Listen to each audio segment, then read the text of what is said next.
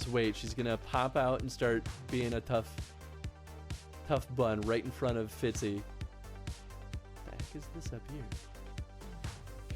Pew pew! Fitzy's like, oh, she's out. She's gonna be mean to me now. This is what she always does. So the next one gonna be to ask for the manager, of course. That bun cam. Yes, no. Bun cam. Oh, there she is. I knew it. I knew it. This little shithead. Straight up.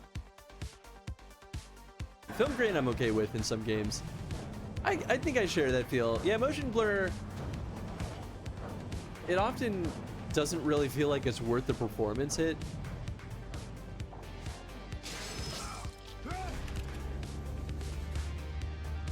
Rude. Ah, Travis? Is this grown-up Travis or a super old? It'll be fantastic for Halloween. Huh. I'm here for that. And I've never. Hipsterness support was not that bad, Chris. There's a reason why you feel that way. Okay, here's the thing though. I am very hipster and I am not ashamed to admit that. But there are people that take that to a far higher degree. You know I'm right. Like a sea fish being thrown into a lake thinking, this isn't as wet as everyone's saying. All right.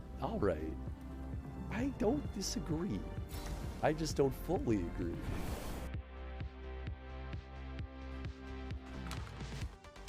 Yeah, but you want some of these? You want some of these? He's such a good boy. Hey, he loves it. Okay, Tenzin. We're gonna do some tricks now. Touch. Touch. Touch. Come on. Touch. Touch. Yeah. Woo. Here you go. Tenzi, here. Okay, you can have this one. You want this one? You gotta get it. Come on. Get it. This little wild boy. Yeah, are you so happy? You're such a spoiled little boy. That's it. That's all I got. He's like, I'm gonna find more. I wipe my own ass. Yeah, that's a complicated thing to do, to be fair. You gotta have the hand-eye coordination to reach where you can't see.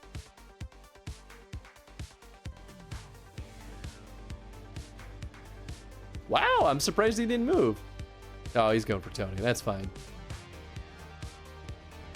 Evil puppet whispers an ominous...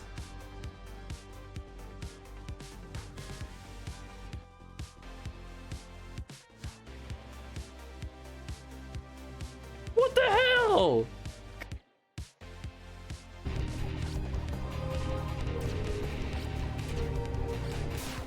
Oh, wow. Okay. Yeah, I'm going through this quick. This is good. I think it's gonna happen this time.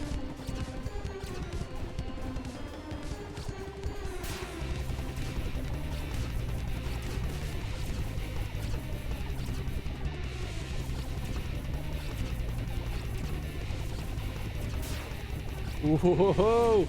Yeah, this is awesome! Oh, he's hiding behind the smoke or cloud. Yes! Yes! Bring an umbrella!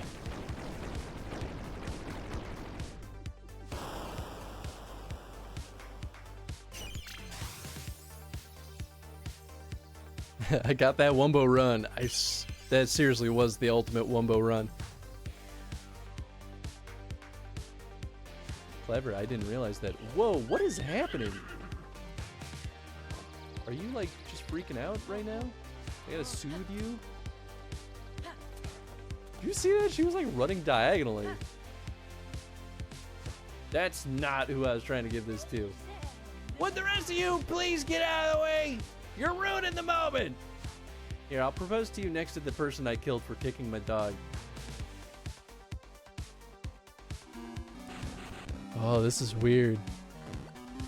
How's Jen? She's doing okay. She could be doing better, but oh, what's this? She's going through a rough patch right now, but she'll be all right. Oh, thank you for asking, though. That's really nice of you. I have no idea what I'm looking at. Oh. Oh. Oh. Ah, my boy. Now, you know what? Let's go. Hi, everybody. Hope you're all doing well today. This is a hipster. Say it ain't so. Listen, I will maybe die on this hill. I won't say I'm not a hipster, but like, hipster has a connotation of being snobbish. I'm an asshole. I don't think I'm a snob. Then, like, hipsters are very high and mighty, which is like part of the whole thing. And like sure, I like some like weird stuff. Especially like if you look at my retro game collection, I'm never gonna be like, I'm cooler because I like obscure stuff. Like, no. That's what hipsters are.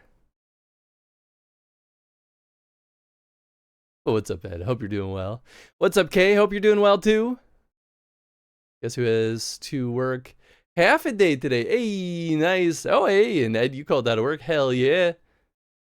Just to hang out here, right?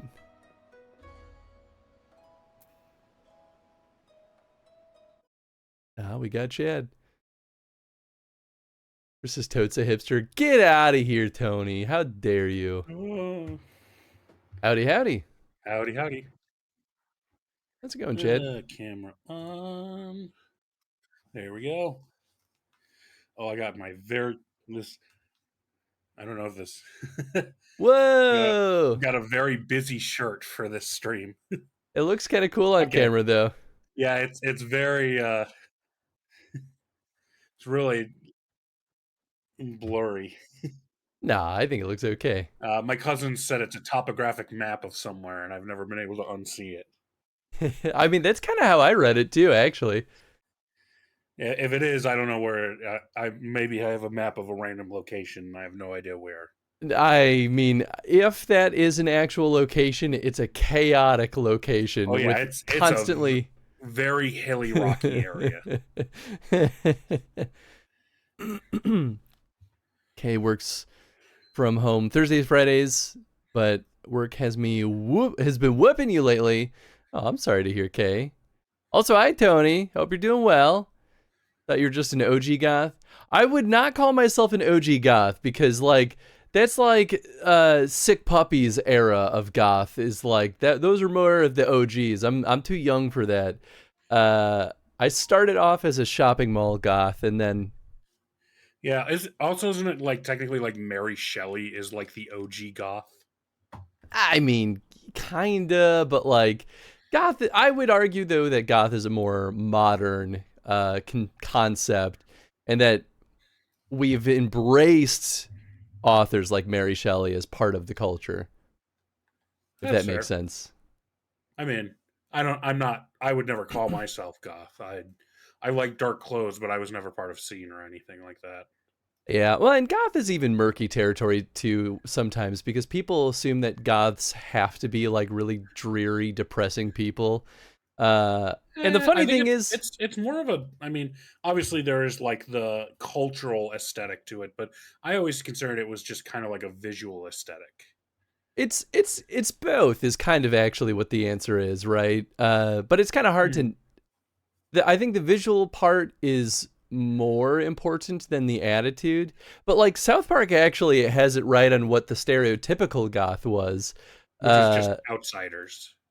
Outsiders, like people who smoke cigarettes and drink coffee and kind of just look down on everyone. Yeah. That's like the stereotype, right? But in reality, goths are usually just like people who dress in all black, who kind of have a bleak outlook on the world. Whether or not you demonstrate that in your attitude, though, is kind of down to the person. Mhm. Oh, Kay loves the shirt, Chad. Yeah. Looks like his I've gotten a movie's lot of cool, right? compliments for it, which is very unusual because I usually wear very plain shirts. I like it too. Very monotone shirts. I think it So looks really nice on you, Chad. yeah, it's God, what Duluth whatever I can't think of the name this morning. You're all good. Duluth Trader, something like that. Um, Duluth Trading, which is decent quality but pretty expensive clothing. Ah, I see. So it's a lot of their line is like kind of like more of like the worker type aesthetic, I want to say, which means that they're usually pretty durable quality, but obviously it's not like cheap clothing, so it's maybe more expensive just because it's a name brand than it necessarily needs to be. Gotcha. Also, thank you for the clip, Tony. Never done a clip from your phone. Not sure how it looks. Well, we'll find out together. I mean, more the old-fashioned mindset of OG goth. Oh, that's fair. Fit in amongst my elders. I'll accept that though, because I actually worked with someone who was closer to what I would call like an OG goth, and he hovered around me quite a bit and tried to get me into a lot of older music. And he was right. I did like it. I actually didn't really know much about the Sick Puppies until he was like, Chris, as a goth, how have you never heard them before? And I'm like, I don't know. I got into music really late. No, I can sympathize with that. I remember middle school, we were supposed to bring in like for either seventh or eighth grade music class. We were supposed to bring in music that we listened to, and I was such a non-music listener at that point. I brought Yeah. in Weird Al Yankovic.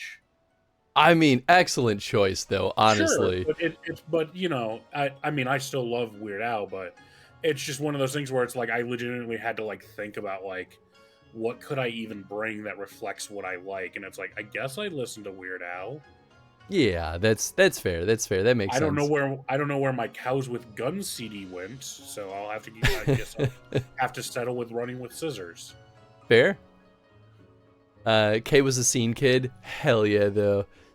Scene I have kids to and goths are at least pretty close in nature. Yeah. Oh god, I just yesterday while I was going grocery shopping saw like a group of like late teen goth kids. I'm like, damn, it really is coming back, isn't it? Hell yeah. Let them What? cook. Yeah, I'm going Tony into was a a Goodwill, and it's like, yep, that is the aesthetic. yup. Tony, oh, absolutely. You're still a theater kid, Tony. Most of my friends when I was younger were theater kids. Whether they knew it or not, it was still true. I mean, I was still a theater kid too, but Yeah. it's a lot of things. Political, visual, aesthetic, music style. Yeah, exactly. I think that's a good way to kind of make it, to put it succinctly. Been goth since I shot out of the womb hotel. The I feel like that's a phrase I don't understand. womb hotel? Yeah. Just out the womb. The womb hotel meaning it's a temporary stay. I guess. It's As opposed to, those permanent wombs. well, I I won't go I'm there. I just was saying gonna. that the implications behind combining that word on the end I really just whatever. Move yeah, on. that's fair. That's fair. Uh, Fact about Chris, he didn't listen to his first song until 2020. Yeah, definitely. That's 100% true. And it was Tony singing karaoke too. That's what it was. You're singing that Yakuza song or whatever. I've said this before, but Tony is shockingly good at karaoke. And that's not a skill that I generally value because I think karaoke is not fun. But no, Tony's good at it.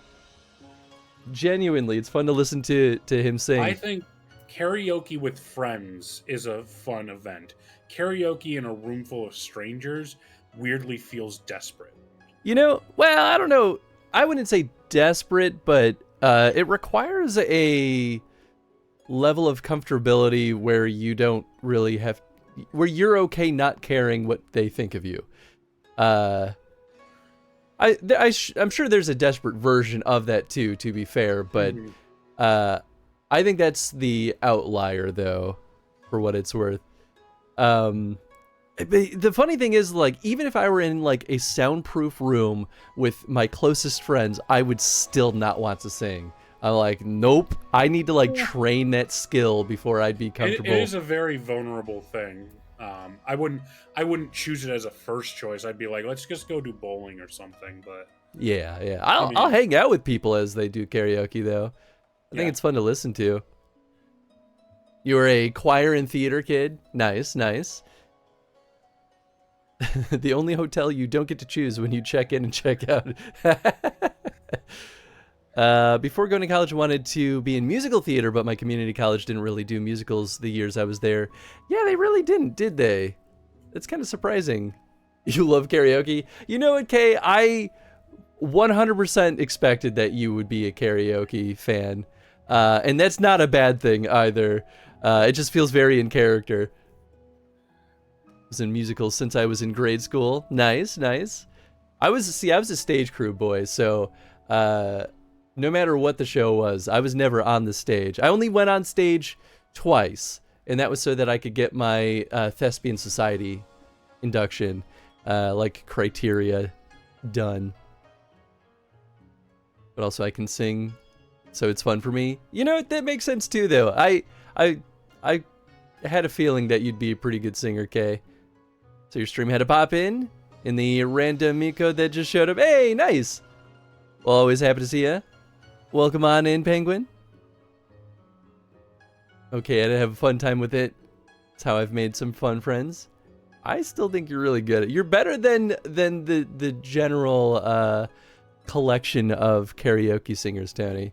Gotta run back to training, so folks, don't have too much fun. Also, thank you for the pinned message and the contribution, Chad. We'll never not find it hilarious that karaoke means tone deaf, and Westerners always pronounce it like they are tone deaf because no one pronounces it correctly ever.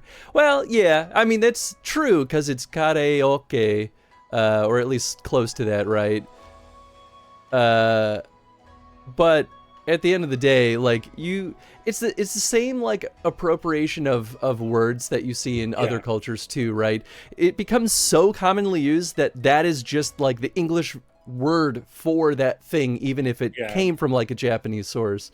I don't think Japanese speakers have any grounds to make fun of people appropriating words for their language. Yeah, it's a trade, right? Like, we both appropriate our own languages, and sure. You know, at the end of the day, it's not hurting anyone. You know, Western languages do that with each other all the time, and the only people who get pissed about that are the French. I will make no statements, but yeah, that's funny. I mean, we got a bunch of German words, and I've never heard a German say, "That's not how you pronounce Schadenfreude." I don't know. I'm trying to think. No, you know what? Any of the German people in my life, namely my previous boss, who came from Germany, she just lit up anytime anyone used anything reminiscent of German. She was just like, I'm just so happy to hear something that's like my language. Yeah. Most people are like that, and then there's the French. I know nothing about French culture, nor really truly anything about the French language, so... Especially the Canadian French. Somehow the Canadian French are worse about it than the actual French. You know, I have heard things about French Canadians being very particular about their feelings on the use of the French language. Oh yeah, there's a whole thing with that. God, I don't know if anyone here knows the whole Two Best Friends play group, but they're like a Canadian like YouTube team that back in the old school YouTube days. But one of their members is like from French, like they were originally in French Canada, so they're like Montreal area, Quebec area, things like that. And one of them married like a Chicago area American, and they ended up moving just because a lot of the French Canadians in their area were like harassing her Damn. because of like not being French Canadian. For what it's worth, it might have culturally shifted to be a little bit more accepting. I have a friend who lives in Montreal who came from Chicago. Well, I'm sure the city's probably a little bit more accepting with that, but oh, sure, that maybe that's what it is. Because he was saying like people are very nice there, and they will like they expect him to put in the work to learn, but you know, like the company's paying for French classes for him and everything, and like people have otherwise been like pretty accepting of him so long as it looks like he's putting in the work. Yeah, well, obviously it's might be more what's the word, anecdotal experience, person to person, but I've definitely heard some French Canadians can be really nasty about people even attempting to learn French if they're not French Canadian. Sure. Yeah, that makes sense. So last we left off in FF14, we just barely scratched the surface of the gosh, why can't I think? The Zodiac Braves stuff. Okay. Did you do the first raid yet, or no? I think we literally did the first quest, which was a lot of narrative, and then I looked at the clock and I was like, I have an interview in 15 minutes. I don't want to gamble on this. Yeah, I saw the end of the stream and it's like, oh yeah, absolutely.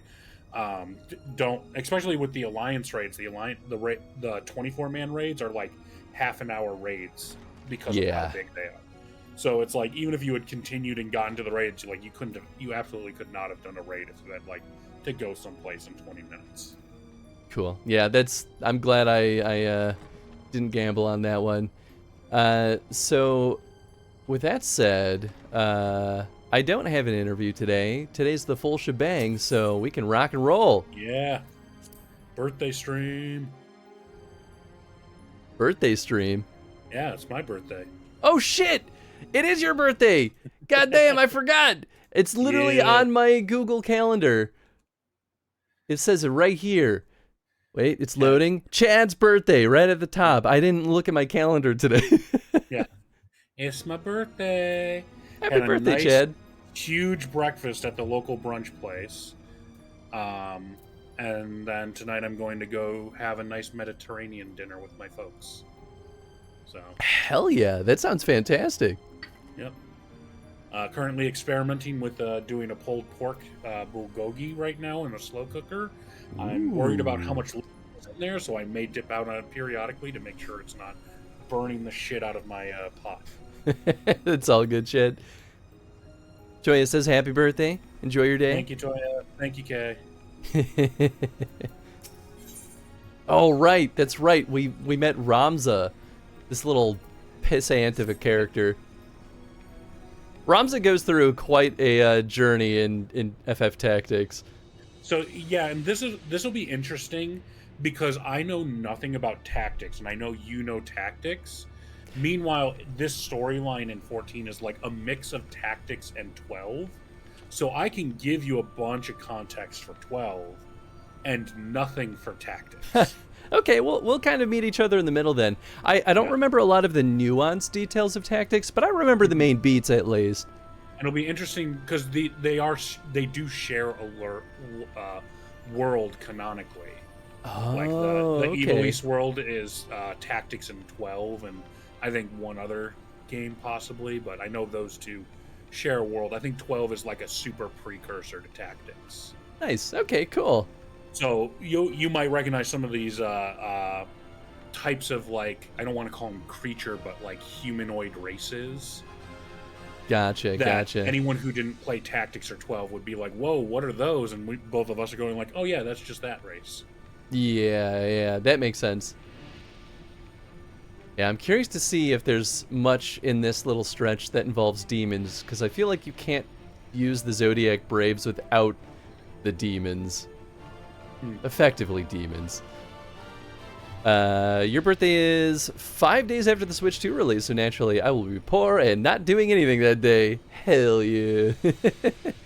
Is it spicy or non-spicy? Well, I'm serving it to my family tomorrow night, so I can't go super spicy.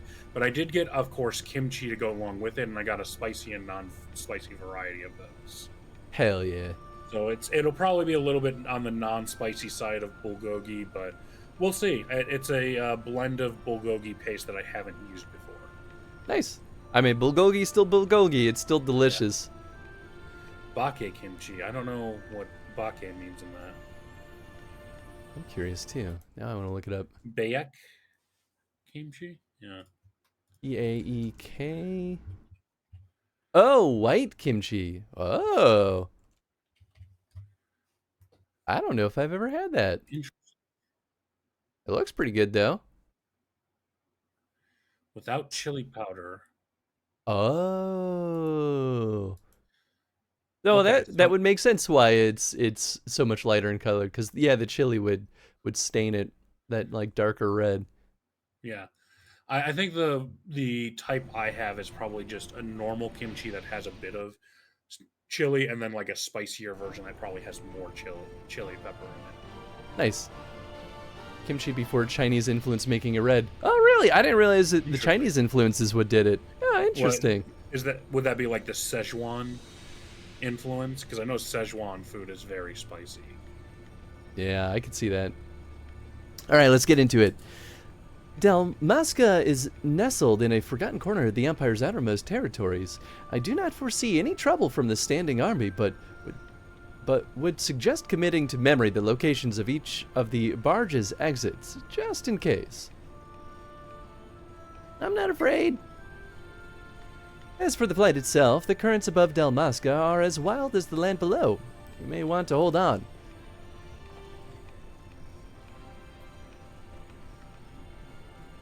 So was Dalmasca in Tactics? Yes, I'm pretty sure it was. Yeah, once again, names and dates don't stick in my brain, but it does sound very familiar.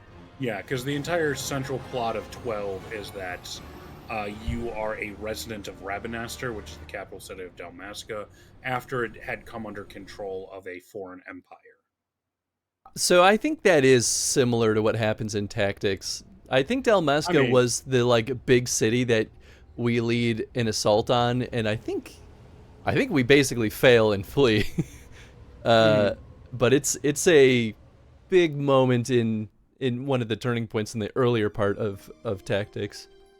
Okay. Yeah, in 12 it starts out like you're just a street rat in Rabanastre. So it's like it's an occupation after like the country has like already surrendered to the Empire. Gotcha. That makes sense.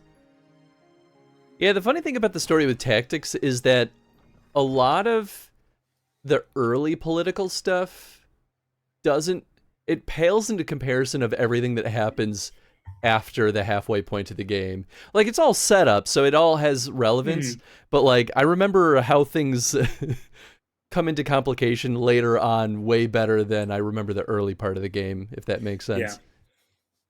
I mean, that's pretty common for a lot of Final Fantasy, is starting off with a very politically minded like conflict and then suddenly going to like this weird like supernatural place as the story progresses. Yeah, I mean, exactly.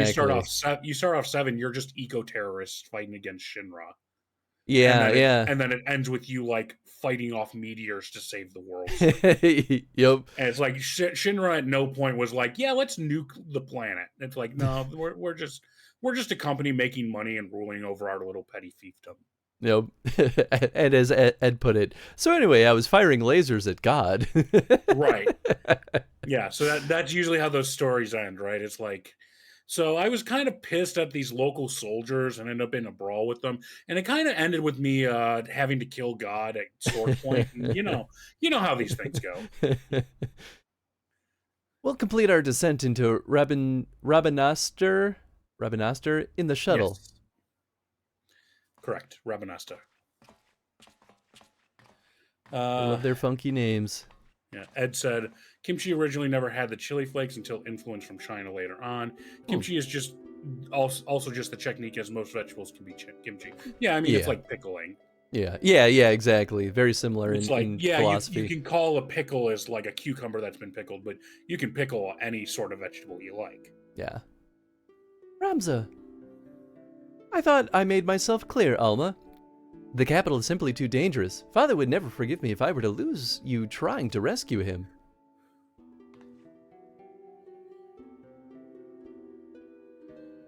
Turned out God was evil all along, and I got to kill him or the world ends. But then the secret is that wasn't actually the real God. That was the evil God that had taken the place of the real God. And by killing the evil God, you release the real God back into the world. That's and right. They make everything good. And all I can think of is Tales of Symphonia. I kind of want to play Tales again at some point. Which was, God was a little pretty elf boy with a cis complex who lost his sister. And that's essentially how everything played out. I love pickled stuff, but I love vinegar. Recently, I've been very disappointed in actual pickles that I get from the store, but pickled food is usually pretty damn good. Oh yeah, I go in and out of going absolutely apeshit and just wanting pickled fermented things. I'll be like, nah, I'm good. I don't need to eat that much, and then all of a sudden I'll be like, I need sauerkraut. Yeah. According to my father, the opposite of Weird Al. I hate sauerkraut, and that's really all I'm trying to say with the story. According to my father, Rabanastre was already a thriving city some 1,000 years ago. But after performing several private excavations beneath the so-called Desert Sapphire, my father came into the conclusion that it was not the first settlement to stand here. Yeah, sauerkraut is so good. You have a nice brat or something with some sauerkraut. So good. Oh yeah. I picked up some spicy pickles from the grocery store the other day, and that I've just been fucking slamming my face full of pickles. As Tony would put it, I've been raw dogging some pickles all day. Well, Ed, we're in Chicago, so we don't put sauerkraut on our hot dogs usually. Nah, not usually. I'll do it. I'll do it like a you gotta Polish sausage. Yeah, you got to go full brat or Polish sausage or Italian sausage to put some sauerkraut on it. But here in Chicago, a hot dog is like a pickle relish and all the other trappings and no ketchup. Yep. Also, what's up, Snake? Didn't say hi to you yet, but hope you're doing well. A hot dog without sauerkraut is just weird. Blasphemy! Calling the Pope. Nah. We like our sports peppers and celery salt on our hot dogs. I like a good Chicago dog, man. Oh, I love Chicago dogs. The only thing I have against the Chicago dog is relish. I think relish is absolutely vile beyond belief. But I will do it for a Chicago dog.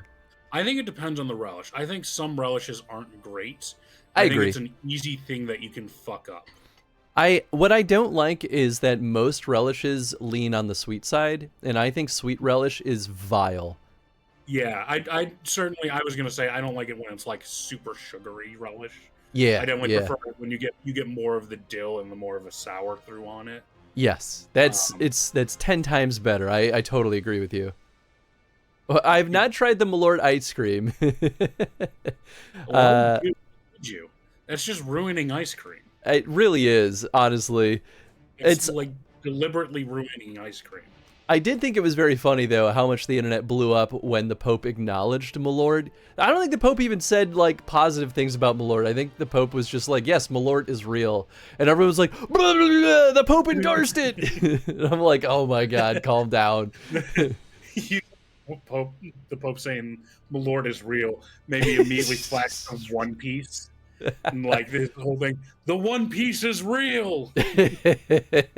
Lord is real. It was up for debate that it existed until the Pope made an official statement on it.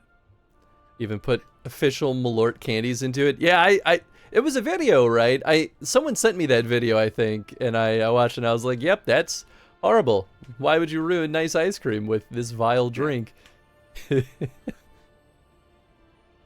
Then your father believes that Rabanastre sits atop the royal city of Lesalia, capital of Ivalis. But if that's true, it could change history. We would be famous. Famous? Are you sure you don't mean rich? Pah, you're kinda all alike. Parasites grown fat on the sweat and suffering of others. Oh, fuck you, Ramza. Yeah, this kid's such a prick. Ramza sucks in tactics until he gets the shit kicked out of him, and then you're like, all right, now you're learning what the world is really like. Because he's a privileged, noble kid, right? Like, Right. Bold words for a boy of but 16 summers. Yeah, he's also a child. And what, pray tell, have I done to deserve such spite? I only wish to learn the truth behind the disappearance of the Empire's foremost playwright. If that should lead to something bigger, well then, I would be the worst reporter in the realm if I did not pursue it.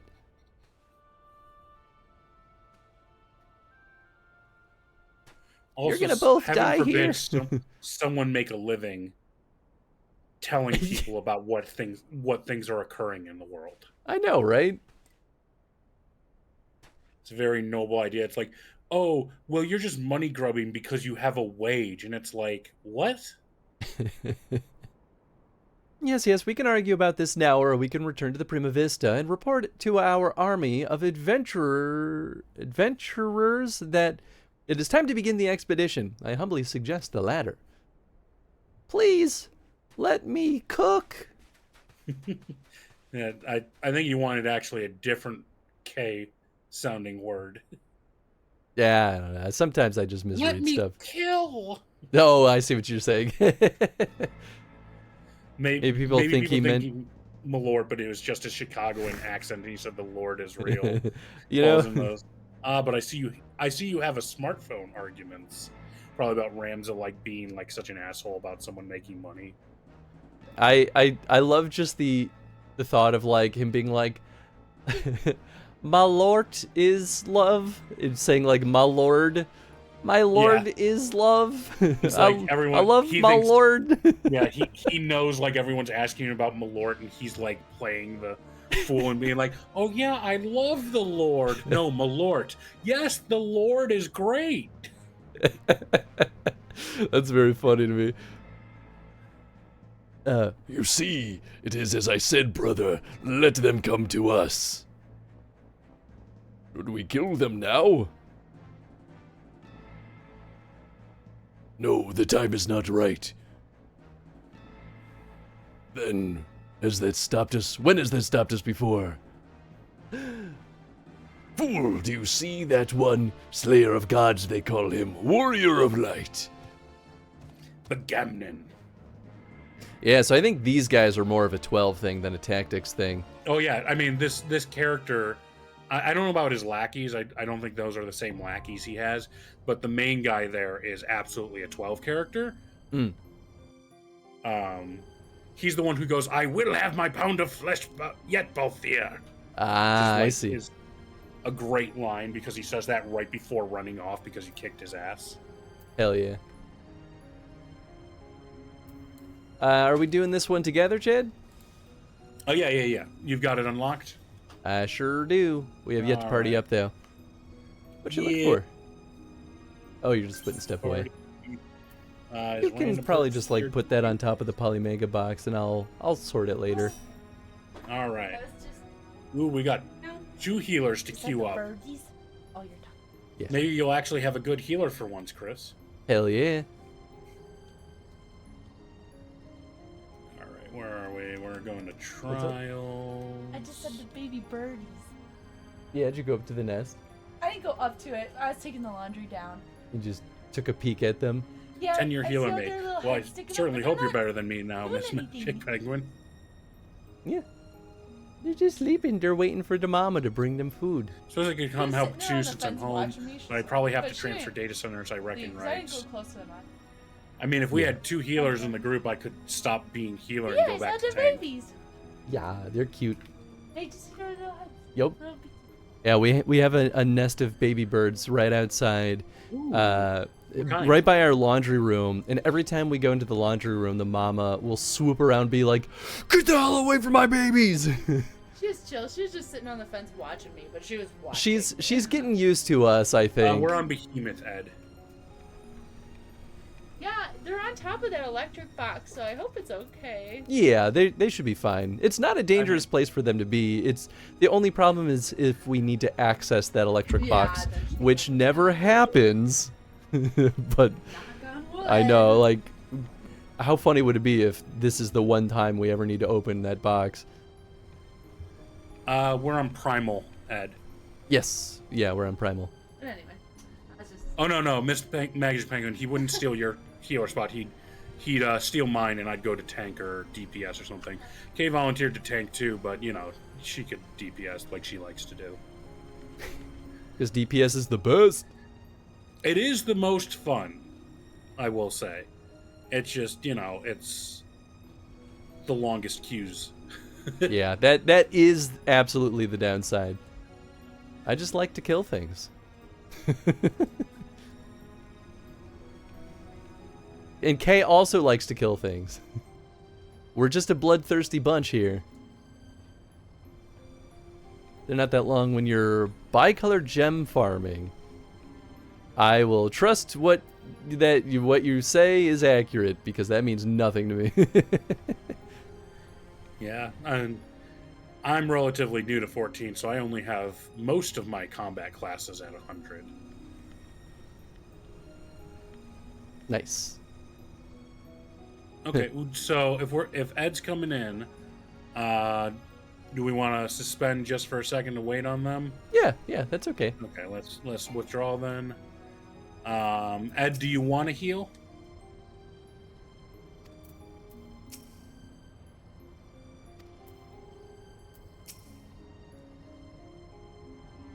All right, and then I'll switch classes then.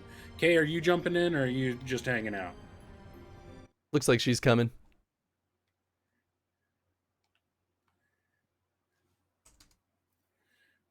All right, while Kay's we're coming waiting, in too. I'm gonna look We got at. we got a whole crew here going now. Nice. I'm trying to refresh myself on the kind of the overall narrative of tactics. Delita, that was his name. Delita was kind of like Ramza's opposite, kind of, but they're friends. They're the ones that they go on split paths, and it's. I'm trying to remember. I think Delita was not a noble, so he kind of acted. I don't know if acted as his foil is a good. I mean, maybe he was kind of Ramza's foil, because he kind of represented like the path that Ramza could have taken, but they're not like. I don't remember. What I want to remember is what happened. What brought us to the city. What's your character name, Ed?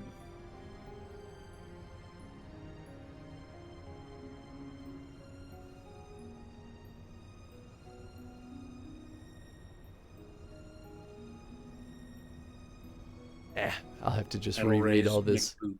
All right. McBoop. Oh, you know, that makes sense, because you're a Lalafell, right? Oh, Kay's on. You're right. I forgot since I'm friend with Kay, I can just invite her at any time. Oh, yeah. There we go. There's Kay.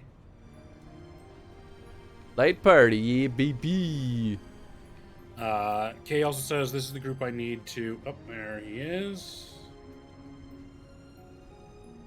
To learn recollection EX so I can wing farm. Nice, nice. Yeah, recollection. Okay, and let's join in. We got already 5 out of 8 of the people for our squad. Hell yeah. Rock Obviously, and roll. We still need 2 other squads, so... Rock and roll, Chad. But yeah, Recollection EX. I started learning that K, and then I didn't learn the second half of the fight, so I only know up to like, I forget what the word, but it's the in and out portion, the second one. What expansion is that on? Oh, Recollection EX is Dawn Trail. Yeah, okay. I had a feeling that was the case. Yeah. It's the most recent extreme. Gotcha. Yeah, I was like, I figured it had to be Dawntrail because I was like, Kay probably has literally everything from everything prior, so. Hey, what's up, Ribs? Thank you for the contribution. Hope you're doing well.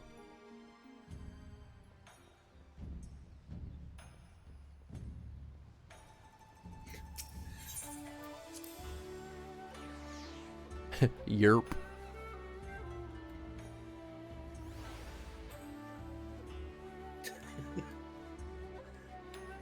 We got some schemers out here.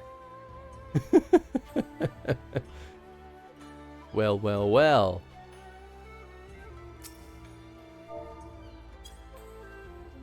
Oh, ow, ooh, oh, that hurts. That looks like it hurts.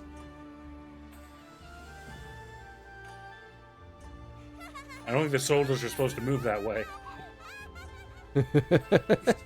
He went from like a pose with his hands behind his back to that scheming pose, and instead of like moving the arms from behind forward, it like rotated up and around. Oh, that's an animation bug. It's supposed to be, I think it's called a gimbal lock. It's supposed to prevent an animation skeleton from moving in certain directions. So that's a bug. That's really funny though. 212 mounts ain't nothing to sniff at. No, it's really not. You know what I found out? So one of my friends, Jeff of Garage Lore, he got me. So I've been using Backlogged as my like game journal and like log of all the games that I've beaten.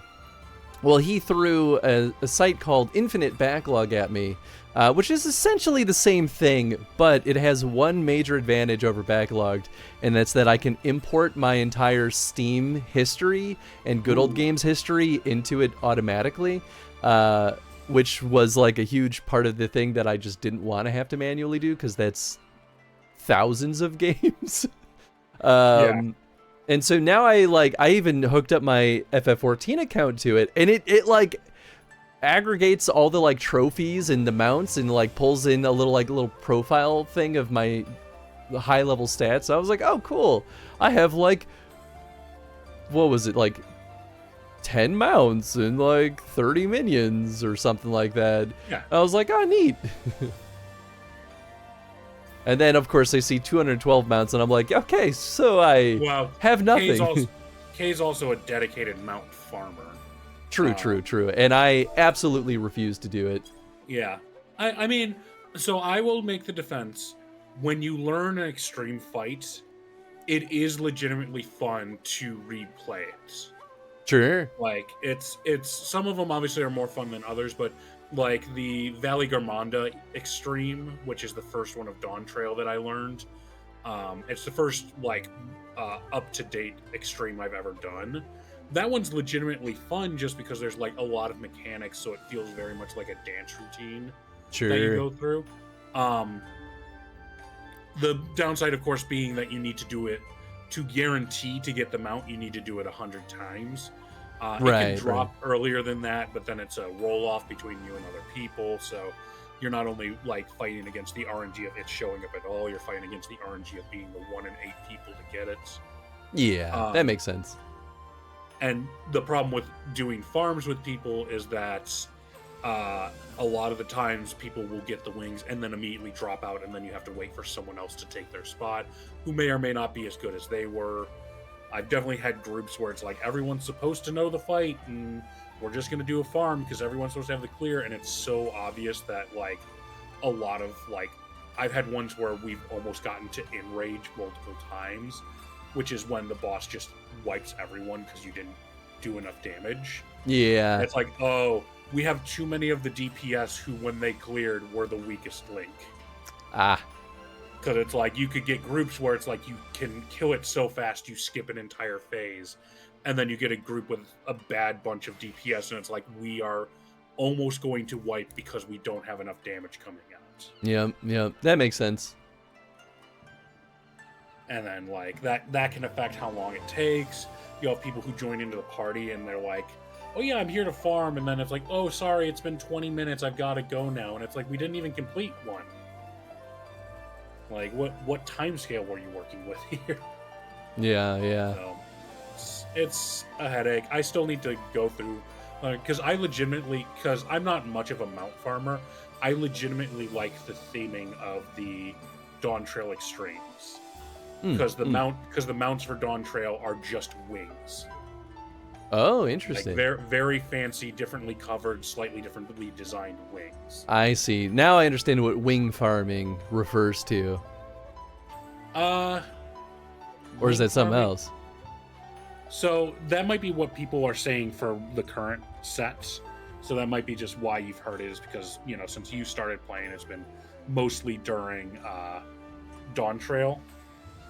Wings are the mounts of... Yeah, okay. So that is what Chad was saying then. Yeah, but like in previous generations, it was like dog farming or bird farming or something like that. I because see. It was like the theming of each expansion is different. Gotcha. So like the original Realm Reborn, all the extremes would drop horses. Heaven's Ward was birds, or lancers, they're technically called. Stormblood, this one, the extremes are like wolves, different colored wolves. Interesting. I don't remember what Endwalker is, because I think the Shadowbringers is like the little dragons, giblets or something like that. Gwibs, that's it. Or are you saying Gwibs are the Endwalker? Okay. The little dragons. Yeah.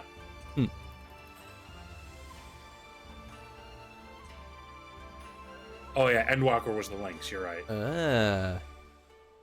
And now in Dawn Trail, it's all different types of wings, which all look pretty sick. Nice. So that has made me more motivated.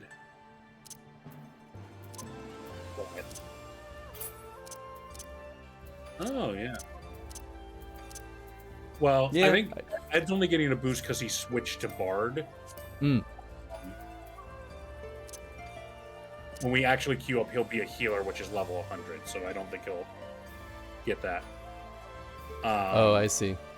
Yeah, and also, Sarah, even though I'm like brand new in the Endwalker era, I made it to Mentor. Nice. So it was one of those things where it's like I was just kind of doing what I was doing, and then at one point way in, it was like, how close am I to Mentor? And I like looked at the requirements. I'm like, oh, I'm only like 12 commendations off.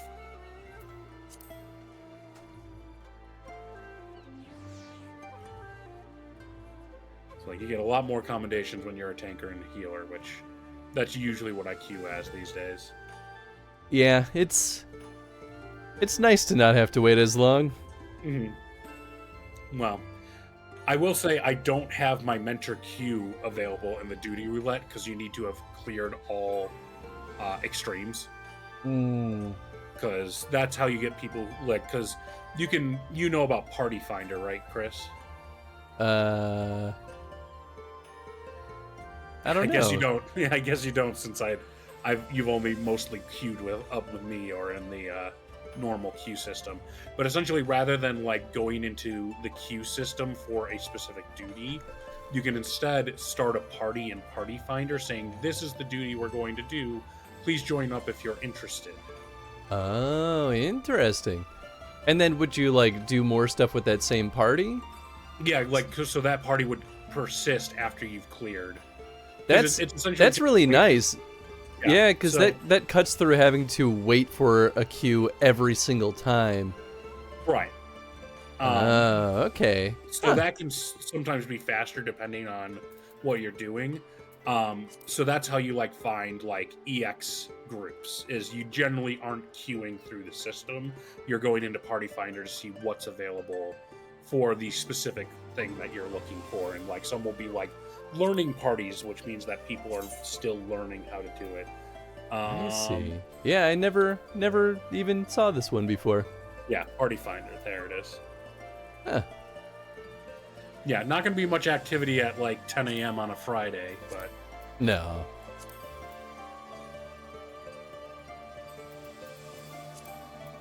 And it's also probably why queue's taking so long, despite the fact that we have a tank, 2 healers, and 2 DPS queuing up as a group.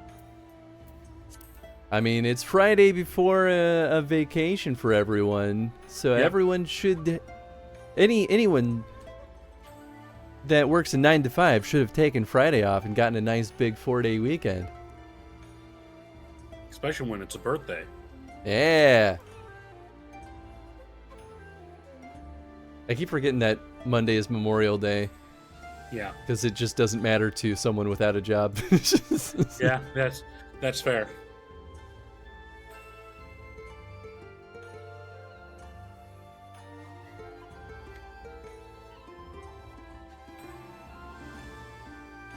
Let's see. But yeah, so it's interesting. So this like Stormblood Evilise story Mhm. is kind of like almost a reimagining of the Evilise world. It's obviously not direct lore from those two games. Yeah. So they use characters in slightly different ways. So like you've already noticed, Ramza is a totally similar character, but very much like this isn't the Ramza from Tactics. This is another Ramza. Yeah. So they, I mean, they he's still use- a shitty noble, but Right. So you'll have to tell me how Ramza in this differs, because I can tell you that the 12 characters that they draw in are definitely playing different roles than their 12 counterparts. Yeah, I mean, I can tell you already that Ramza, he loves his sister, but they didn't have this much interaction in Tactics. Yeah. Like, pretty quickly they end up getting separated, and Ramza spends a good chunk of time trying to find and save his sister. Mm-hmm. That kind of is like one of the early narrative hooks of the game, because Ramza's dad he's kind of out of the picture pretty early. Yeah. I'm trying not to spoil too much from Tactics also. That's fair. And well, it's interesting from 12 also because it's like they pulled in Begamnin, which is that guy we saw like the question marks for. Yeah. And like Begamnin is not an important character in 12. Oh, interesting. Like he is a early game like antagonist for one of the specific characters that's like almost entirely like divorced from the actual story going on. Like Sure. he's just a bounty hunter hunting down one of the characters. How many raids are part of this series? I think I saw that there were 3 24-person ones. Yeah. So it's pretty that- short in the grand scheme of things. Yeah, so in terms of actual content, it's pretty short. There's more story to it. That's why I recommended when I see. on the day I wasn't streaming with you to help with queues that this would be a good one. One, because I wasn't really going to be helping too much with queues, Mhm. and two, because there's a lot of story in between each of the raids. Yeah, that makes sense. Versus the Omega one, which is like, yeah, it's got story between the raids, but it's also 8 raids. And then when we do the 4 lords, probably either the back half of this stream or next stream, there's going to be story in between those, but there'll also be like a couple dungeons and a couple trials to be done. Gotcha. Cool. That sounds good. Yeah, so now I'm curious to see, just knowing, I mean, I'm sure there's going to be a lot of like narrative quests here. So I'm just curious to see how deep into the like Zodiac Braves stuff this quest line goes, because that's kind of the meat and potatoes of Final Fantasy Tactics. Mm-hmm. And so, and they've already talked about the Zodiac Braves, at least the play. But I'm like, but the Zodiac Braves is like the entire point of Tactics. Right. Which is why it was interesting for someone in 12, where like 12, like this story in 14 has like this backstory struggle between the Kingdom of Dalmasca and the Empire, which is like kind of mirroring what happened in 12 a little bit. With some characters playing different roles, but it basically doesn't have too much at all to do with the actual raid series. Gotcha. The whole Damascan thing becomes more prevalent in later on with some side stuff that happens, but at least as far as this raid series, it definitely seemed like there was more stuff going on with stuff that happened in Tactics, but I wasn't 100% sure what was Tactics and what was unique, because I've never played Tactics, so it'll be interesting if you go through it and going like, oh yeah, I understand everything that's going on, because I was sitting there going like, I don't get any of these references. I don't know if these are even our references or if I'm just supposed to be paying attention. Yeah, that makes sense. Yeah, so far, I mean, I know we're early, but so far it definitely feels like I'm seeing more from Tactics than anything else, like almost immediately. You haven't even met Fran yet, right? No. Right. So that's like the only like crossover with 12 is that character, and that character in 14 is very different from her character in 12. Sure, that makes sense. So it's basically just using the name and likeness. Yeah, that makes sense. I do like this quest series so far, though, because I like seeing Tactics.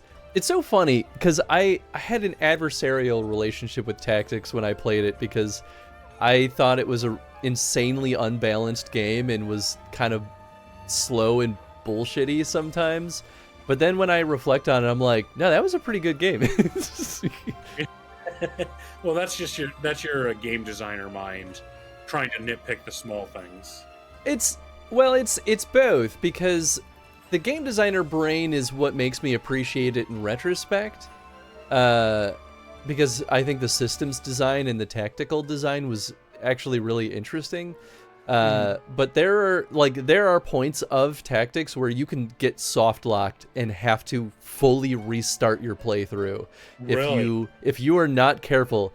It's because of the way that they set up some encounters, because they'll have multiple encounters where it's like you're going from one to the next, there's no like reprieve in between. And if you don't have a save file before that point, but if your characters are not good enough to get past that, then you just get effed.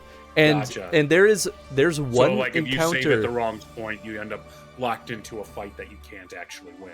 Exactly. And there's one fight where there is literally no amount of tactical intelligence that you could put into it that will make you win a fight. You just have to be strong enough.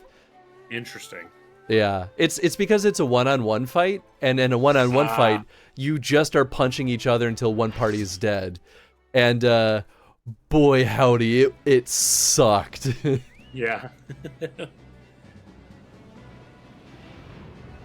That definitely sounds like a situation where you're like, you can't really tactics your way out of a fist fight. Exactly. And like, I like that premise as an idea for an encounter in a tactical game, but that is probably the biggest point in which most players playing Tactics had to fully restart their playthrough, and I think that's a very critical design failure that they made in that game. Yeah, because you can...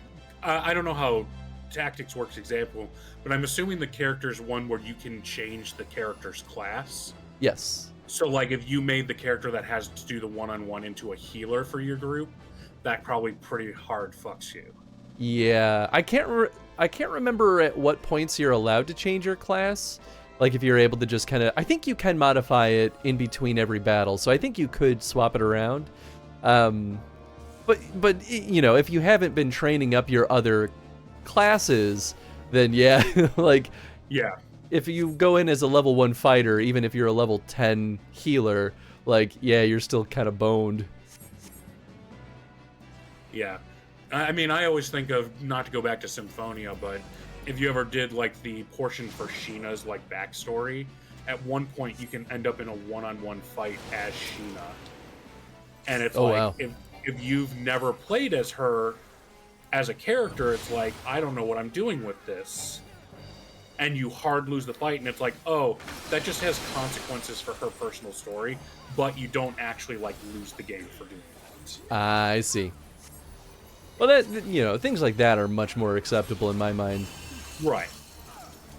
But that's what I mean. It's like, there's ways you can do, like, the one-on-one fight with characters and have it work, even if it's like, oh, I'm just going to lose this type thing. Yeah. Yeah, it actually makes me think Breath of Fire does stuff like that quite a bit, where it's like, it will present you with essentially an impossible to win fight, but oftentimes you can still absolutely beat them. It doesn't really change the story one way or the other, it just changes, like, that outcome. And, you know, bad stuff still happens to you anyway, because the story has to move on. But I always liked that in Breath of Fire, I think it's very clear that it's an unwinnable fight, And I like that they still give you the option, though, of like, well, if you still bring them down to 0 HP, then sure, we'll give you a different little slice of the narrative.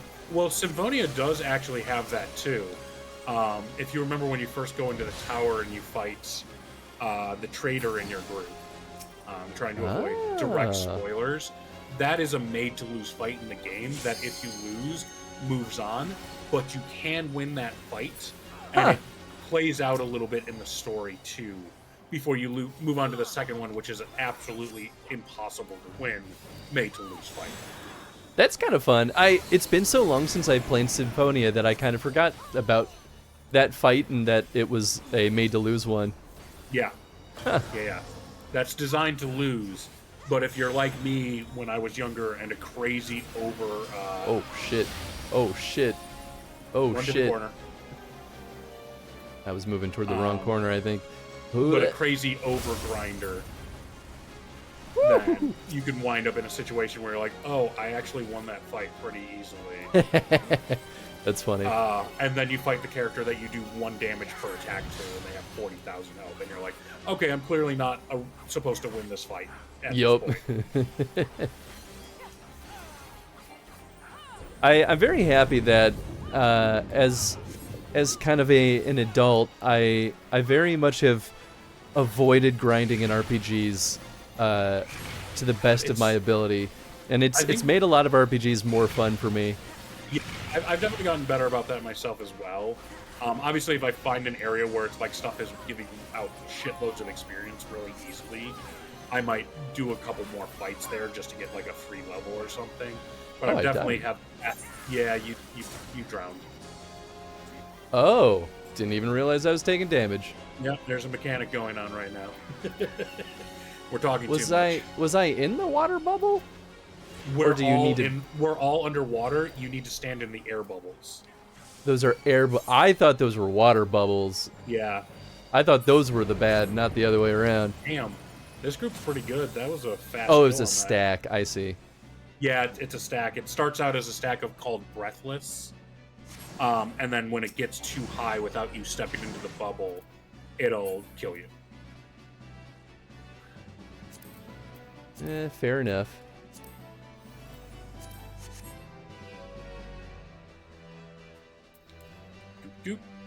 Okay. Pull all these guys in. All your aggro belongs to me.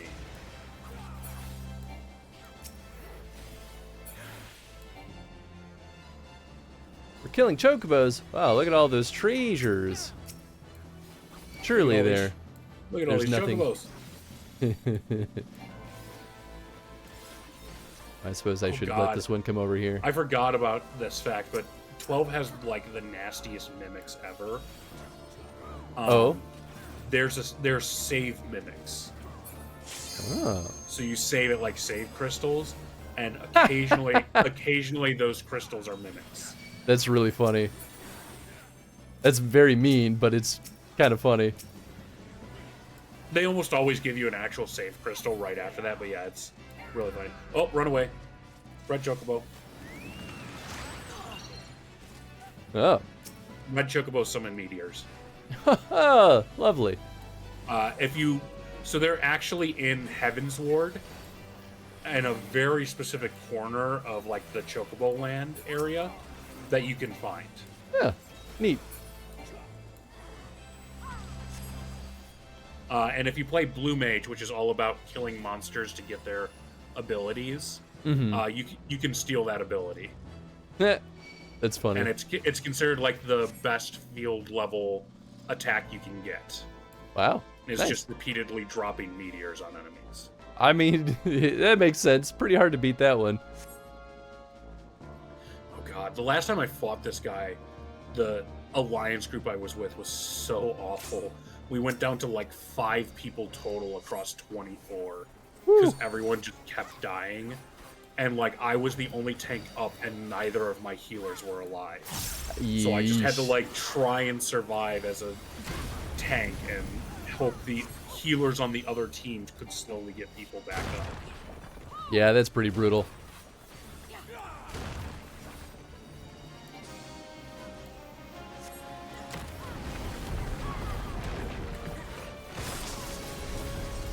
watch out. Yeah, so all of the music from this has been tactics. Yeah, I didn't recognize. 112 is music is not great. To be Oh, frank. sure. It's probably one of the weakest Final Fantasy in terms of musical score. Yeah, they can't all be bangers.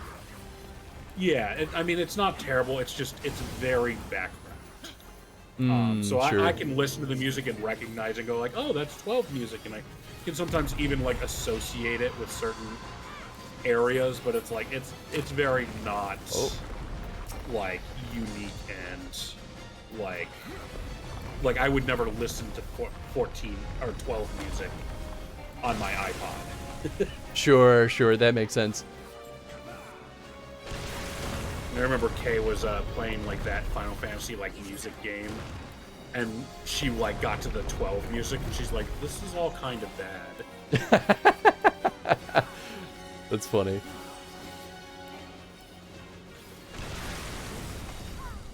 And then Kay likes 13, so she had to do 12 in order to get to 13 music. Okay, you like 13? What's the matter with you? Just kidding.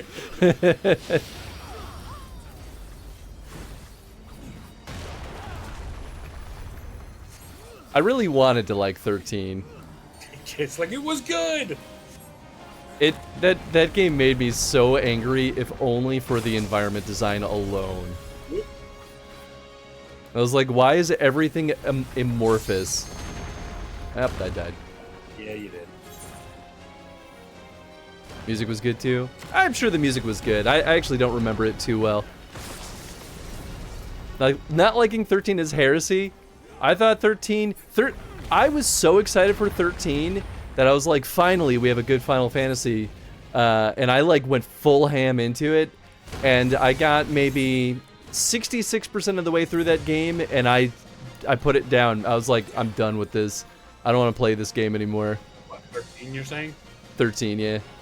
I got through like the first 30 minutes and decided I didn't like the combat system. I actually liked the combat system. That was the part that kept me in it, was I thought the combat was really interesting. I thought the writing was trash, and I thought the environment design was Shit. absolute garbage. Both of our healers are down. Up. Well, I'm sure it'll be fine. There's no way we don't got this. Oops, Okay, they're that's both back really up not what I again. want. Oh shit. Okay, great. And I died again. Oh, boy.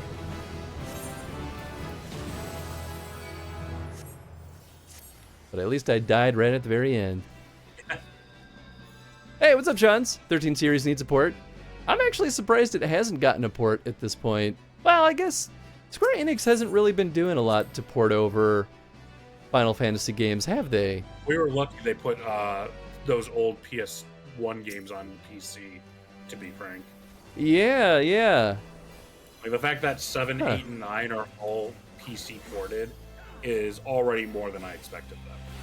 Yeah, actually, that leads me to wonder if Square Enix will kind of broaden their horizons with like remasters and stuff now that it's becoming like a huge trend in the gaming industry.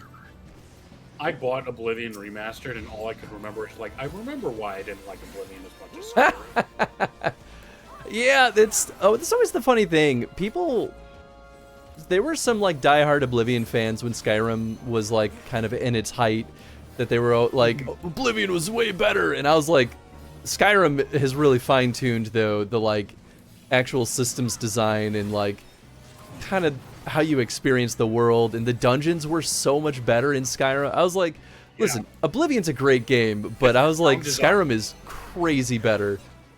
The towns in Oblivion are like so small and so tightly packed because of the fact they were trying to do a big open world but didn't have like the processing power to actually have spaces. So there will just be like 20 shops all on top of each other. Yep. And it's like, I'm just trying to find a place to buy a bow. I've walked into 3 different weapons shops. Why do none of them have a bow? It's like, I specialize only in maces and axes. And it's That's like, how how do you run those old-timey shops work, Chad, don't you know? Well, where's the general store? Ye old mace shop. Yeah. So you're not a blacksmith, you're a mace maker. Wow, the only one you haven't beaten from the 13 series was Lightning Returns. Was that the third of the 13 series? I forget what they called the second one. I know there were at least a handful. I was 16 like last year.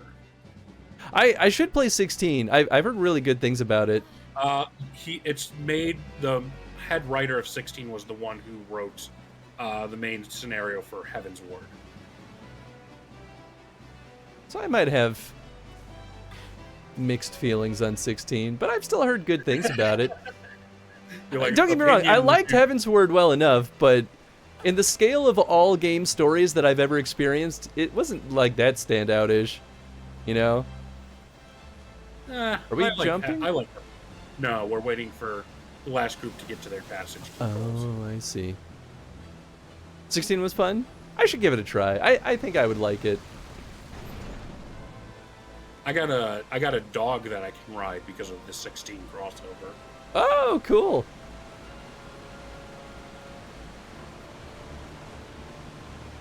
'16 has been fun so far for me, but I'm also enjoying it in German. Oh, nice.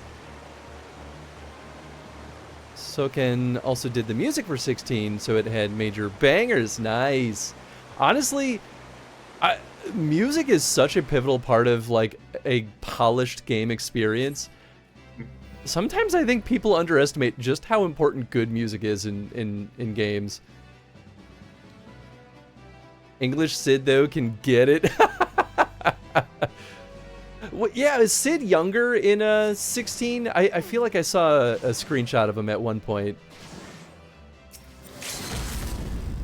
Enjoy a lot of 16, but not all of it. Yeah, you know, that's fair.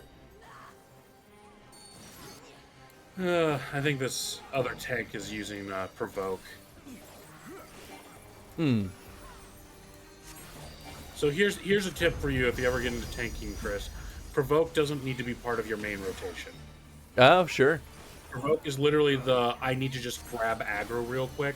It's usually much more useful when you're like, you've been revived and you need to get aggro back away from the DPS or someone else. Oh, sure. Because you can't like just generate your attacks when you've got your stance up will naturally generate more aggro than any other class, but unless their aggro is really low, then more likely than not, you're not gonna generate enough after a death to grab it back in just a few hits. I So see. that's when you would use Provoke, is in order to grab that. That makes sense. But like when it comes to multiple tanking, unless there's a specific strat involved in it, you don't need to be provoking away from another tank. Gotcha. That's a All good that's tip. going to do is confuse healers and make it more difficult to know who's holding aggro if there's no reason for you to be grabbing it. Gotcha. Oh boy. Oh geez. Here we go. I'm surprised I got out of that. It's in my top Final Fantasies though for 16. Nice. Okay.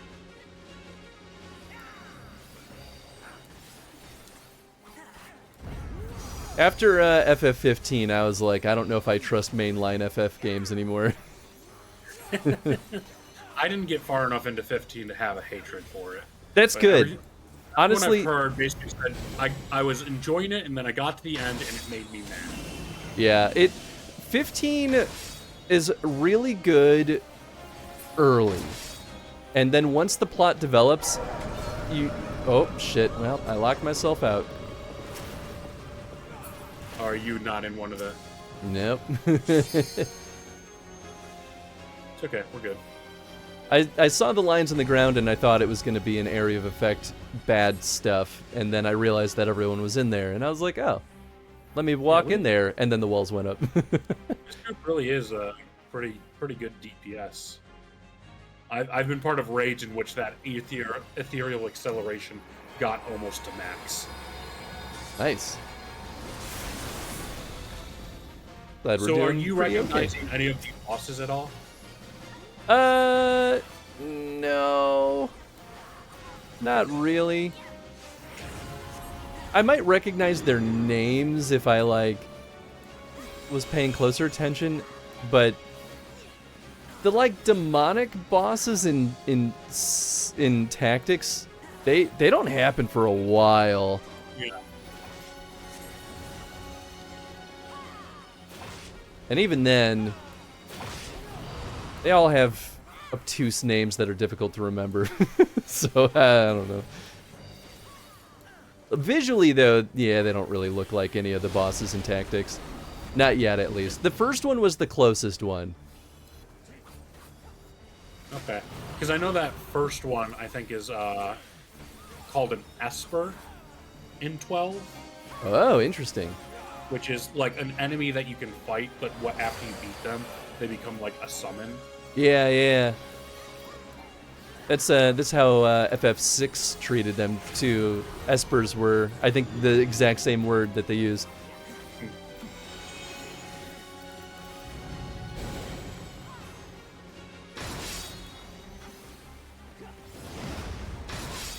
Damn it! Damn it! Damn it! Oh boy! Well, I'm gonna get kicked. Yep. Ooh. I got bound. I couldn't leave. Yeah, there's little traps that show up on the floor if you're not looking for them. Thanks, Ed. I appreciate you.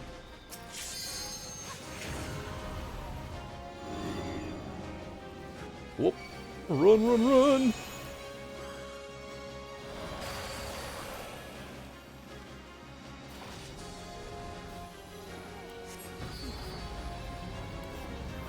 Dark geese. Step on the circle and interact with them if you're nearby one. Oh, interesting.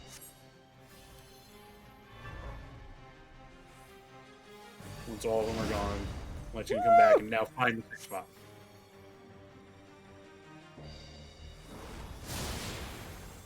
I do love the FF Tactics music in this stretch, though. Mm-hmm.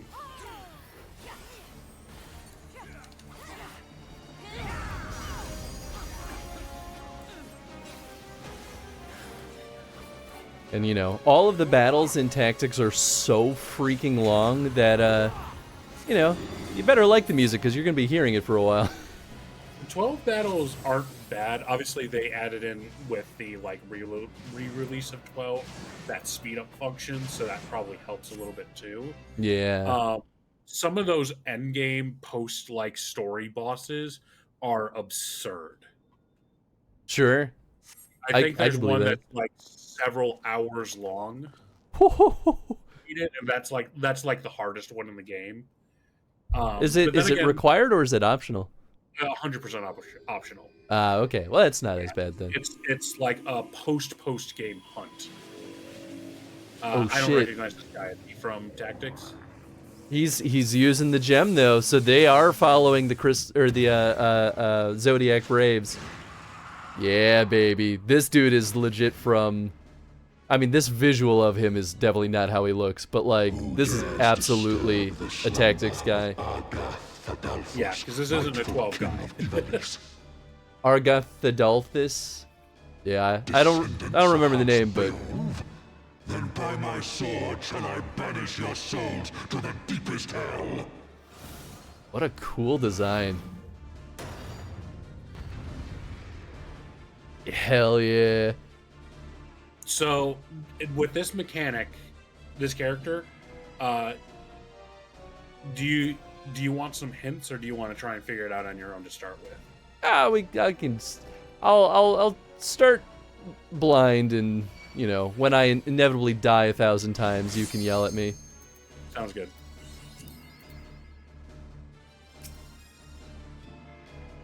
Favorite thing ever is spinning in circles around the boss while healing and damaging. Like, I don't care about no cast timers. Nice. Sage power, activate chaos form.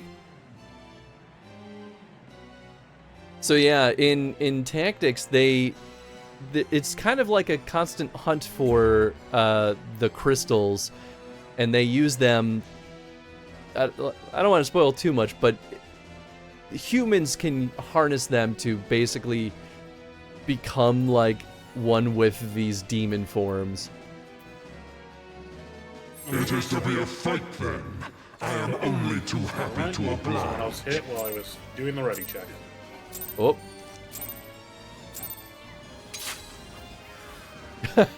That's what that countdown was. I thought it was a boss mechanic. Sheep before the wolf. No, it's a way to just kind of coordinate easily by putting a timer down. Some people like to pull without saying anything, though. That's nice. I am the truth. I was waiting to see if from those last two which people, you but they seem to ran. be AFK at earlier points for some reason. Oh. You will be judged.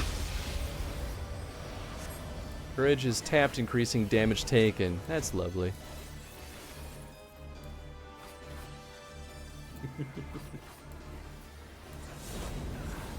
I am revelation.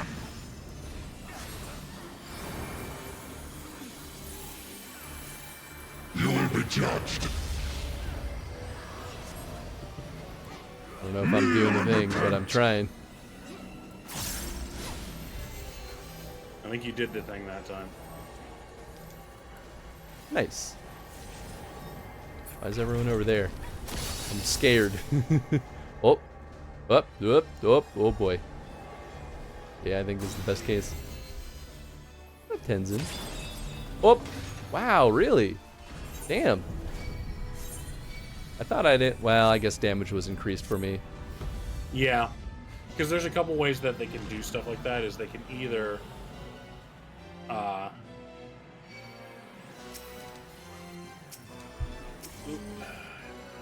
good defensive tactics out there. What is this? Oh, shades.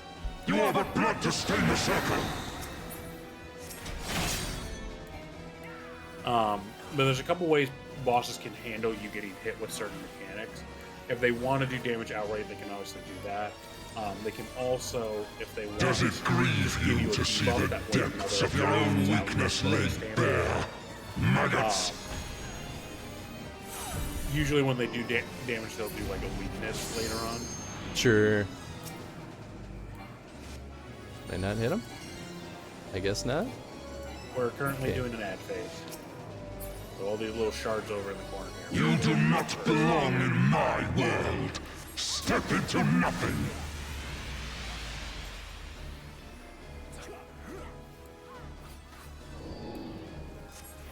I am the lies upon which you sup. Yeah, pretty good damage.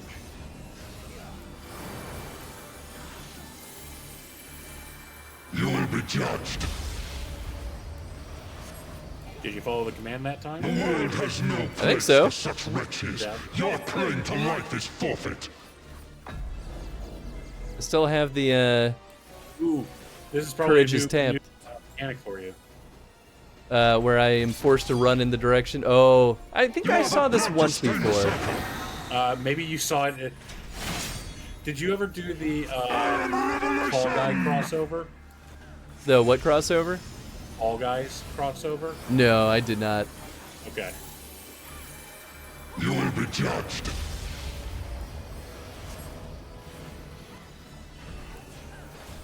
Because they had that in there, and that was the first time I saw it. Revelation. Ah, I see. Sorry, sometimes I can't hear you because the VO for the game is very high, and all the other sound effects are low, so sometimes this guy just talks so much, he keeps talking over you. Yeah. The world has no place for such wretches. Your claim to life is forfeit. It's so funny because I've got the stream turned down, not all the way off, but enough that I can kind of hear it. And I Oh, sure. definitely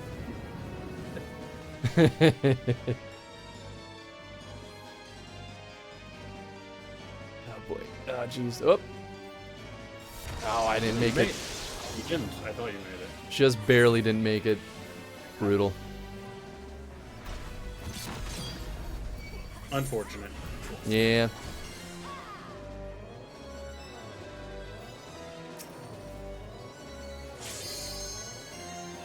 Fool is the dog who bares his teeth before his master.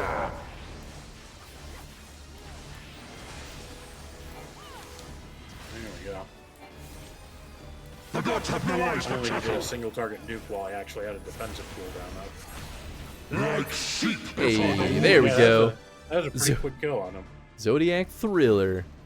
Despite the many times that one of our DPSs kept dying.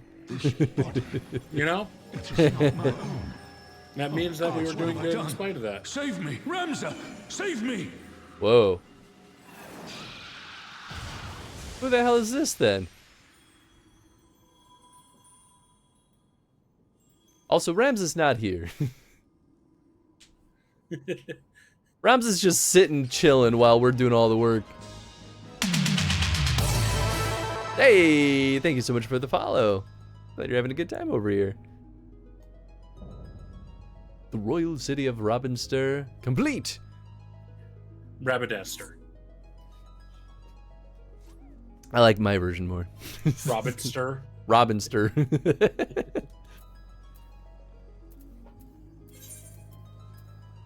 I give accommodation to this person because your profile picture looks cooler. That's sometimes the Take you do it. I don't know how either of you did, but yours looks cooler. Yeah, it's like I can't pay attention to all this. Nice. Adolphus card? Triple Triad card? Sure. Who knows if I'll ever do that. You know, I collect them. I still have never played a single game of Triple Triad in this game. I'm sure it's fun. I've got a bunch of cards in my inventory of ones I already have. I guess Ramza was there. He was kind of just tucked away in the back. Yeah. Non-combatant. I'm trying to figure out who this person was. Maybe it was one of... I'm trying to remember if... Well, I guess this tells us. Is this Ramza's dad?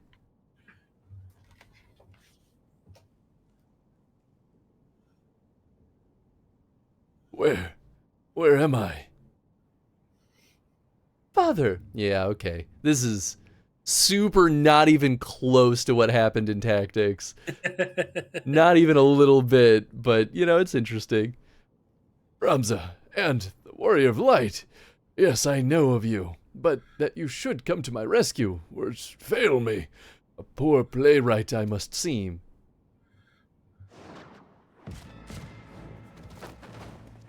Right. I mean, this... Miss Magic Penguin. Enjoy your nap.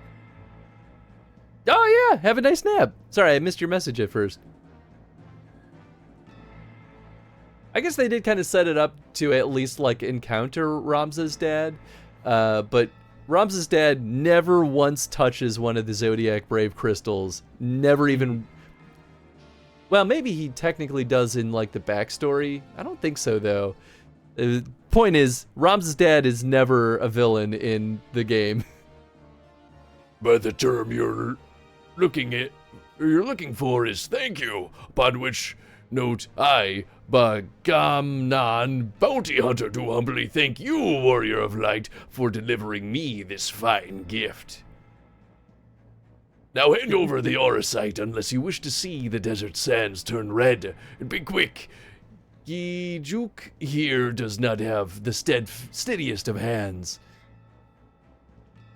That one, she will bring it to me.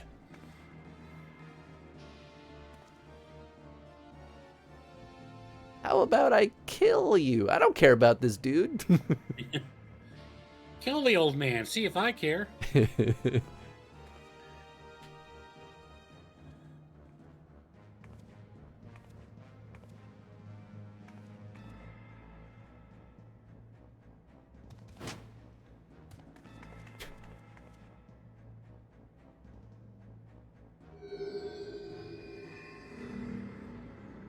Stupid idiot. Yes, this is it. The Duma. And to think we found it so close to Doma. The Duma of Doma. You stupid idiot. It's yeah, that's right. Hell yeah, kill him for his bad joke. Now he's speaking my language. Enough, I like how he bloody. gave a little smile first, too. Oh, yeah. Like, yes, nailed it. We would not have our guests think us underbred. You have what you want, you thieving lizard. Now unhand him. But what if they're Wonder Bread? No. Of course. Banga is always true to his word. I will be keeping this, though.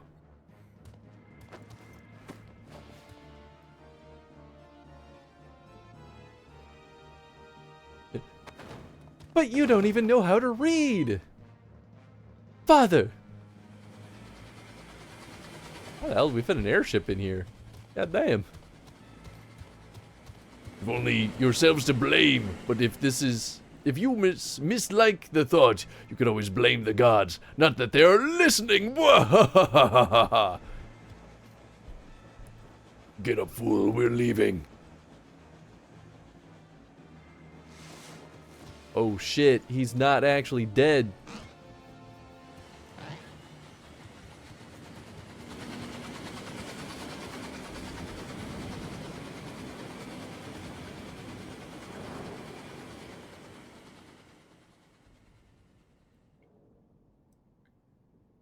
You're going to be all right. Dude's just hanging on for dear life. We cannot see your father's hurts here. Or we cannot see to your father's hurts here. Come on, we must get him back to the Prima Vista. The Prima Vista is also definitely not a tactics thing. It's not a 12 thing either. Yeah, there's no such theater company in that game. It feels so FF what would it be, 9? Yeah. Yeah.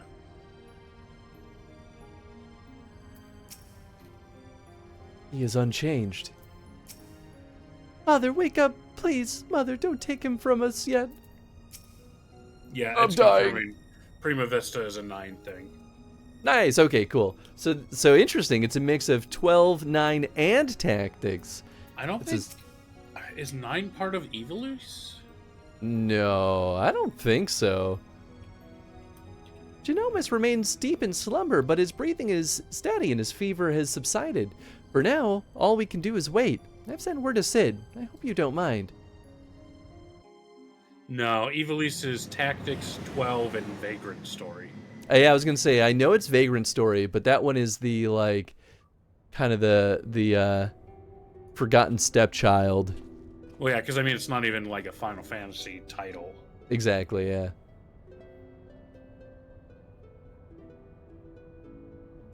Sorry, your dad's gotta die for the story to continue. No, he's not supposed to heal.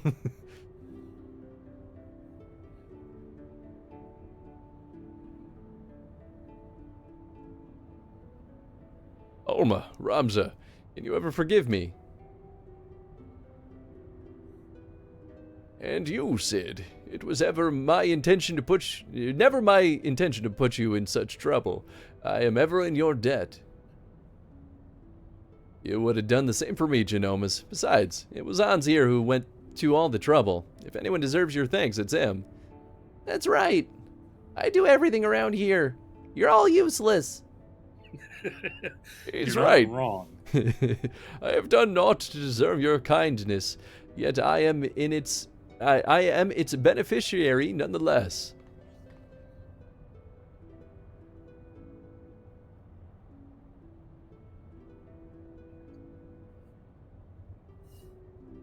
So, if I understand correctly, you're saying the Arcite does not work to facilitate the possession of a living host by an icon, as was assumed to be the case with Ysael and the Archbishop, but rather absorbs the host's aether, its very soul, and somehow transforms it before returning it to the host's body. Definitely not how tactics works. They're just full demons. That's it. That's kind of how it goes until spoiler territory that I won't get into. Well, I mean, they need to make it make sense in 14's universe and lore. Yeah. That's why, though... 14 would get weird if it started introducing demons, because it's like, we've already got the Void. We already kind of understand what's going on there. Yeah, and to be fair, it's never truly explained what the nature of the demons are in tactics. They're just kind of like demonic in nature, but like they could be the same thing as the Void from, you know, this universe, for all we know. At least I think. Maybe I just, like, missed details, but if that's the case, our Charlian allies will need to be informed immediately. But I suppose the real question here is, did you find what you came looking for?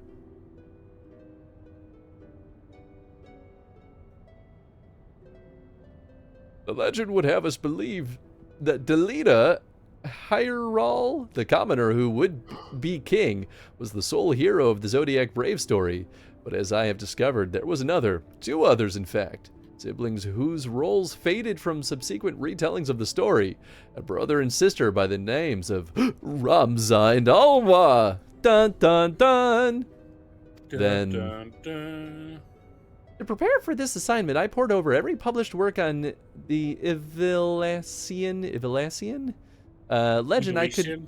Ivilasian, thank you. I could lay my hands on. And nowhere did I find any mention of these siblings.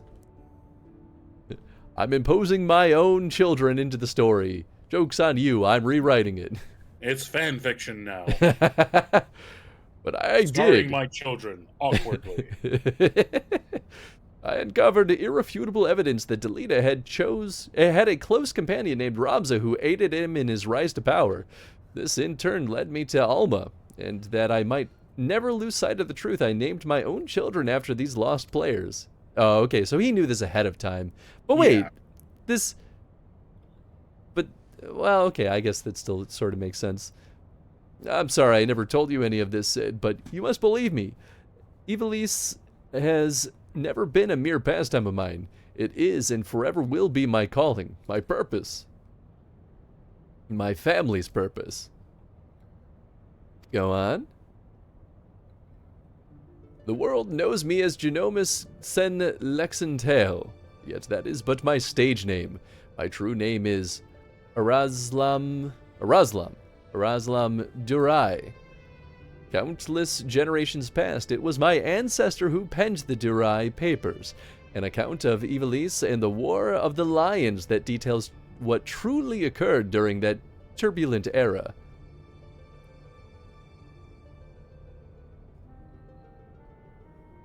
You're tired, Father. Rest. I will continue. Long ago, an orphan by the name of Oren Durai crossed paths with both Ramza and Delita. After Delita's rise to power, Oren found himself in the service of the pauper become king. Following the War of the Lions, Oren believed the people of Ivalice had a right to know the truth of Ramza's involvement and set about documenting his deeds. When the church learned of his intent, however, they branded him a heretic and had him burned at the stake.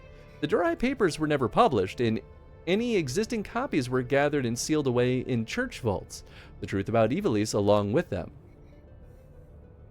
What was so damning that it would drive the church to do such a thing?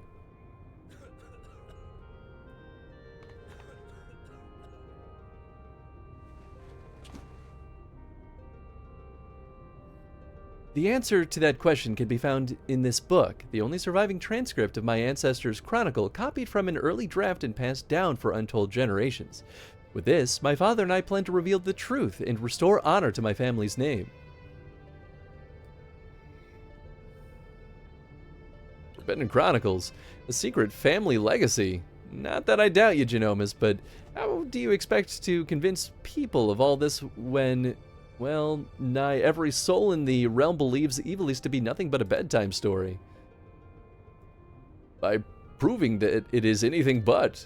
And when people see that Ivalice is real, the rest will fall into place. My lord is real. It is as simple as bringing forth the chronicle and submitting it for review. We would, of course, have done so long ago, but alas, it is not. The Durai papers you see are written in High Ivalician, an ancient tongue long extinct. My father, his father, and his father before him labored tirelessly to decipher this tome, but for want of other sources made only fitful progress. A word here, a phrase there. It wasn't until a recent expedition to Rabanastur turned up several well-preserved artifacts that we were able to translate a small portion of the papers. Then diary stolen by the Banga bounty hunters. I'm afraid so. Everything we had learned of the language was contained in those pages. Then we're back to where we started.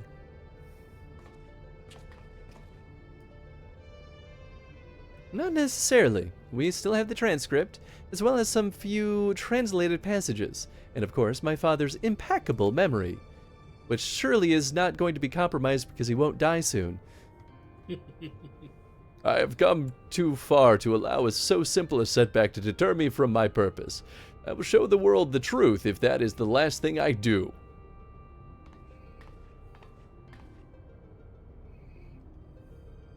It is as Master Garland said.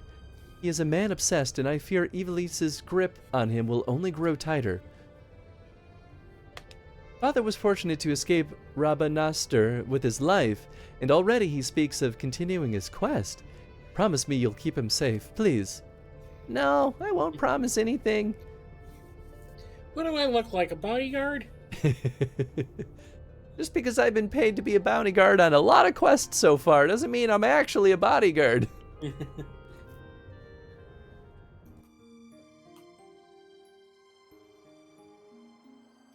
The real question is, how much you pay? That's always the question. After what I've seen, I'm all but convinced that Ivalice exists, at least in some form. The problem with gathering sufficient evidence to convince the thousands of scholars and historians who have based their careers on the presumption of it that it doesn't. Not that I've ever seen one to shy away from a challenge, especially when it means the story of the century. If you're in, Hans, then I'm in. If you're not in, well, I'm still in. Either way, you'll be hearing from me again soon. That much I promise you.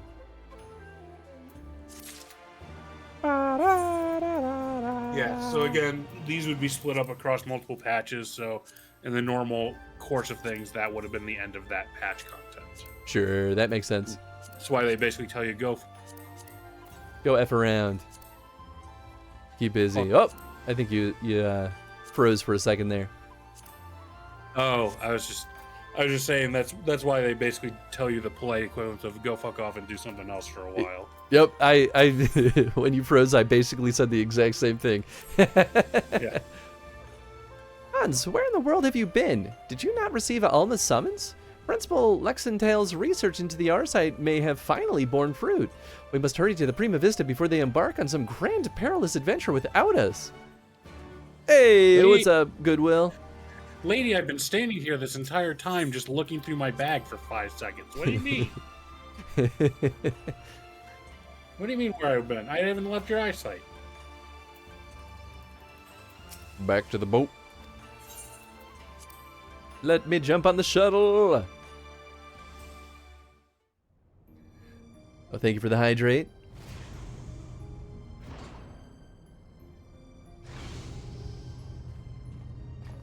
I'm back. Who do we kill today?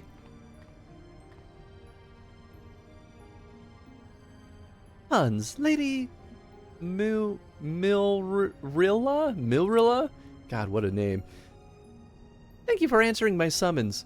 Master Garland was kind enough to send for an Archon from Charlian, and I thought it only right that you be present to hear her findings. Oh yeah, this lady. To be frank, summoning Mikoto was more Yashtola's idea. I simply came along to see what light she could shed on this mystery. Wasn't sure if the redeem didn't work. Oh no, I saw it.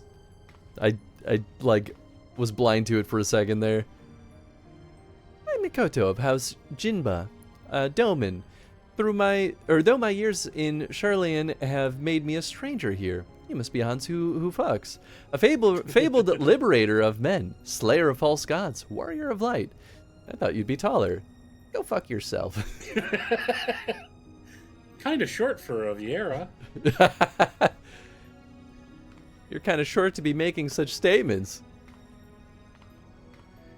No, we're not an Endwalker. This is still Shadowbringers. Stormblood. Stormblood. What'd I say? Shadowbringers. Ah, man. We're not Just there yet. two S names. No, we're in That's Stormblood. the funny thing is that so for the abbreviations up to Shadowbringers, they'd been doing like 2-letter abbreviations. So like I guess yeah. the Realm Reborn was ARR, but then it was like Heaven's Ward is HW, then Stormblood is SB, and then it's like Shadowbringers SB. Wait, so the abbreviation, yeah. So Shadowbringers is SHB with the H being lowercase. I unironically have a plugin that's sole purpose is to remind me to hydrate, check my posture, and take a break. That's good though, honestly. Roses are red. I need intervention. Such devastation was not my intention. What's up, Factorios? Such devastation was not my intention. If you were ever doing Shadowbringers, side contents, please know that Ellie is my waifu. Okay, you can't have her. I don't think you need to worry. So far, Isn't she 16? oh, that's awkward. Well, I don't know how old Goodwill is, so maybe it's not as inappropriate as it would be for That's me. fair. That's why she's number 5. Yeah, waifu number 5. I don't know if there's any character that I'm like, hell yeah, like waifu material. The only one so far that kind of fits that bill is Merlewib, because she's mommy. But even that's more, I like it more for the joke than anything. I'm trying to think of if I would pick it. Definitely not any of the main cast. I know a lot of people would say Y'shtola. Yeah, I don't really see that one, but you know, all the more power to them. Yeah. Let us speak of the crystal.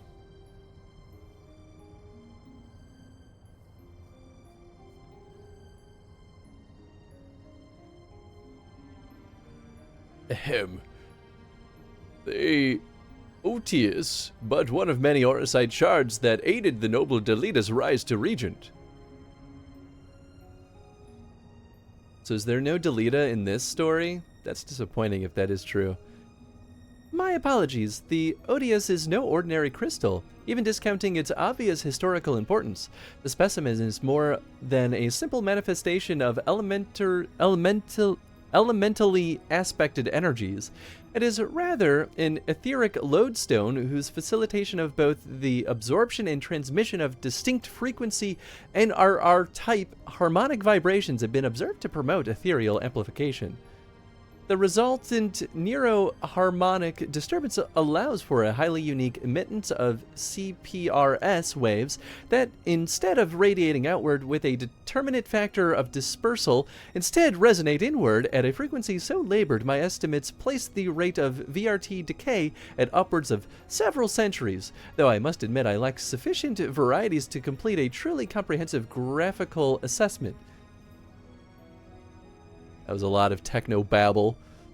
Yeah. Well, Blah, that blah, explanation...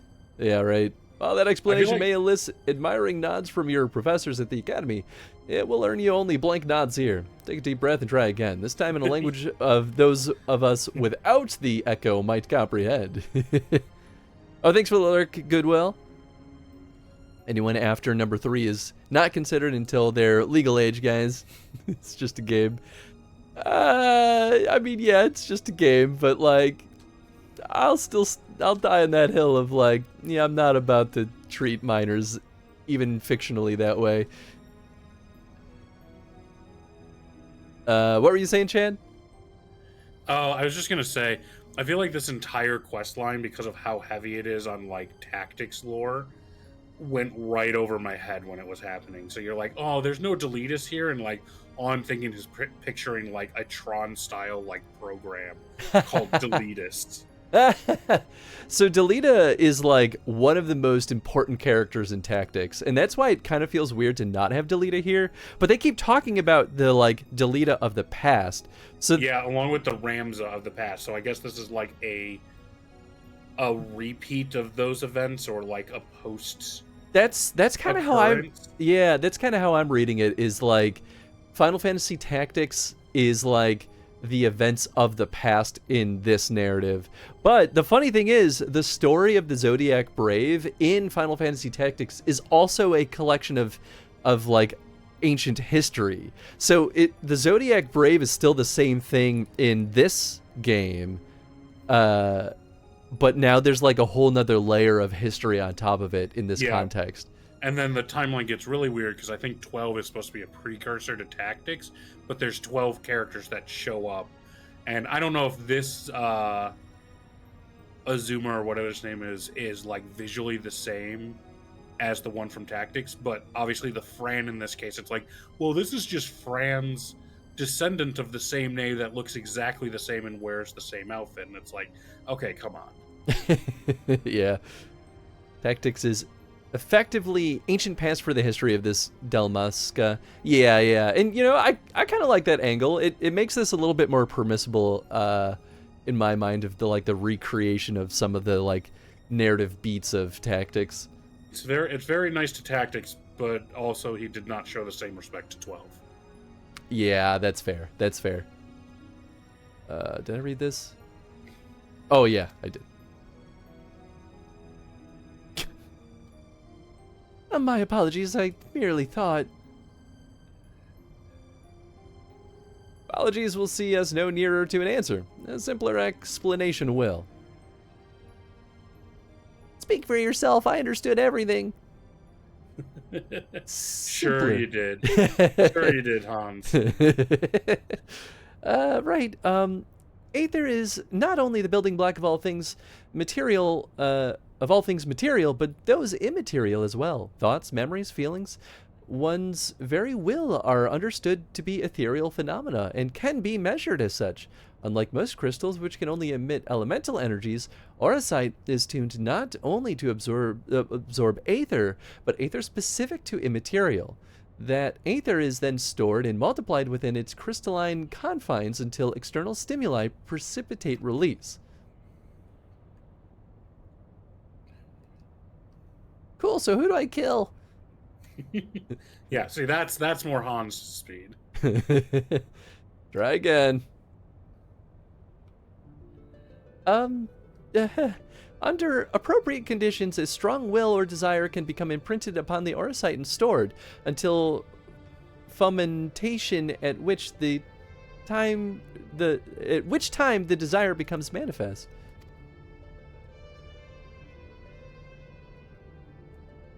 Fomentation.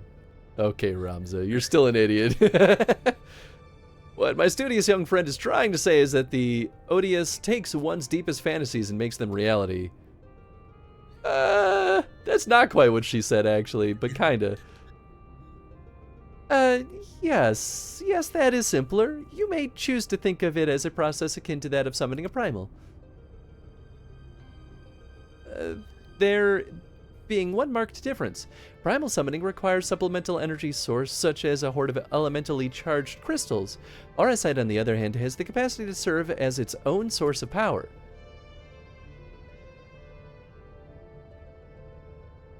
So we break all the crystals. Super crystals. That kind of is, yeah. We Are know there from Auracites in Tactics? So I don't remember what they call them, but there are crystals that basically... It's the same thing as this, except not quite. So if they call them the crystals in Tactics basically house the souls of the demons. Interesting. And so the people believe that they can harness that power to effectively become demigods. It's a fallacy, though, because generally when people try to use the crystals, they just become the demon. They are they're dead, effectively, and now the demon is the host. Right. But there's nuance to that I won't spoil for anyone who ends up playing Tactics.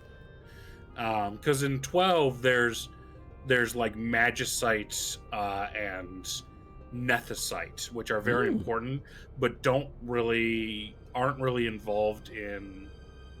They're just essentially just giant energy sources, rather than like summonable things. Gotcha, that makes sense.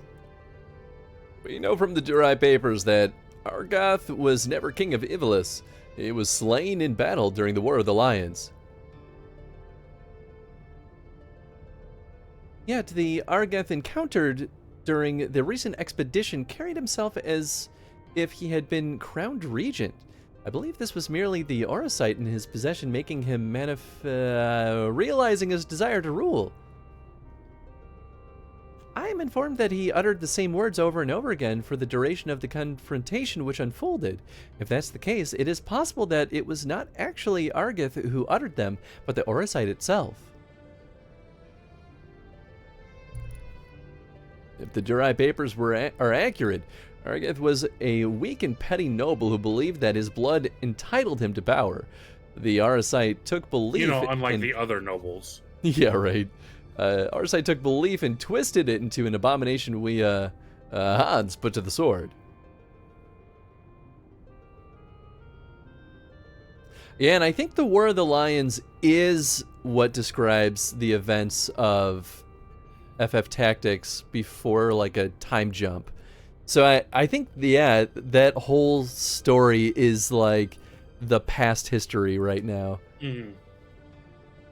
When you are saying the crystal, then you are saying the crystal could prove a threat. The auracite, Alma. And not necessarily. Ramza seemed to fare well enough. There is no record of the young regent being manipulated by the artifacts he gathered. And in the hands of the just, the auracite should prove harmless, even beneficial. That's true. Ramza did hold a bunch of it, and he never used it, though, is the thing. There's a choice to use it. Yeah, Paraphrase? Yeah. It is not the weapon that kills, but the one who wields it. Now, where have we heard that before? Yeah. Oh, yes, it was Emperor Galvis's justification for taking the marvels of Magitech and applying them to the manufacture of arms. Where, after all was the harm if it allowed him to bring order to the 3 great continents? You draw an intriguing parallel, Master Garland. The properties of these crystals are so singular, I do begin to wonder if they, like Magitech, are products of science and not nature, that they were created by someone to... But who? What manner of person would be capable of such a feat?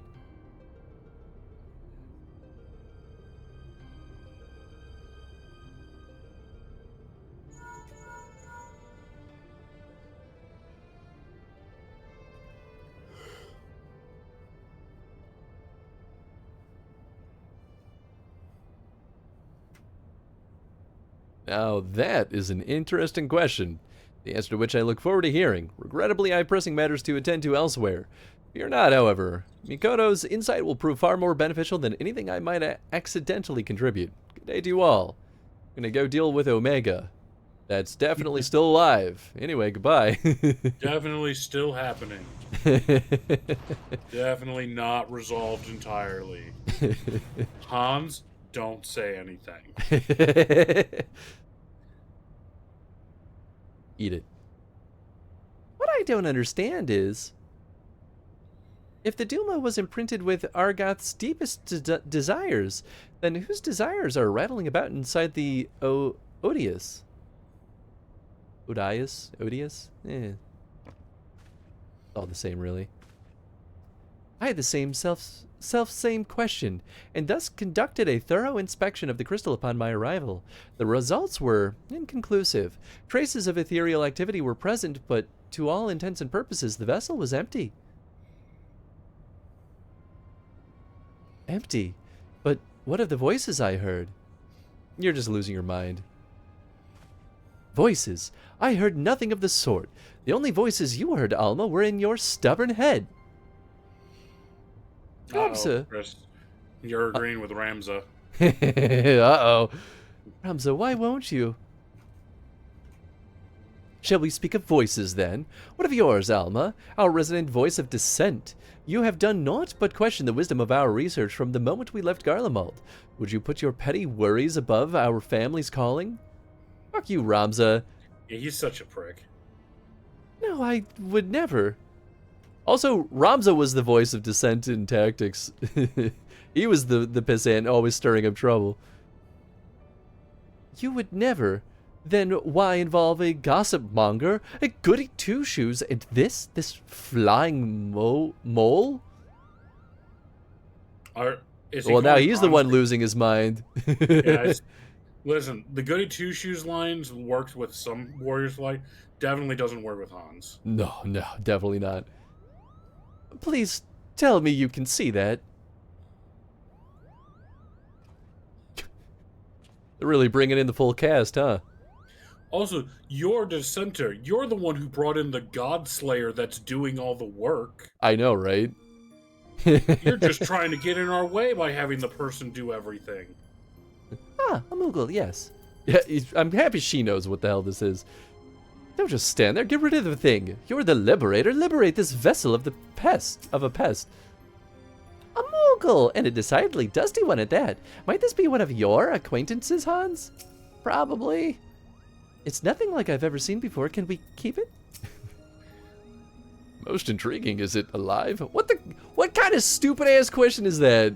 Of course it's alive. What? Ramses' dad needs some help. The dude did just wake up from like a coma. That's true. We don't know how much brain damage is set in. It's true, it's true. Am I interrupting? Oh, please do go on. My acceptance into your fine troops' ranks can wait until all have said their piece, Kupo. Guards, get this! Mont Blanc. The name is Mont Blanc, denizen of Dalmasca's desert, seeker of thrills, adventure extraordinaire. But you may call me Mont Blanc, Kupo. Mont Blanc. Are you serious? Hold on. Mont Blanc. FF Isn't Tactics. Blanc like white or something? Oh. Is he a character in Tactics? He's a recurring character in the Ivalice series as a whole. He debuts in FF Tactics Advanced. Okay, so that's why I have no idea who the hell this person is. But Mont Blanc, I thought was a human. I was like, wait a second. If he's one of the human characters, what a weird choice to make him a Moogle. Dalmasca has long been known as a melting pot for a myriad of cultures, where minor races such as Sikh, the Banga, and the Vira might live in relative harmony with the Hur, Elezen, and others. Mont Blanc is from 12. Ah, well, also FF Tactics Advanced, apparently. So he's in both. Oh, he's the Clan Centurio guy. Ah, okay, cool. I forgot about him. Head of the Moogle of the Clan Hunt group. Oh, cool. Yeah. I totally forgot about that. Yet there's no record of prominent Moogle population. Most likely because we are neither prominent nor populous. Most people are nomadic, or my people are nomadic by nature, ever drawn to the elusive frontier and the freedom she promises, Kupo. A Moogle. Of course I'm a Moogle, Kupo. You think the adorable wings and the fluffy palm would have given it away. Now about my admission into the Majestic. I will allow no such thing. The Majestic is the Empire's premier theater company. We will not sully its good name by granting refuge to a fluttering ball of fur. And furthermore, how in the world did this abomination board the Prima Vista in the first place? Just kind of flew in, I'm sure. Wow. I know, right? Well, I'm also like comparing the Moogle design between 12 and 14, and just like certainly was some choices made to change it. Yeah, that makes sense. Because the Moogles in 14 and Tactics are more like thin rabbit people that wear clothes. Yeah, that was kind of the image that I saw too. Yeah, interesting. I mean, they probably want to be consistent with how 14 portrays Moogles. Yeah, I mean, well, 14's version of it is like more of a mascot, whereas yeah, it definitely feels like the 12 Moogle race is very much more of like a humanoid race. Sure. Yeah, so, like, that makes sense.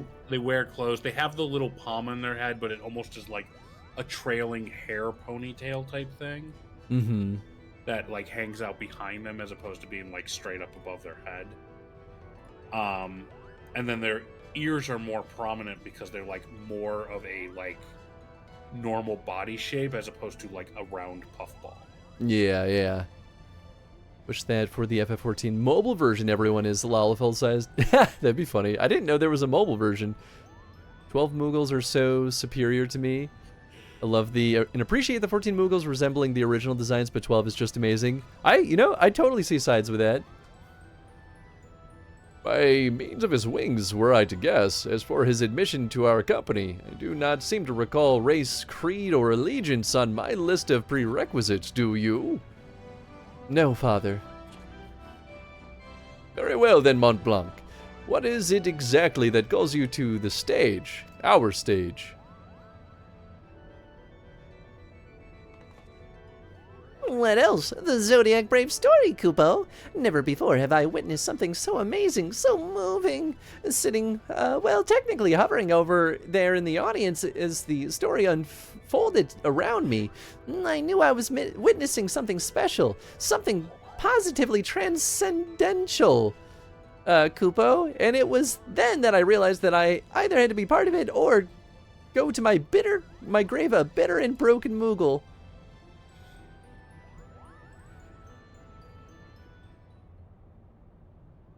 Herdy? Who the hell is that? Was this realization before or after you swore you simply had to become the realm's greatest marauder, Kupo? Oh boy. Suddenly, Moogle drama. I know, right? Herdy, how did you... Oh, okay, he's another little guy. Perhaps you'd have more success running away if you didn't reveal your grand designs to every other fool who you happen to meet, Kupo. Was it not but 20 nights ago that you took up the axe, Kupo? And now here you are professing your passion for the stage before carving even a single notch in your heft. Do you not remember? To he who churns the butter goes the sweetest bread. But how is one to savor the buttered bread if his head is in the belly of a fearsome beast? You must accuse me of giving up when I merely came to the realization that continuing would end in failure. Only though through a change of course could I reach my final destination, Kupo. And that destination is what, Mummer? And you are sure it's not Geomancer? Arithmetician? Templar? Do not bother answering, Kupo. We all know you'll be singing a different tune come cock crow.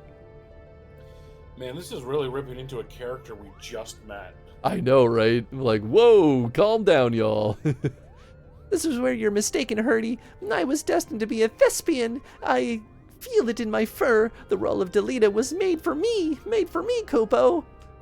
It's really not. It was made for Delita. Yeah. Kupo, Kupo, Kupo, Kupo, enough! The actors in our company trained at the Empire's finest institutes. They represent the pinnacle of the profession not only in Garlemald, but across the entire world. A vagrant bat mole like you could never hope to share a stage with such artists, let alone play the part of a hero like Delita. You yourself admitted you were too craven to face a solitary beast. How do you imagine you would fare against a pack of theater critics? Any troupe would need proof of valor before it could even consider. That's a real actorly statement to make. Yeah, right. Craven. Oh, you can't even face down things that will kill you. How could you stand against mean words? Hey, mean words are tough too. Call me a cheat and call me a cur, but do not, sir, call me Craven. I accept your challenge. Slay but one fell beast by mine own hand, and the Majestic Theater Company will accept me into its ranks, Kupo. Wait, I issued no such... You are all here witness, Kupo. When I return with the head of a terrible beast in my gore-stained hands, you will be honor-bound to welcome me, Montblanc the Mummer, into the fabled ranks of the Majestic. Good day. Hans, please help me kill something. Wonderful. What do we do now? What do? We do nothing. If that Batmole wishes to throw himself on the horns of a stampeding Zo, I will not stand in his way. I believe the proper term of derogation is molebat, and I should warn you, Moogles do not take kindly to those words, to those who use it. Why must you always put yourself above others, brother? Did you learn nothing from Argith's wretched example? Mont Blanc would never have set off on this fool's errand had you not made the challenge. If anything befalls my brother, his blood will be on your hands. Hans, you are the only one among us capable of locating Mont Blanc and preventing disaster. On behalf of my brother, I beg your assistance. I told you this would happen. Makoto's just like, Ramsey, you're such a little shit. You don't even know how to slur correctly. This is the Pretty real much. slur. Shortly after arriving here, I was presented with a study which suggested that consuming large quantities of honey improved brain function. The results were so compelling that I almost felt moved to try until, that is, I saw the work had been commissioned by one of Eorzea's foremost confectioners. It made me long to return to Charlian. Forgive me, was there aught else you wish to ask? That was so very random. I apologize.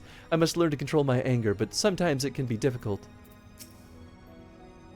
However did Ramza come to be so thoroughly obnoxious? He and his sister couldn't be more different. Yeah, no kidding. You saw the poor Moogle. He won't last a day on his own.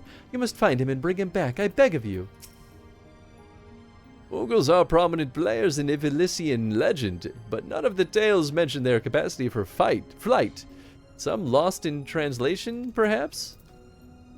All right, I gotta hit the restroom. I was do you about want to me say I wanted to go check in on my slow cooker real quick. So, Nice. Perfect maybe timing. Run some ads. Hell yeah. All right, folks, we'll be right back. Hang tight.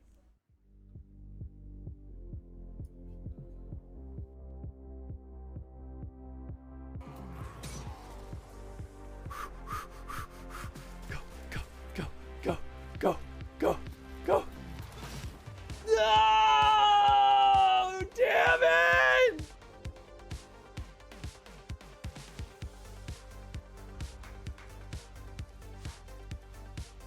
Okay. I was doing all right. So I know that my PP recovers. I might as well just go nuts on him. Yes. Oh. Hey, man! How you doing, buddy? Thank you so much for the host. Boy! Man, how you doing, my dude? Also, one minor change I like is the game doesn't pause when you pick up an item. Oh, yeah! Wow, I didn't even notice that, but you're absolutely right. I feel like this music could make someone go crazy. Bury me with what I love most. Pepperoni! And Jen. Throw Jen in there. Wait, no, but I'm still alive! Yeah. That's what the pepperoni is for. I'm just gonna shut up now. Swear, if I get 6th place because of that,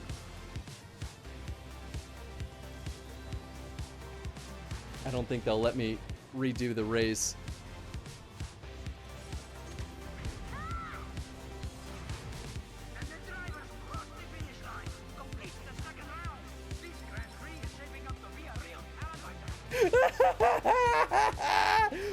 I can't believe I got the nuke right before the finish line. That was the best bout of luck I think I've ever had. Saved by the nuke. So amazing. Might as well stop. Interesting.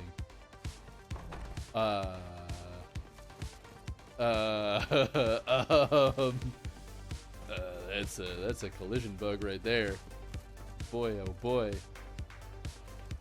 They were supposed to lock that door. Wait, can I open it? Yes, locked. Oh, it's amazing.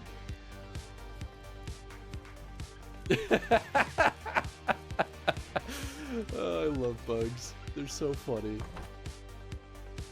More hoity-toity. Okay, I'm not saying farts are funny, Wine Room. No, I'm he's saying he saying that likes it when people fart. Jesus, fuck. God damn it! What? I think I'm not- understanding perfectly. I'm not saying they're. God damn it! Listen, you opened this No! window. I'm not saying I like Unlike them. how you closed those windows so you can stay surrounded by farts. I've really dug myself a hole, and I'm not getting out of this one. no, but I you're will really not. stand on the hill that I'm dying on within this hole that they're important.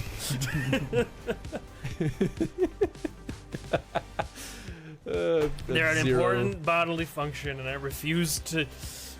I refuse. It's okay, Eddie. It's Right in the toboggan.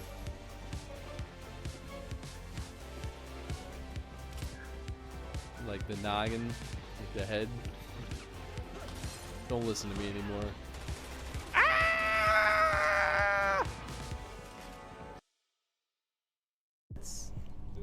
That's normal. Yeah. Just two friends hanging out. Yeah, just sucking nips. Laugh at. Seems. What? What? Oh! Oh! Oh! Oh no! Oh, this is bad. Oh, this is very bad. Oh, we broke the game. Oh no! Oh god! Oh! Oh! Oh shit!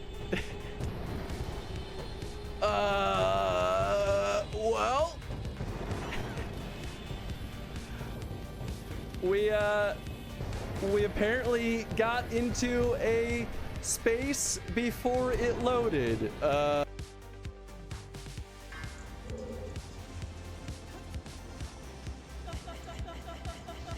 Everything is normal. Nothing strange happening here.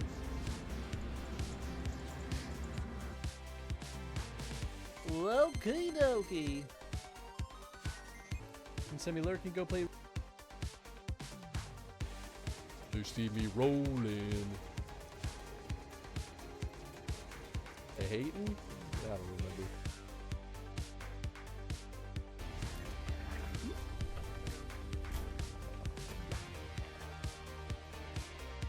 That was a vat of acid! Oh no!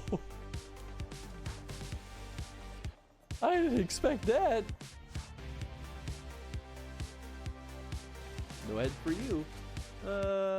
No, this is probably dead end, right? Yeah.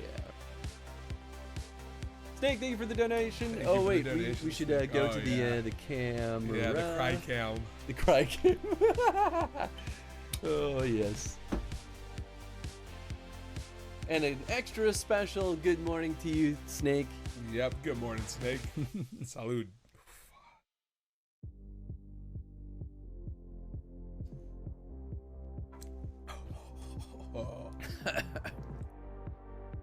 Morning sun really adds a. I'm back. Looks like Chad's still doing his thing. It's good. He didn't hear me spill my coffee all over my wonderful little mouse desk pad. I did hear the oh well. But Ah, I didn't hear dude. what precipitated it. There was a clink and then an oh shit, and then I left and came back and started patting down all the coffee that I spilled, and that's where the oh well came from. Yeah, I didn't hear that part. I saw some movement on the mic on your end. Heard, oh well. I literally have a drink coaster on my streaming desk because I'm trying to, I always have coffee on here, and the coffee kind of just drips sometimes. So I'm trying to not stain this nice desk mat as much as I can get away with, and then of course here I go. Your mouse pad is totally fucked already. Yeah, I've spilled soy sauce and all kinds of shit in it already. That's how it goes. It's just so big that it's essentially a placemat. It's so gigantic. I really thought it would be 2/3 the size that it actually was. No, it's huge. There's no way for me to eat at my desk while watching something without it being on your mat somehow. It might be washable. I actually don't know. But I guess stains are still stains. Ooh, what's that? It's the box set I've been waiting on for One Piece. Ah. So yeah, One Piece is so big. They're up to 4 box sets that are all like 20 books long. Nice. So this one is for volumes 47 to 70, which is Thriller Bark to the New World, which won't mean anything to a non-One Piece fan. Bonus mini comic One Piece X Dragon Ball, a One Piece X Toriko crossover, and then a full cover 2-sided poster. Nice. Is it so box set of the manga, or is that like Manga, Blu-ray? yes, Ah, nice. manga. Yeah. That's cool.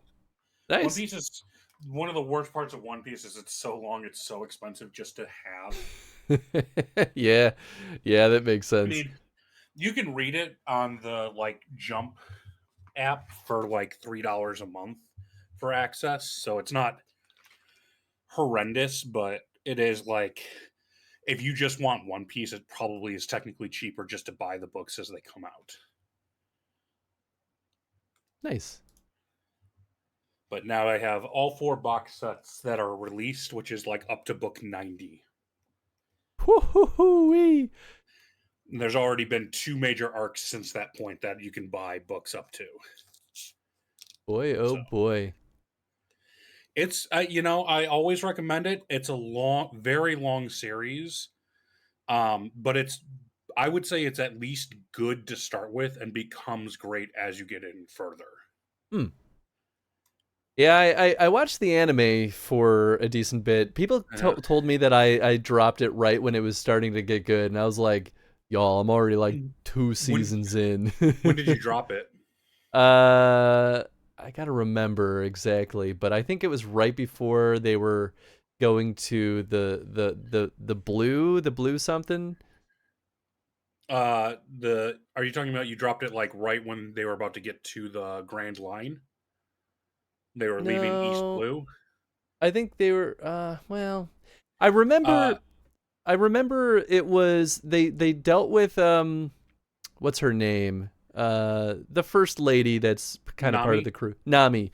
They like dealt with a lot of her backstory stuff. Okay, so you did the Arlong Pirates. You got to Rogue Town? I'm trying to remember Rogue Town. Rogue Town Maybe? has a smoker in it. Yeah. And then right after Smoker is when they get to the Grand Line with the giant whale. Okay, I don't think I had a giant whale. Okay. Yeah, so Rogue Town, so that's part of what's referred to as the East Blue arc. Because it's everything that happens prior to them entering the Grand Line, which is the Grand Line is like the whole center narrative of the story. Is that's where all the major players are, that's where all the major pirates are, that's where the One Piece is supposedly at. So the entire first part where they're assembling the crew, they're in the East Blue, which is referred to as the like safest of the 4 seas. And then after Rogue Town, because Rogue Town is the like last island before you leave the East Blue going into the Grand Line. Gotcha. And everything in the East Blue is basically referred to as the prologue to the story. Because it's basically like the assembly of the crew. So then yeah, I think I ended right before they were done with the East Blue, or right after they were done. East Blue has some good moments too, and I think a lot of people I personally really like the Arlong saga with Nami. But there are parts of it that are it never loses its kind of like gag nature as like they don't take themselves super seriously like Bleach, the characters always kind of take themselves seriously. Luffy never becomes like a super serious character in general. He'll have serious moments, but he is very still much the oblivious idiot who likes to eat food and wants to hang out with his friends and adventure. Yeah. I mean, that makes sense. That's the shonen trope. Also, did you want me to share my screen with you on Discord? No. Oh, okay. That's fine. I think it was one of those things. I think we tried that for Bait and Kaidos, right? That's what it was. So I ended up dropping out of that. I think it probably would have worked better, except you already had Eddie as like a co-host on site. So it was like I was trying to comment in a way that kept up with your guys' conversations, and it just wasn't really working because of the fact that I was disconnected from your conversation a lot. So you guys would react to something on the screen that I would react to like 5 seconds later. That's we never right. figured out how to share audio via Discord. That was causing a problem. Yeah. For 14, it's not so much of a problem because I'm just letting you like enjoy the story as much as possible and only interjecting with comments here and there. And then for the actual gameplay, I'm playing with you, so I can kind of react to that real time as we're playing. Okay, cool. Just wanted to check in and see if that made sense. And it was on Wednesday a deliberate choice not to knock this last Bait and Kaidos stream, just because it did feel kind of awkward trying to play a third host that is 15 seconds behind what's going on. Sure, that makes sense. Yeah, I thought that might have been a deliberate choice. I wasn't going to call you out during the stream to be like, hey, Chad, why don't you knock? Because I was like, yeah, you can kind of... I was like, you know, it could be as simple as you're just not feeling it that day too, and hey, there's nothing wrong with that. Which I've done that before too. I think there was a Bloodborne stream that I could have knocked on that I just decided I wasn't feeling up to it. But yeah. No, with the Bait and Kaidos, because Ed Boy's there already, I figured you guys are already enjoying the game. I'm not going to interject too much interesting stuff just because I don't know super well in-depth facts about the game. Mm-hmm. And being 15 seconds behind your two guys' conversation just makes it a little bit weird. Yeah, that makes sense. So, if Ed Boy ever takes a day off, I might hop in on a knock. But I think as long as you two are holding up a conversation with each other, I'll just kind of leave you guys to it. Yeah, cool. Quite well blazed now. Very happy for you, Ed. Can ever get into One Piece? You know, I enjoyed the parts that I saw, but that's kind of how I ended up feeling too. I was like, it's good, but it's just not really clicking with me, and that's why I was like, I don't think it's worth the time investment. I had two thoughts about it with you, Chris, because there was a way that I thought you would really like it and a way that I thought you would really dislike it, because as a manga series, it is one that isn't afraid to tell jokes and make fun of itself. So sure. you would kind of like that because you usually take the piss out of games in that same way. Yeah, I do appreciate that. But the other side of that is I knew immediately you would also have the problem with the fact that they have the trope of no one actually seems to ever die, except in backstories. So it really depends on the context and whether or not that's important to me. So something like One Piece feels so I mean, it has a lot of serious moments, right? But I feel like for the most part feels a little bit, what's a good word to say it? You were watching the anime, right?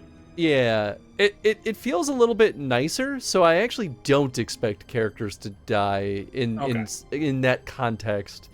FF14 sometimes is kind of right in the middle, where it takes itself very seriously a lot of the time, and it tries to be really dark, and it doesn't, other than Hildebrand stuff, doesn't really poke too much fun at itself. So that's where it makes sense when characters don't die, but otherwise when you're trying to have a very serious story, I expect there to be consequences. It doesn't always have to be death, but they set it up in such a way that it feels like death is the natural consequence. And then when they revoke that, that's when I turn pissy. Yeah, it's I'm not upset the Sultan is still alive, but I would say during Heaven's Ward, that was my least favorite part of that story, was them just kind of sweeping that entire portion of A Realm Reborn ending under the rug with, oh yeah, no, I was just trying to entrap Teleji Adeleji, so that's why I let them throw you in jail, even though the entire time you were in jail, I also knew she was still alive and was totally planning on letting you go free as a bargain agreement. And it's oh, come the fuck on. Yep. And it felt like it was one of those things where it's because they switch writers between expansions, the Heavensward writer was like, well, I can't just leave this hanging for my entire expansion. But I don't Right. know, but they didn't have a plan on what to do with this, and I don't really want to interact with it.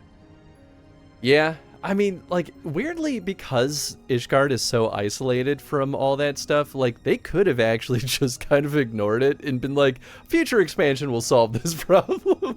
They probably could have, but I'm this was back when A Realm Reborn was still on super shaky ground. Yeah. So and they probably didn't want to piss off people, too, because people probably still wanted resolution, right? Right. And it's like, really, we left him in jail for an entire expansion and didn't even try and get him out, type thing. Yeah. That all makes sense. Yeah, it did feel like a cheap cop out though. So I You know think what a lot of people would agree on that point. Yeah. It's that, if it weren't for that and ignoring Nidhogg for some strange reason, I actually think I would think of Heavensward a lot higher. Yeah. But it's kind of those two pieces where I'm like, that bumped it way lower in my list of like good writing lists. Yeah, you're talking about where post-expansion after so-and-so gets possessed by Nidhogg, and it's like, Yeah. Now we're just gonna not talk about that and deal with internal political discussions, and not the fact that a giant dragon is still out there conspiring to kill us all. Exactly, yeah. Of like, sometimes the characters in this game just like they're just like, yeah, we're just gonna forget about the most terrifying possible threat that we could confront. We're gonna put that off on the side for a little bit and not think about it. And it always comes back to bite them in the ass. And I'm so mad because I'm like, yeah, no reasonable person would just be like, we'll deal with this later. Yeah, we'll put a pin in it. Yeah, it's crazy. It makes me want to rage so much every time it happens. This dragon that we thought we finally killed after 100 years war took possession of our greatest warrior and is still an active threat out there with his entire army still alive, but we'll put a pin in it. Yeah.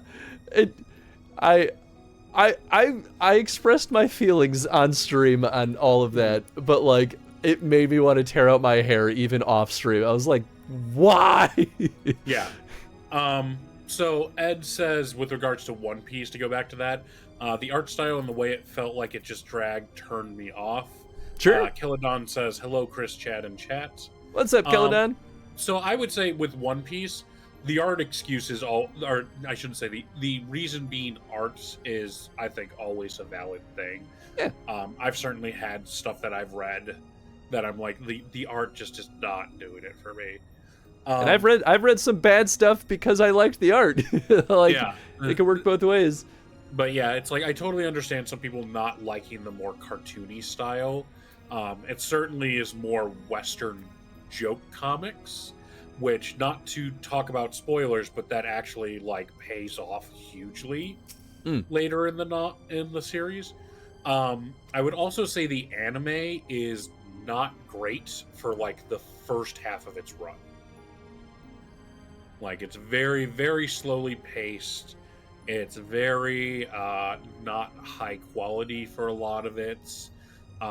It doesn't actually, like, like with stuff like recently it was Jujutsu Kaisen and Demon Slayer, where you'd have cool action shots in the manga, but when they got to the anime, they really like turned up the notch on it and made like interesting scenes out of like those brief snippets of combat.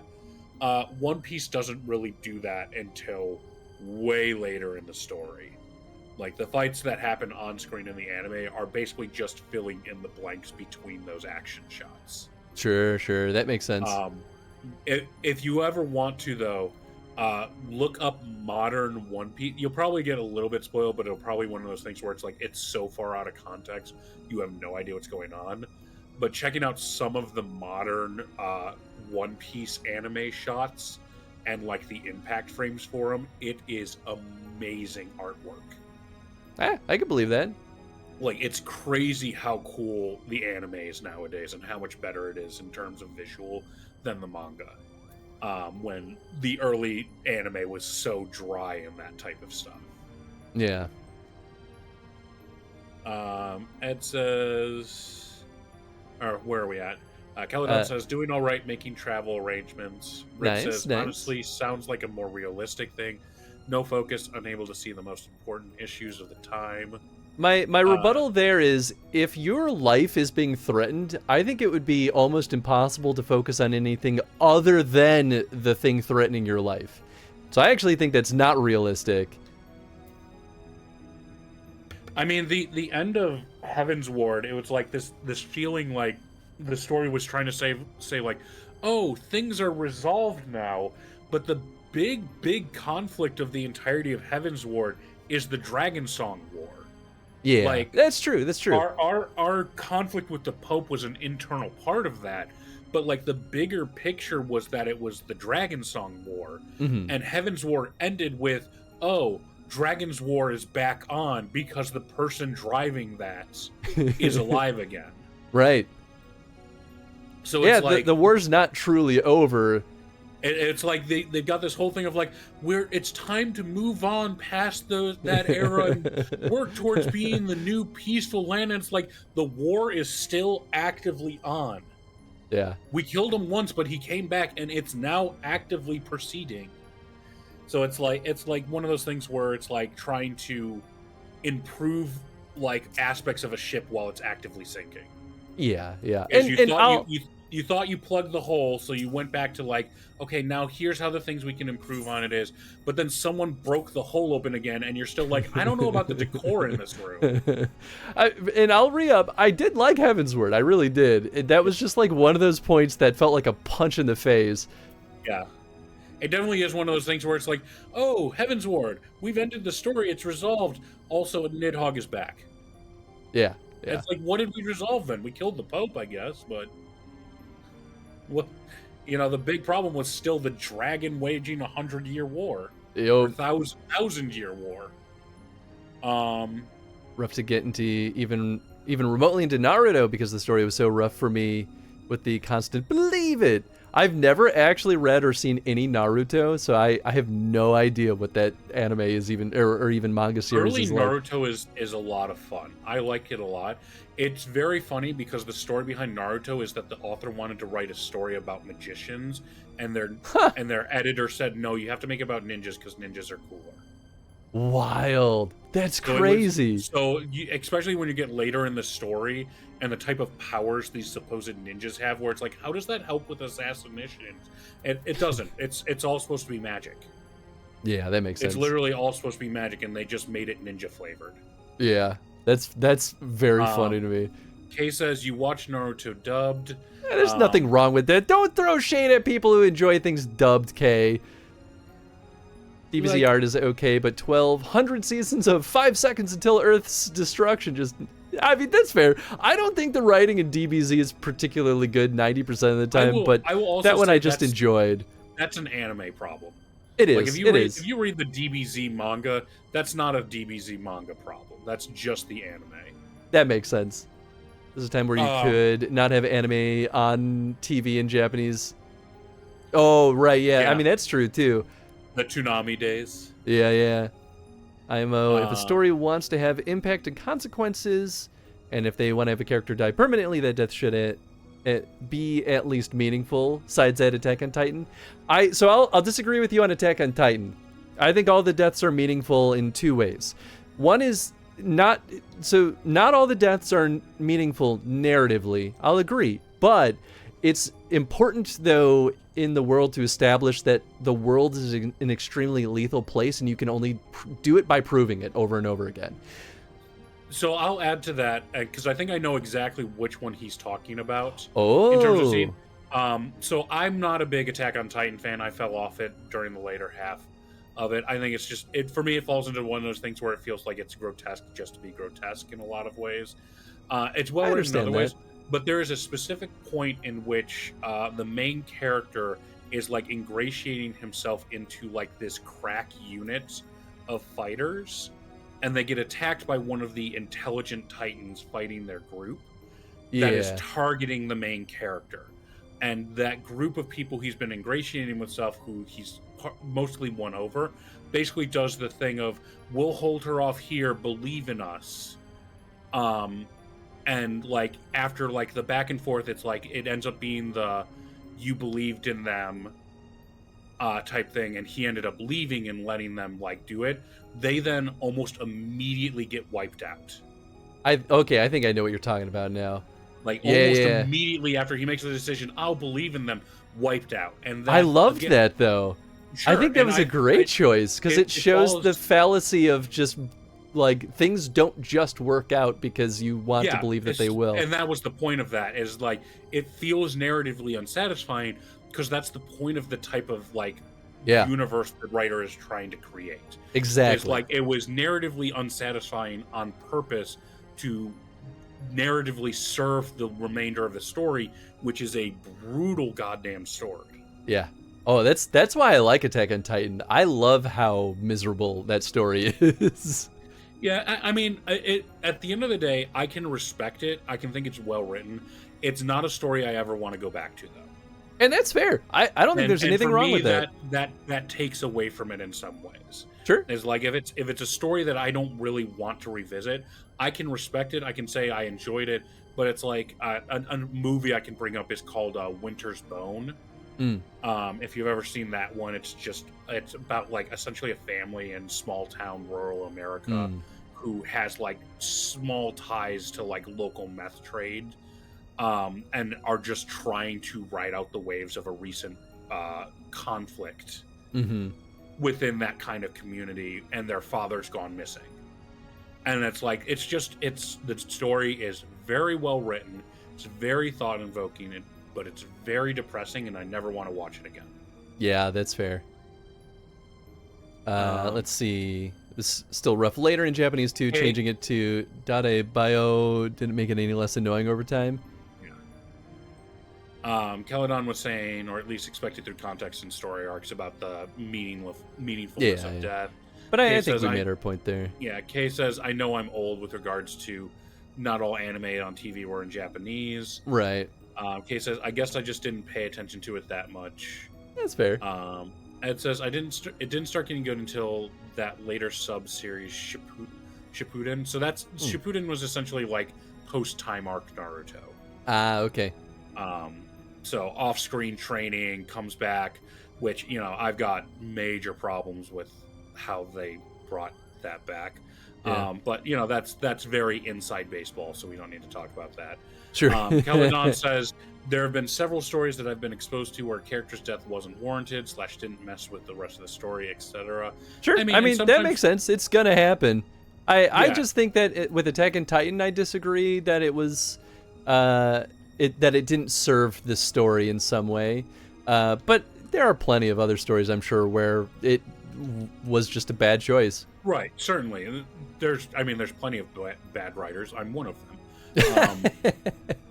And sometimes you want to like shake up the story and have shock factors. You're not liking how you think the story will progress from that point if you keep using this character. So sometimes you take out a character just to kind of make the story go the way you want it to. Yeah. But sometimes it serves the story even if you feel like it's narratively unsatisfying. Ed says, well, that explains all the anachronisms. I don't enjoy anime dub generally. Kay says, good old Toonami.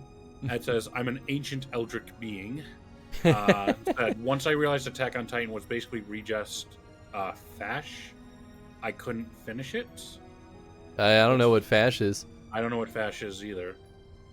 Celadon's on, if his world is highly lethal and the characters have established that, character deaths to that fashion are more acceptable, which AOT is absolutely that. I mean, the first chapter is his mom getting eaten. Like immediately established like things are going to be bad. Oh yeah. Rib says, I don't enjoy the middle part of AOT like at all. And that's okay. That's I here's the thing. I don't think there's anything wrong with people disliking stuff that I enjoyed. Like, cool. There's nothing wrong with that. Celadon says, ironically, I greatly enjoyed Cyberpunk Edge Runners. Kay says, the worst death in that show was when my favorite homegirl got shot by a kid. Like, not necessary. Why? I'm assuming that's edge runners. Yeah, I'm trying to remember. Yeah, I don't know which, because the only other thing we were talking about AOT, and I don't remember that happening in AOT. I can see. Kay is saying it's AOT. It's Sasha. Okay. Yeah, I I do remember what you're talking about. Yeah, I mean, it sucked. It's supposed to make you... It's shorthand for fascism or fascist. I will say that is one of the few times where they had like the secret in the basement actually was something that was like, oh shit, this is like real world implication type bullshit. It essentially being an analogy for World War II Nazi Germany was a swing, but you know, it definitely caught me off guard. Japan kind of does have a weird obsession with that time period. They like to bring it up a lot, like in Drifters. For some reason, one of the drifters they chose to transport through time was Adolf Hitler. Yeah. People thought for a bit there that Attack on Titan was trying to be like pro-Nazi, and I don't think that was true at all. I highly doubt that, considering the introduction to that whole universe involved the fascists feeding a girl to a dog. Yeah, immediately it's like, this is not a positive portrayal of this type of society. I mean, don't get me wrong, like I saw moments where I could see the potential of them going down that route, but no, I don't think they did. No. No, I don't agree at all. Maybe there's stuff like in the ending of the show, which I never watched or read, that maybe hints that way, but it never portrayed that society as a positive to me. No. Celadon was saying, I'm writing a fanfic within the cyberpunk universe, and I'm very careful to establish why certain characters are returning and not others. I thought this out, maybe overthought it, but I want to establish the rationale in a way that was sufficiently engaged in the established lore. I shall avoid spoilers here, obviously. And Celadon says, that reminds me of people on Twitter thinking that Warhammer 40k was anti-Semitic. Interesting. I mean, Warhammer has its own layer of complexity when it comes to what is politically good and bad. Because, I mean, the human empire in Warhammer 40k is pretty objectively bad and arguably evil in a lot of ways. But at the same time, you can see how they got to become that way out of, like, just the events that unfolded. I don't know that much about the history of Warhammer 40k in the lore, but like I know enough to be like, okay, they got there for a reason. It's still bad. It's still very bad, but it makes sense why it became that. Celadon says, if you're asking who are the heroes in Warhammer 40k, you are asking the wrong question. I mean, 100%. I think you can still ask that question. Yeah, I mean, it's grimdark. Warhammer 40k is like one of the ultimate grimdarks of like everything is bad, everything. Mm. The entire conceit of Warhammer 40k is that everyone in the galaxy is completely horrible, with maybe the exception of the Tau and the Orcs, depending on how you look at it. Yeah, and even that takes a little bit of effort to not see some of that as bad. Well, I mean, I guess if you're an Orc, the Orcs are okay. Yeah, more than you can say about being a human in the human empire. And, you know, generally you're probably outside of, if you're not part of Orc society, you might see them as like, what's the word? Like, barbarous? Benign. Like, uncivilized, like, savage, maybe? Yeah. But even then, like, I mean, the Orcs it just caused problems. They're great though. All right, anyway, let's keep the story moving. Yeah, got off track for a good long while there. My brother can be rather simple-minded when it comes to such matters. Thinking to impress the Warrior of Light and his companions, Mont Blanc would likely choose the scene of your recent exploits to prove his worth, meaning Rabanastor, if I'm not mistaken. Pardon my language, but that Ramza really is an incurable little prick, is he not? I agree. How dare he speak to his sister and the Moogle in that manner? I couldn't decide which was worse, the things he said or the way the principal sat back and let him say them. But I suppose none of that is of our concern. For now, let us concentrate on the task at hand, finding that Moogle before he does something we'll all regret. What say we start nearby? Pier number 2, perhaps? You betcha. So we're just leaving. I'm just gonna leave. Orcs are good in the same sense that a barbarian excitedly smashing in the head of a grizzly bear is good. Yeah, exactly. Take your time. I'm dragging my heels through Dawn Trail. Nice. I think I'm going the right way. I guess I could have just pulled up the map. Oh, I overshot on something. Whoops. Oops. Hell am I? Oh, okay. Yeah, that's not that far. I mean, I figured it had to be in Kugane. I was like, where else would a pier be nearby? Oh, there you are. Ah, jumping up here. Check this out. Oh, yeah. First try. Yeah.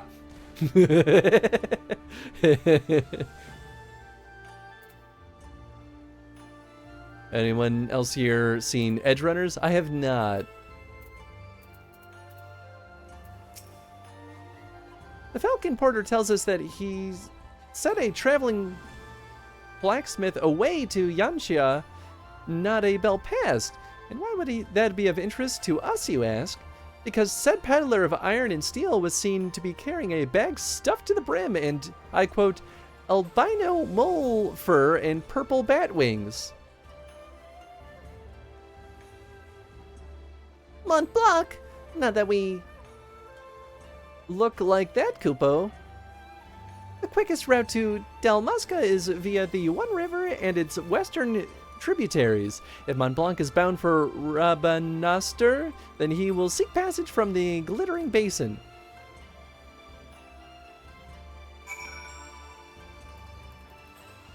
So then this way? I don't know, man.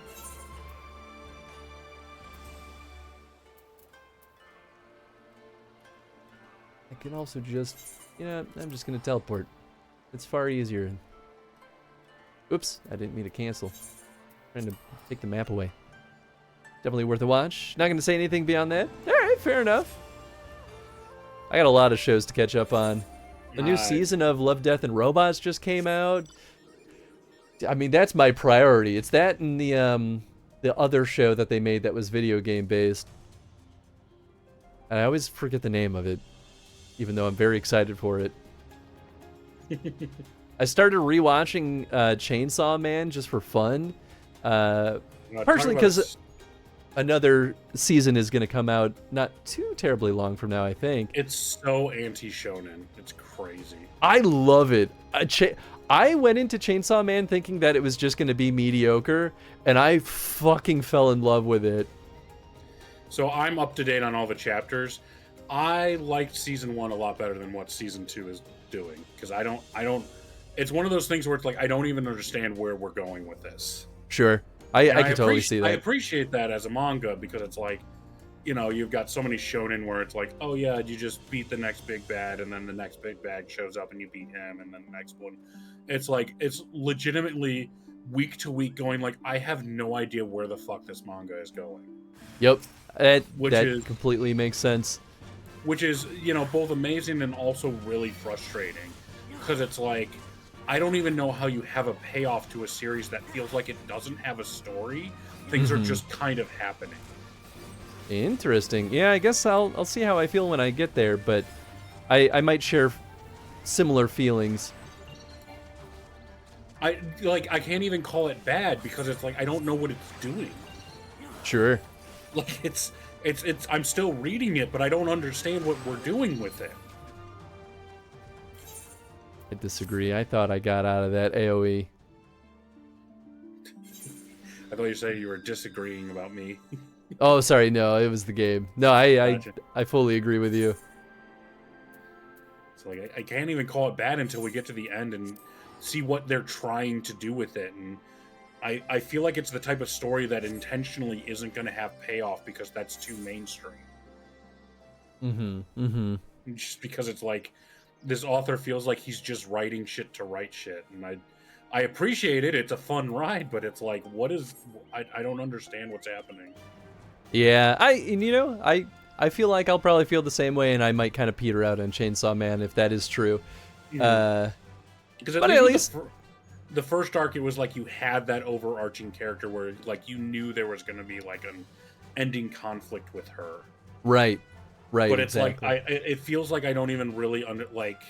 They keep talking about, I guess, death of the four horsemen, but I don't really understand their motivation or why they're doing what they're doing and how we're supposed to stop that. I thought the focus was still going to be on collecting stuff for. Well, I don't totally remember how season 1 resolves, but I thought we still have the Gun Devil to deal with, don't we?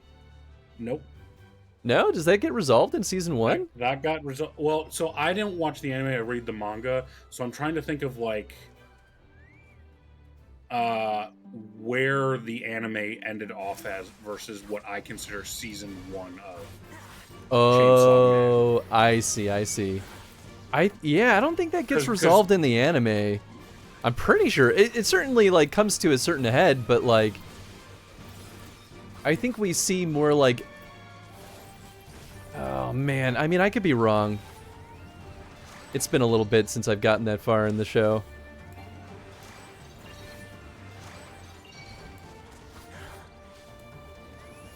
These red chocobos suck. Oh yeah, the meteor chocobos. The most dangerous chocobos in the game. They really are though. It's the only like normal enemy that's killed me in a hot second. No, I would debate them being normal enemies. They're just meteor bombs. I mean, it's true. They're little turds. They really are. It doesn't help that the game makes you feel like you need to stay in that circle. And then like the meteor is as big as the circle, and it's like, no, you can step outside the circle. The circle's just a trick, right? And you can't get too far away, but you can get farther away than you think you can. Yeah, that definitely always trips me up, at least initially.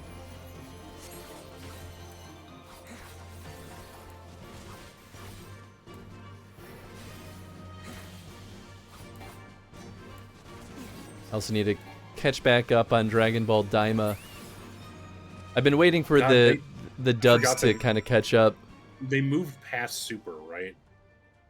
Well, Super, I think, is still in production. It got put on hiatus when Toriyama passed away. Mm-hmm. But I think they certainly have more manga material to work with. So I think I don't know what's happening, but I'm pretty sure they're still planning on doing more of Super. Okay.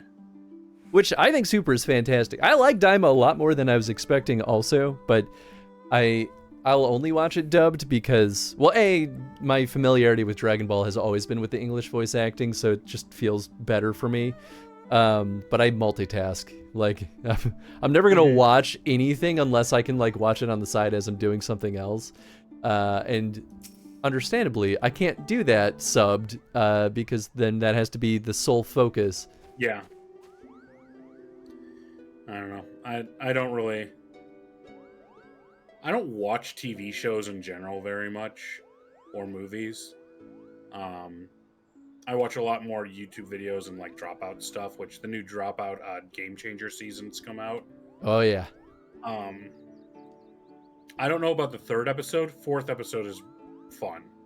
It's literally just the stand-up one. Yeah. That was really good. Yeah, three was a weird choice. That theme of the like no bits. Was it? Yeah, no bits and like. I like. It almost feels like it was like directly trying to punish the people who are most likely just to do bits. And I feel like the conceit of the episode was supposed to be them making more mistakes. Yeah. And instead it was just them just kind of answering questions mostly obvious, like honestly. Mm-hmm. And the questions weren't interesting enough on their own. So it's like, are we just kind of interviewing them, I guess? and then like occasionally one of them will try and crack a joke, and it'll be like, well, as long as it's off turn, you can crack as many jokes as you want. It's like, well, then what's the point of the no bits thing? Yeah. They're just gonna crack jokes at each other's honest responses. It was still a fun time, but it was definitely the weirdest of the mix so far. I don't think it was bad. It's just I don't know that I'll ever go back to watch it again. Yeah, same. Couldn't watch So DBZ. Are you fully caught up on Game Changer now? Yeah, I am. Oh god, 1 year later was so goddamn good. Oh, it was insane. Episodes it's- like that make me want to run my own game show. like the minute it starts, you start seeing it go so far off the rail that Sam loses control. Oh yeah. Oh, it's And so like, funny. This isn't him hosting anymore. This is him just introducing the topics and everyone taking away what his agency is. Couldn't watch DBZ subbed because Goku dubbed sounds like couldn't watch it subbed because Goku sounded like a woman and throws you off. Well, that's because the voice actor, it's the same woman who's been voicing Goku since Dragon Ball. So she voiced child Goku, and they were like, yeah, we're just going to keep using the same voice actor for adult Goku. So yeah, I agree. It's a little bit off-putting if you're not used to it. But I just like the English voice actors too. It's a good cast. I understand the choice, and I think it can be funny. With Dragon Ball specifically, the story almost has such a clear point where you can do that hard voice actor switch. Yeah, you know what I think it was like a little bit of Japanese work culture of like loyalty to that voice actor to make sure that she still had a role. So I'm not surprised that they chose to keep her on basically forever at this point. And I respect the choice too, but yeah, from a creative standpoint, it is a little odd. Certainly doesn't fit the character, to be honest. Yeah. I suppose you can get used to anything. Yeah, exactly. Montblanc, what were you thinking? Have you any idea what you put your brother through? He has been worried sick. Both Herdy and Ramza were right all along. I am a failure, a flop, a flailing, flapping, foopish failure. Kupo, how can I play the part of the hero if I cannot even ruffle the feathers of a single measly bird? The audience would see right through me like the spineless jellyfish I am. Now wait, Montblanc. Not everyone can be a hero, not even most heroes. Yes, the bards sing of a man who deals the final blow, but one of his cater of loyal companions. Do you think Delita united Ivalice on his own? Do you think Hans here was alone when he liberated Alamigo? I basically was. Is that how you pronounce that? Cadre? I don't know. Cater? I always thought it was cadre. Or something like that. Now I'm curious. Because I've never heard anyone say it out loud. Let's find out the old-fashioned way. Cadre pronunciation. Tell me, YouTube. How do I... Yeah, I think it's cadre. Cadre. Cadre. The Frenchman who makes French. This word designating a small group of people especially trained for a particular purpose or profession. Now, too many people pronounce this cadre like it was an Italian word, but it is not of Italian origin, but rather of French origin. In French, this word is pronounced cadre. Cadre. Not cadre, but rather cadre. Cadre. Therefore, in English or American, this is to be pronounced. YouTube says you pronounce it cadre. Maybe the French version of it. No, well, he's saying it's a French word. People assume that it's an Italian word, but it's a French word. So he says the correct pronunciation is cadre. Yeah, for the French word. But the dictionary pronunciation for it is cadre in English. Cadre. Cadre. What did I say the first time? Cater? Cadre. Yeah, cater. I like my version the best. It's the easiest to pronounce.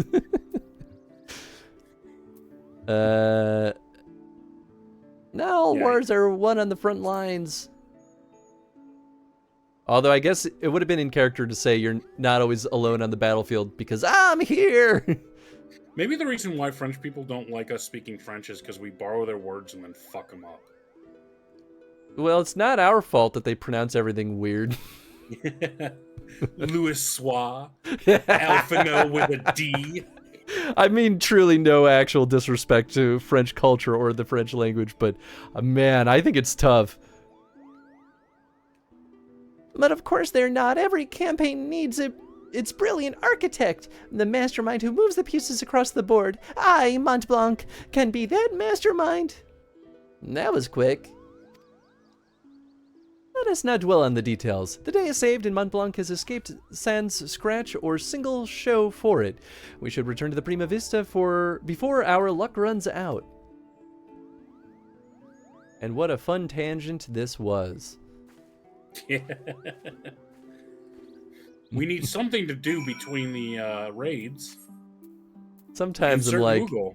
sometimes I'm like, please just let me go into the next raid. Yeah. This was equivalent of a fetch quest of like, okay, all right. Well, it was even worse fine. for me when I was doing it because of how heavily it's tactics. So it felt like it was throwing a lot of terms and people at me. It expected me to know, and I absolutely didn't. Yeah, I mean, that's legit. And it's like, oh, I'm not absorbing any of this information. Oh, hey, there's Fran acting in a very non-Fran-like manner, and we're back to tactics stuff, and I'm lost again. You know, that is one of the interesting thing about FF14 pulling in reference to so many other Final Fantasy games is like, yeah, if you don't have the context, then, I mean, most of it is permissible in that you can kind of just enjoy the ride, right? But I feel like you're going to enjoy it so much more if you actually know the context. One of the major musical thematic themes of Shadowbringers is the Eternal Winds from FF3. Ah, yeah. Which I was not familiar with at all. Well, they saved us the trouble of finding them, I guess. Please, the ship is a place of peace. Not anymore. Release my sister or you will answer to me. You're not very scary, Ramza. Yeah. Let me take care of this. When the cat's away. Put that damnable thing down, Ramza. You're not helping matters. So cool. We are still going to be rescuing Ramza's sister. We have no quarrel with you or yours. We only seek aid in finding our leader, Bagamnan. Bagamnan. You seek our help? You who threatened to kill my father, who stole his work and made fools of us all? Never. Silence, Ramza. They have Volma. We will hear what they have to say. As I said, we have no quarrel with you. We only did what was necessary to secure an audience. We surrender our weapons and offer your journal as an act of good faith. That's surprisingly more reasonable than I expected. Yeah. This thing we stole at you at the end of Act 1, it was only supposed to raise tensions until we got to Act 2, and isn't actually a plot point. So they just released... Your choices are weird. You could have just shown up and been like, here's your book back. Can you help us? You didn't have to, like, hold her hostage and be like, just kidding. What a weird choice. This is all rather a lot to digest, but your claims do coincide with what we have learned about the ore site.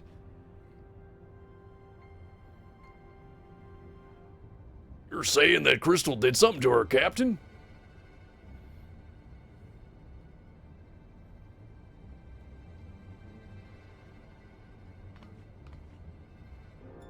After being emptied of Argoth's will, the Duma sought that of another to sate its appetite for Aether.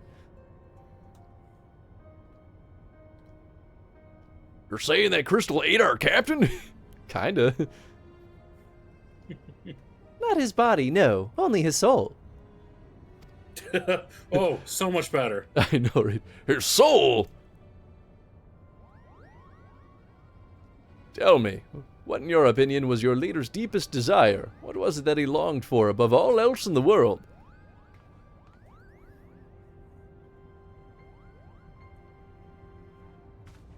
Why waste your breath reasoning with these lizards? They showed themselves for the beasts they are when they put a knife to your throat. Can we kick Ramza out of the ship? Yeah, seriously. First mole bats, now lizards. This one's tongue is pure poison.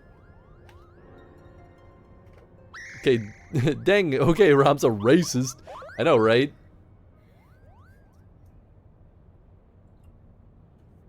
The boy can tell us what he pleases. For our past failings, we deserve no better.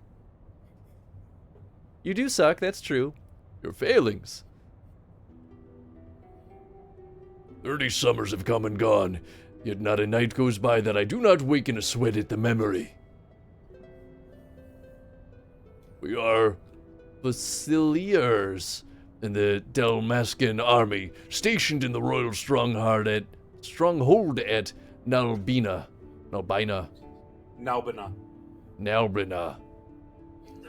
How do you? Well, okay, actually, how do you know? This is a 12. This is 12. Okay, that's fair. Nalbina is 12. Nalbina fortress was reputed to be impenetrable. Its fall to the 4th Legion proved a turning point in the Imperial campaign, dealing with a crushing blow to Dalmascan morale, and ultimately marking the beginning of the kingdom's end. I like how fired up you got to immediately try and clap back at me. Like, how do you know? I had a moment where I was like, there is no voice acting. You can't prove it. You got so fired up, and it's like, no, this one I've heard. Well, at a certain point, I get a little defensive if I get corrected like over and over again, where I'm like, I'll hit a point where I'm like, I don't care anymore. Yeah. And that's when I'll get defensive, when it's like, I'm just trying to get through the story at a certain point. Mm-hmm. Well, if you weren't like stumbling over them and they weren't going to be repeated, I would not like focus on it. Yeah. I mean, and that's fair.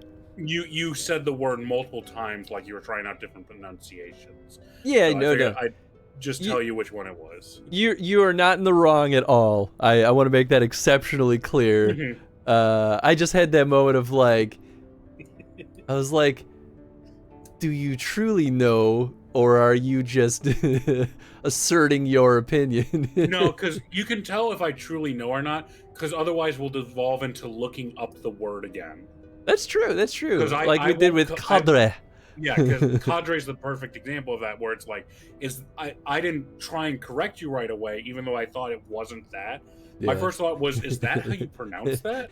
No, you're I right. don't know that right. I ever heard that word. Favorite thing about playing 14 in Japanese, aside from the Lalafell voices, is the fact that the cutscenes go faster. Oh, sure, I can see that.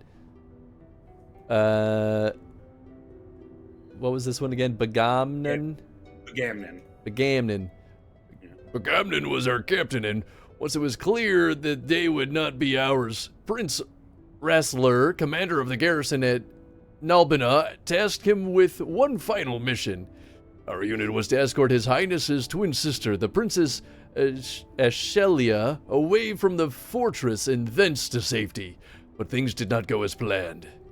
You got those two names right. This is also very FF Tactics style illustration. Very strong nouns in this series. I still remember the words she uttered as she lay dying in the captain's arms, but a stone's throw from where the Garam Sith waterway drains into the sea. Even as the fog of death descended upon her, she smiled and told us, the very people who had failed her, to survive, for as long as even a single Dalmascan stood, our nation would never truly perish.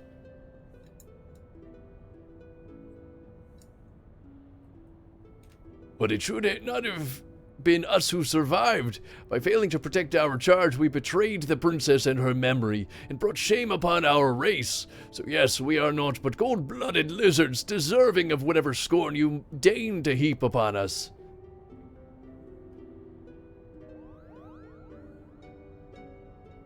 Quit whining. Have some self-confidence. I think we may safely assume that a deep-seated hatred toward the invaders of his homeland, coupled with self-loathing born from a sense of powerlessness. The darkness that lurks in the heart of Begamnon is a little different from that which drove Argath, the self-same emotions that were to nourish the Duma. What were you going to say? I will say that feeling of powerlessness, I would say it would be very legitimized by the fact that it's been 30 years since that happened and nothing's been fixed. Sure. That makes sense. So you're like, just to have confidence, like they've had 3 decades of like really eating shit in terms of trying to regain ground. I mean, for what it's, I mostly only said that to be a butthead, but I agree. Stop speaking in riddles, Sarlaean. She's saying that your brave captain will eventually turn into a monster, or rather, more of one. Someone punch this kid. Garlean lies. What they say is true. If we do not find Begamnon in the Duma soon, none of us are safe, present company included. Do you have any idea where they might have gone? Any at all?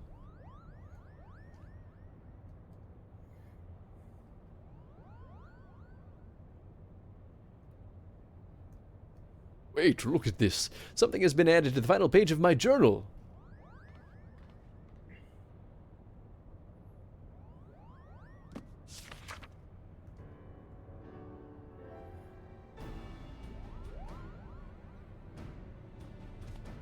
Then the captain must have put it there. Only he had access to it until we found it in the pack he left behind, that is. Is this Dalmascan?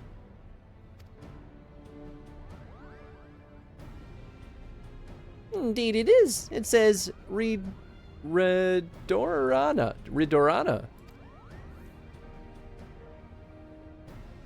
The lighthouse. Why would he write that? And in the old man's journal, no less.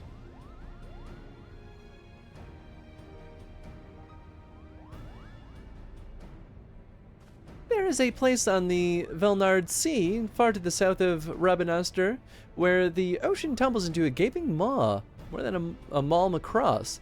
The Ridorana Cataract. Cataract. Legend would have us believe that it is the entrance to the Hell of Water.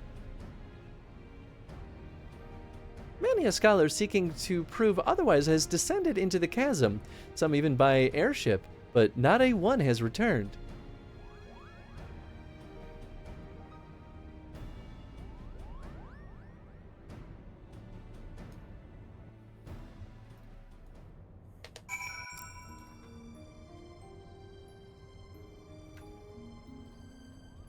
I finally got the lookout point you can get to by jumping. Nice. I must admit to knowing little of Ridorana, save that which Lady Mikoro shared with us. Before we expend valuable time and resources traveling to so remote a place, I must review my notes and see if there's any mention of the Abyss. We shall share our findings as soon as we learn aught of interest. How about right now?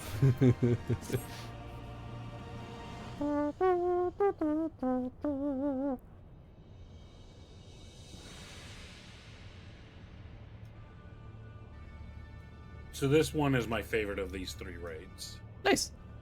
The lighthouse. I don't think that was in tactics. The lighthouse is definitely a location in 12. Yeah, I don't think that there was a fancy lighthouse in tactics. Our studies revealed that Ridorana is the name of both a massive gap in the southern Velnard Sea, the lighthouse once manned by the Royal Dalmascan Navy to prevent ships from succumbing to the cataract's currents. I stress once manned, as the tower has lain empty since its candlekeeps abandoned their posts after the fall of Rabinaster. But if Pharos Sirius offers any indication of what can befall a lighthouse in its absence of its caretakers... Yes, but the real question is how all of this ties in with Ivalician legend. A cursory examination of the Zodiac Brave story reveals no mention of a Ridorana. Yet it seemed foolish to assume that a name could not change in the centuries since the tale was writ. So I thought to cross-reference texts on modern Isabardian history with our translations of the Durai papers. And after an exhaustive re-examination of my ancestors' notes, I discovered that there was not a single entry on Readerana. And while mention of the Velnard Sea was abundant, no reference whatsoever to any cataract or lighthouse within its waters.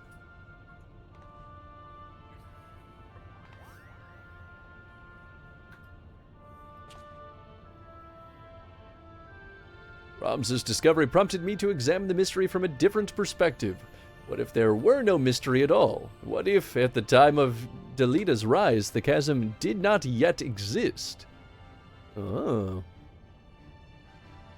There is more, but only a visit to the lighthouse will enable us to confirm our theories with any certainty.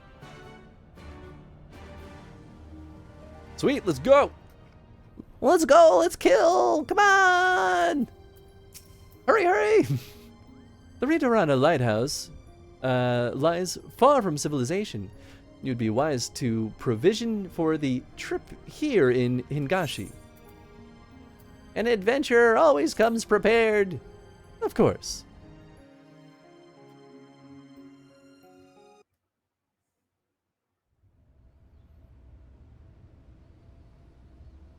Toot toot, off we go.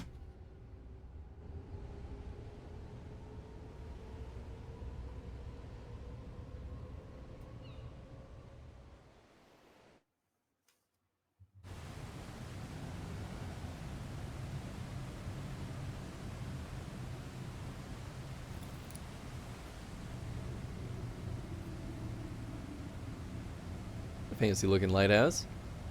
Yeah, it's an entire zone, and 12. It's in the back half of the game, so some pivotal stuff ends up happening here. Nice. Man, this music just makes me want to play Final Fantasy Tactics again. Mm-hmm. Even though when I was done with my playthrough of that game, I was like, I don't want to look at this for another decade. Well, has it been a decade? It has not. It's only been a couple of years. Gotcha. Yeah, I was a little late to that party.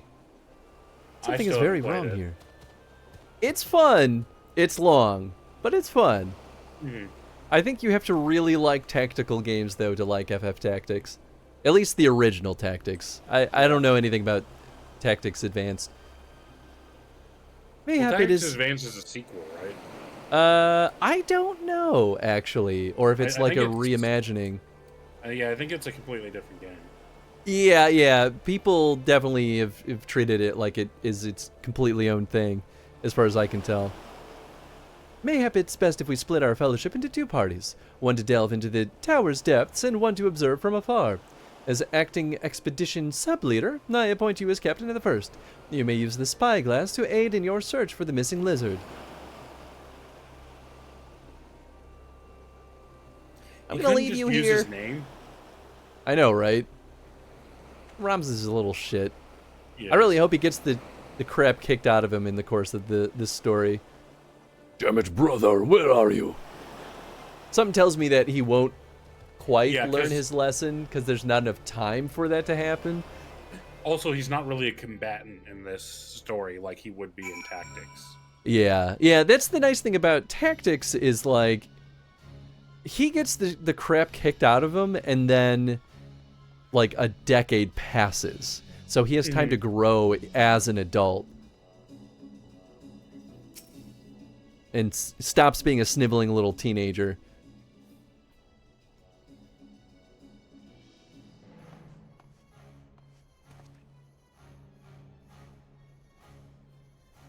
This location appears to offer an adequate view. Climb up and scan the area for any sign of Begamnin. Begamnin? Whoa. Oh, we're doing one of these again. Whoa. I kind of like these, though. They're neat.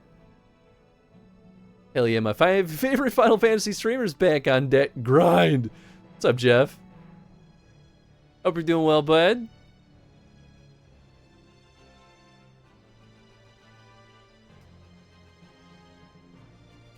look very far.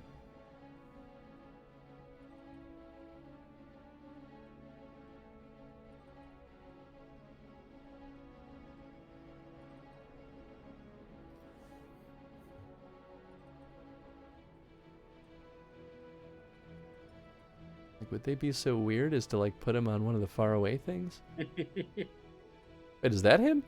Oh.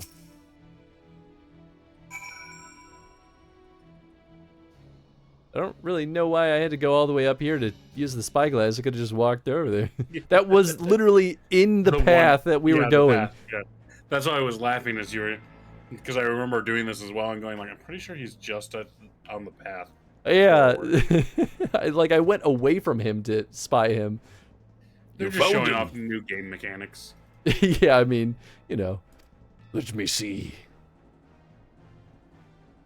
There he is. He needs our help. Is Chad also playing? Yeah, he's been joining me on the weirdo raids. in the green shirt in the corner.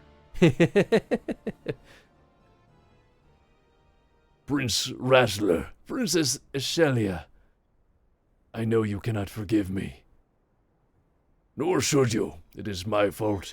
I could not save you, could not save anyone alone but myself. I am so sorry. Gamnon, wait!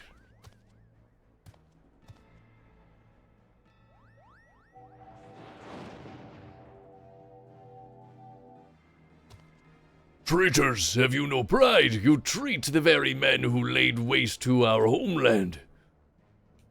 You're mistaken, brother. These are no Imperials here. We've come to help.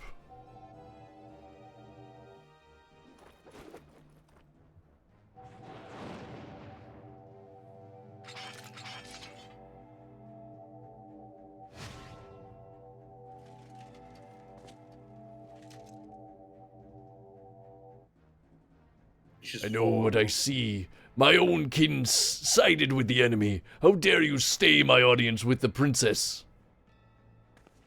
The Duma. They really did take a lot of the 12 Empire aesthetics and apply them to 14. Because those were straight up judge outfits from 12. And they look exactly like they belong in the Garlean Empire. Huh. I mean, it makes sense. They probably started developing FF14 not long after the team wrapped with 12. And obviously there was 13, but like these were probably two separate teams developing in parallel at that point. I don't think this is the same team that did 12. No, but they still probably pulled a lot of inspiration from the currently existing Final Fantasy. Well, I mean, the era in general. Yeah. They didn't obviously have it in the base game, but, you know, even as early as Stormblood, they were like, oh yeah, the era can totally be in this world. Yeah. It's him, Kupo. It's showing him what he wants to see. Garleans were inspired by the Judge's style. Yeah, that makes sense. I mean, I would also say that it's pretty... like, it's not like there's anything inherently unique about the Judges other than, like, they're heavily armored, and it's like they've got certain like traits to them, but it's like for the most part it's like, yeah, that's just kind of how like an old ancient empire's officers would look. Mm-hmm. How many hours deep would you in the ballpark with FF14 content, Chris? I think there's a command we can use to figure that out, isn't there? Gunfire. In game? Yeah. Although it'll be skewed at least by the personal playthrough I started, you know, those few years ago. Slash playtime. Nice. There also has definitely been 1 or 2 days where I accidentally stayed logged in. And went to bed. I do that all the time. I didn't stay logged in, or no, I did, but it usually disconnects you after your computer goes to sleep. Recite the words, satisfy the covenant, relinquish thy soul unto me. Oh, this is the Duma. And be granted that which thou desirest most in all the world. Sword in hand, a warrior clutches stone to breast. Look at me, brother. Look at me. To make a estimated guess, though, Garage, I'm gonna say Ooh, we're yummy looking crystal. at like 340 hours. Don't you die, not yet. In stone is tempered skill. We promised we'd all go together when our time came. You can't leave us here. By sword attested, by stone revealed.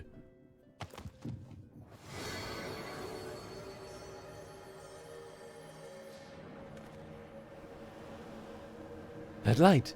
Where have I seen it before? Oh no. Ramsa, you're really taking your sweet time with Party B over there. Yeah. You would have think we would have signaled like, "Hey, we found him," Yeah, right. to like the rest of the group. Ah, he's going Resident Evil on us. Yeah. Gross. Where's the eyeball? I need to shoot that. Yeah, the eyeball popping out of the, like, his delt. Yeah.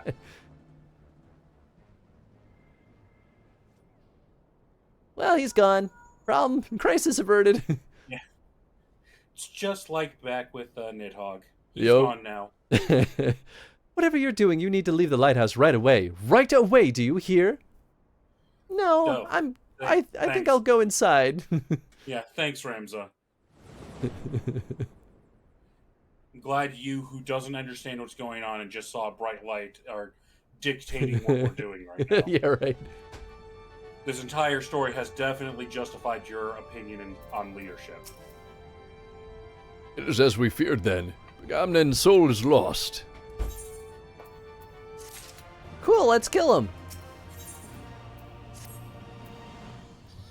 Much as I wish it were otherwise, I fear Agamnemn is beyond saving. Yet we cannot suffer what is left of him to become a distraction. I feel like Fran was introduced before this point, but I guess not. Because you haven't seen her yet, right? No, definitely not. Huh. Father, is now not the time to abandon this quest? We are meddling with forces beyond... Howdy. How's the walk? Hi, Jen. Chad says hi. Hi, Chad. Enough, Alma. We adults are talking. While Hans was searching for the lizard, I inspected an area of exposed foundation at the base of the lighthouse. And? And you're right, Father. The lighthouse is built squarely atop the ruins of what can only be the clockwork city of Gog. Goog? Gog. Go. I don't know that one. The what work city of who? Asking the real questions. Right. According to the Zodiac Brave story, the clockwork city of Goog was a metallic metropolis wherein airships, automata, and other technological marvels of the age were first conceived. Little is said about its location, however, save that it was far away. Nice gloves. Well, yeah. Nice. Fancy. Well, the Durai papers do not say a great deal more. They do mention that the land upon which the legendary city was built was severely limited, an inconvenience that forced its inhabitants to build up rather than out. Which led me to ask myself, what if the reason land was limited was because the land in question was an island? But that still would not explain the omission of the cataract. It is inconceivable that the authors would neglect to mention so prominent a landmark had it existed. And then I found it, a lone passage regarding Goog's fall. While particulars were missing, it appears the city was abandoned after an explosion left half of it in ruin. I believe this explosion may have undermined a portion of the seabed. It need only have been a small area first, one that could well have gone unnoticed during the exodus. As time passed, however, the waters would have continued to wear away at the rock, slowly widening the gap until we have what lies beneath us today. That would explain why there's no mention of Rido Rana prior to the present era. Come, Father, will you not tell them the rest of the possibility that we Garleans are descended in part from the displaced citizens of Goog?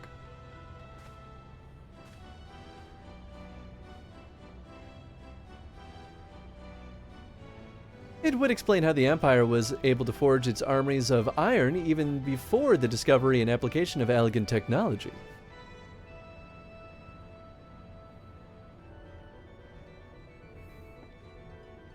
And it may also explain why the legend of Ivalice has resonated with our people for centuries, despite the fact that the Lost Kingdom was, as far as we can tell, in quite a different corner of the world. An interesting, if somewhat ambitious theory, but to return to your original claim, it is your belief that Ritorana Lighthouse stands atop what is left of...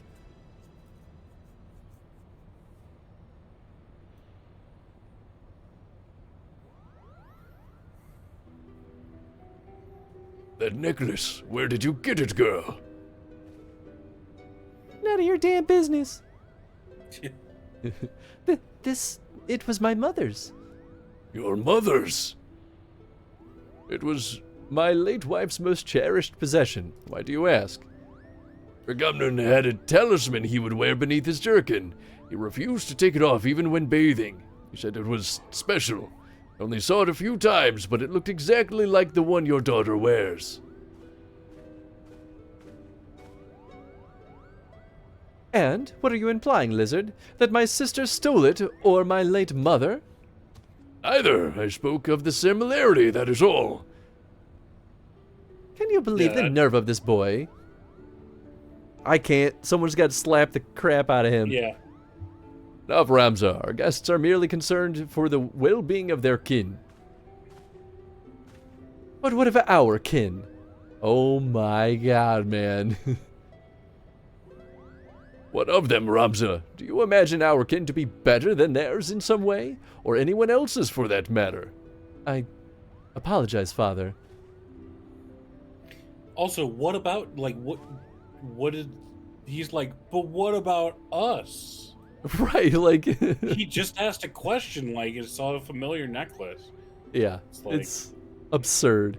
But what about our kin? What about your kin? It's an obfuscation, because he's just trying to be an asshole. We have but one purpose, son, and that is to prove the existence of Ivalice and clear our family's name. Do not allow anger or hate to lead you from that path.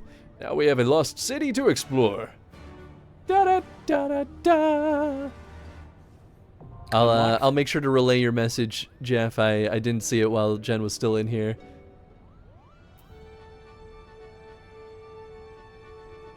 Are we just what? Is that you? Ed, you there? I still have to. Do I have to unlock it or in a cutscene right now? Ah. Did you not unlock it? I don't know. Oh. I think you unlocked it. Oh. Yeah, I guess this is it. Oh. I just did a ready check to make sure that everyone else in our party were still like here. Ed says they're in a cutscene, so just a second on that. Ah, gotcha. It's got my Endwalker bicolor gem mount. Hey, congratulations, Kay.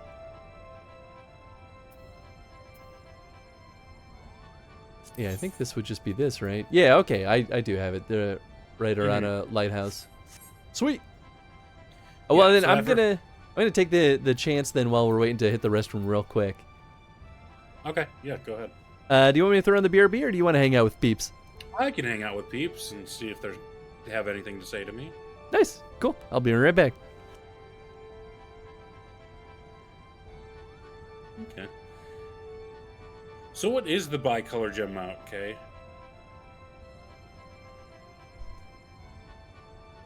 Yeah, Chad Bros, we in here. Yeah. I have control of the stream now. In all ways except most of them. A wire. It's kind of ugly. When the cat's away, the mice will play. Well, okay, I'm glad you got your bicolor gem mount, even if it's kind of ugly. Okay, Ed says they're out of cutscene. We're going to wait till he comes back so that way it doesn't accidentally pop while he's going to the bathroom. Once he checks back in, we'll queue up for it. Now to work on the Dawn Trail one for the cute mount. I still need to do that like World Fate thing to get the Capybara mount. I've got the first time we did it, but you, I know, already had 3 at that point, so I need to do the other half. I say need like I'm actually going to put effort into it, but probably not. I just haven't been playing much 14 yet lately. I need to get my full mentor back so I can work on the mentor mount again. Which one are you missing now? Are you missing the combat or are you missing the crafting, Ed? Been very distracted with other games. Yeah, I mean, I get that. I've been falling. This is my first time on playing since the last time I played with Chris. Which character is yours, Chad? I know very little about this game, so I'm not sure which one is you. In his party, I'm the one named Ragna Vold. I'm not in this area he's in because he's like in a single-player instance area, so I can't stand there with him. If he was out in a main area, I could run up to him and show you my character. But Chris is playing a male Viera, which is the bunny characters. I've got a female Viera. Apparently, male Viera are rare. In lore, at least. They're less common than females. A big part of it is that they're wanderers who, like, wander the wilds. Hell yeah. As opposed to the female Vieras, which kind of, like, form societies and, like, small tribes. They certainly are less common in lore. They're also canonically the only race where the male members are shorter on average than the female.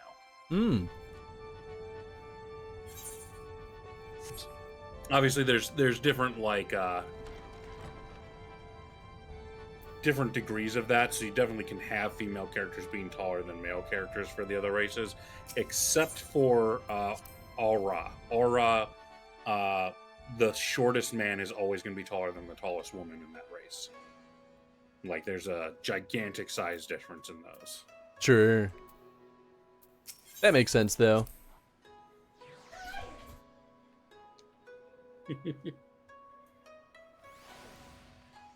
So yeah, this is me. Nope. Chris ran right by me without looking. Sorry.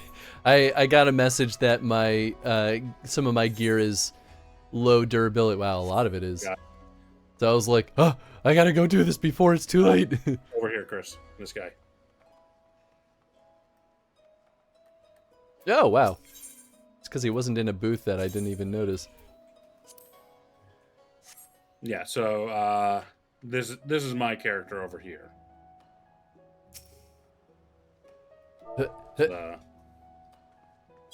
Chris only has a couple leveled characters to current content. I've got a bunch that are leveled up, so like I've got this one, which is the Dark Knight. So the first outfit was Warrior, this one's Dark Knight. I've got Dragoon and Reaper.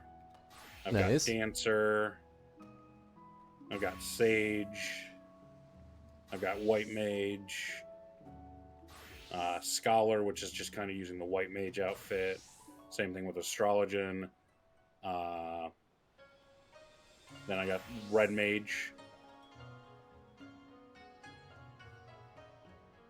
And then technically Summoner, but Summoner's just using Red Mage outfit as well. I mean, it's a good outfit, though. Yeah, I love very my swashbuckler. Yeah, I love my Red Mage outfit. Hell yeah. It's my favorite DPS to play, is Red Mage, but you know, we got way more people playing DPS than other class types, so. Hell yeah. If Kay was nearby and instead of grinding stuff over in Endwalker, or in Dawn Trail Land, she could show off all her outfits, I'm sure. Kay doesn't want to hang out with this, though. That's fine. No, she's not. She's too cool for us. She's got 213 mounts now. Hey, nice. She just got that Endwalker bicolor mount. Here, now I want to see my stats on that. Jeff, I hate that you got me on infinite backlog because now I have to manually input literally a couple thousand games that I couldn't just auto-populate over here. And so it's keeping me very busy. Let's see. My quick stats are I have 33 minions and 10 mounts. Nice. I have 79 mounts and 138 minions. Nice. it says I have 239 trophies or achievements in FF14. I love this mount so much. It's so dumb. Or the minion. Yeah, the minion. The demon brick. That's pretty dumb. I like that. Oh, here's Kay. She heard us talking shit and came over to show off her outfits. Where? I don't see her. Is she over here? Rude. Yeah, this is Kay. She's playing the most popular character class, which is female Makote. Yep. Yeah, we were talking about that at one point of trying to see what the general demographics as of were. like a year or so ago, in terms of endgame characters, so characters that actually made it all the way to the end of the game. Female Makote is the most popular. Least popular, what was it? FF14 Census, was that the website? Yeah. I don't remember if... So it's not going to be totally accurate because they didn't get all, like, the latest race class didn't get released yet. Yeah. So probably Rose. Yeah, so not including, Rose are definitely the lowest. Which one are the Rose? Those are the big races. So, like, Merle Webb is a row. Oh, really? Oh, Rodigan. Yeah. Yeah, I like them. So, female Rodigans are by far the least popular. That's very funny because when I started playing FF14 the first time, my first character was a female Rodigan. Chris, so was mine. Hey, we have good taste. Yeah, my first one made was a gladiator female row. And I nice. Burned out on trying to do all the side quests and just never made it to Paladin, which is only level 30. I burned myself out doing gathering Kay's stuff. showing out her different outfits. Hell yeah. But yeah, I burned myself out doing gathering stuff before I got a chocobo. And then I was what was like, your cool, row's name? Did you give her like a proper name, or did you kind of like follow that row improper noun thing? I gave her a real name because I had no context of like Rodigan culture. So I ended up looking it up before I made my female road. So my female road name is Brazen Iron. Oh, nice. At this point, I'd have to transfer her servers if I wanted to play on here, but yeah, same. She's all the way back at early A Realm Reborn right now. Yeah, let's see. Do the outfits have stats, or are they cosmetic? So, the way it works in 14 is equipment does come with stats, but you can do what is the equivalent to, I forget what it's called in WoW. It's like transmog, where you can overwrite the visual appearance of equipment to match stuff for style. So some of like the stuff we'll wear could be either equipment designed to play stats that we thought might have looked good with other stuff, or they could be purely cosmetic items that are like level 1 equipment that we're just borrowing the image of. Snake popping back in just to confirm the WoW terminology. Thank you, Snake. Trying to see. So it could be to put it shortly, Garage. It could be a mix where outfits that provide stats are visual, but you can overwrite it with cosmetic outfit visuals. There it is. Okay, so my first character, her name was Helga Thunderfist. She was a marauder too. Yeah. I started as gladiator, so that was the other tank class. Yeah, so case like when we're changing outfits fast like we are also changing classes. So that's so that when I was saying that, what I was doing was I was changing classes and we've assigned outfits. So like Kay just moved off of her archer or her bard costume to her lancer costume is now what she's wearing. Yeah, it's as simple as like you can even set hotkeys for this, but it's as simple as like clicking one of these buttons. So like here's my I don't have pants with that outfit. Yeah, the rogue is pantless. Same with the fisher. And same with the carpenter. You know, who needs pants? It's probably because I sold the pants that I had. Possibly. Because I was like, I don't care enough. My inventory was full. I had to purge it. Actually, that's what I should be doing right now. My inventory is not too great either. Should probably be going, especially the, can I trade this? I think I can. Here. Are you giving me? Ah. It's just a random orchestral road that I already had and is only worth like 150 gold. Yeah. If I hold it. It's been sitting in my inventory for forever. Oh god, I've got all this Delta Scape stuff because someone cracked open the Delta Scape box and then left. So it all ended up in my inventory. Do I have a retainer? I don't remember Did if you I ever recruit one? I don't know. I feel like that was one of those things where we finally like went to go do it, and then you unlock the mechanic, and then you're like, I'll do this later, because it's like you're essentially creating a brand new character. Yeah, I did. I totally forgot about her. Oh, I can't just like give her crap. Boo. I thought she could hold stuff for me. Kevin says, or Snake says, a very naughty confession, but one of my favorite things back in the day was WoW was Adderall and inventory management. What a hell of a night. I don't think FF14 stuff is that complex, but, you know. Oh, shit. I have a couple of things I should use. I didn't realize those were what they were. I thought they were like components.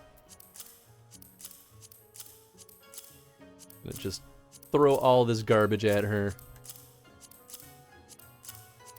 Someday I'll go back in here and clean all this up. But today is not that day. That's a good like off-stream activity. Yeah.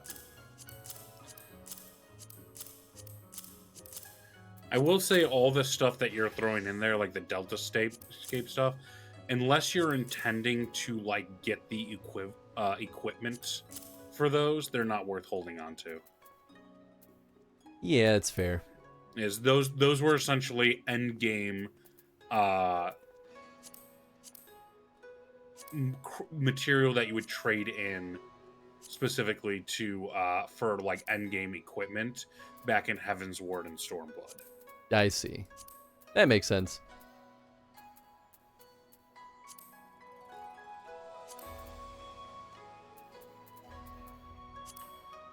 I mean, I guess that's about all I can throw over there. Man, I'm never gonna sell this beach culture. I've got it set at $1 million because that was what the price was when I posted mine. The only other ones were over $1 million, but since then I've been undercut so far that now the latest ones are all hovering in like the 100,000s, and I'm just sitting on leaving it at $1 million and hoping those other ones sell eventually. I mean, that's fair. Wish there was a good button to like if there were already items that were stackable in the retainer list to just like auto dump everything else over there, you know? Oh wait, entrust duplicates. Oh shit, that is an option. I literally didn't see that until just now. Sweet. Oh, that's a nice feature. Alright, so then what's this? Is this a mount? I can summon the old mount now. Hey, look at that. I have 11 mounts now. Calfskin letters is still half a mil per piece of leather. Oof. Oh, entrust duplicates is new. Ah. Only 11. Listen, Snake, I've made this argument already on stream multiple times. I do not care about the aesthetic rewards of this game. I think they're fun. I am absolutely not going to go out of my way to get them, though, because they do not sway me enough to want to do something 100 times. I think they're fun if I get them, and that's good enough for me. I'm happy with what I have. I don't need more. Actually, the only thing that really mattered aesthetically was like being able to like dress up in all black and look, you know, kind of cool. Gold saucer. I don't want to go there. You don't have to. Gold saucer is intimidating. Why? It's too much. It's just overwhelming your senses. This dude is got the getup. It's like Vegas, except you always win money. Yeah, I mean, that's fair. A few plugins I use to help with inventory management. Oh, that's nice. One just gives me a search box with a Control F. Thank God for that. Oh, that's really nice. But the outfit fit. Yeah, I like the outfit fit. I still feel very... My tastes in the fashion in FF14 are really narrow, so I don't feel like I get a lot of options, but I'm very happy to be able to dye my clothes whatever colors I want. At least for the most part. In fairness, most of the 14 streams are during work. Oh, yeah. We can collect a vast majority without 100 runs for you. I have so little interest in even replaying a trial or a dungeon even once. Like, more than once. I'm like, well, I did it once already. So we can get you a bunch if you wanted to unsync with us and do, like, early extremes. Sure. So those would be ones that you didn't clear. It would be kind of cheap for you just because you wouldn't really be doing anything. It'd just be me and Ed and Kay and just kind of like wailing on stuff that's 50 levels below where we're at.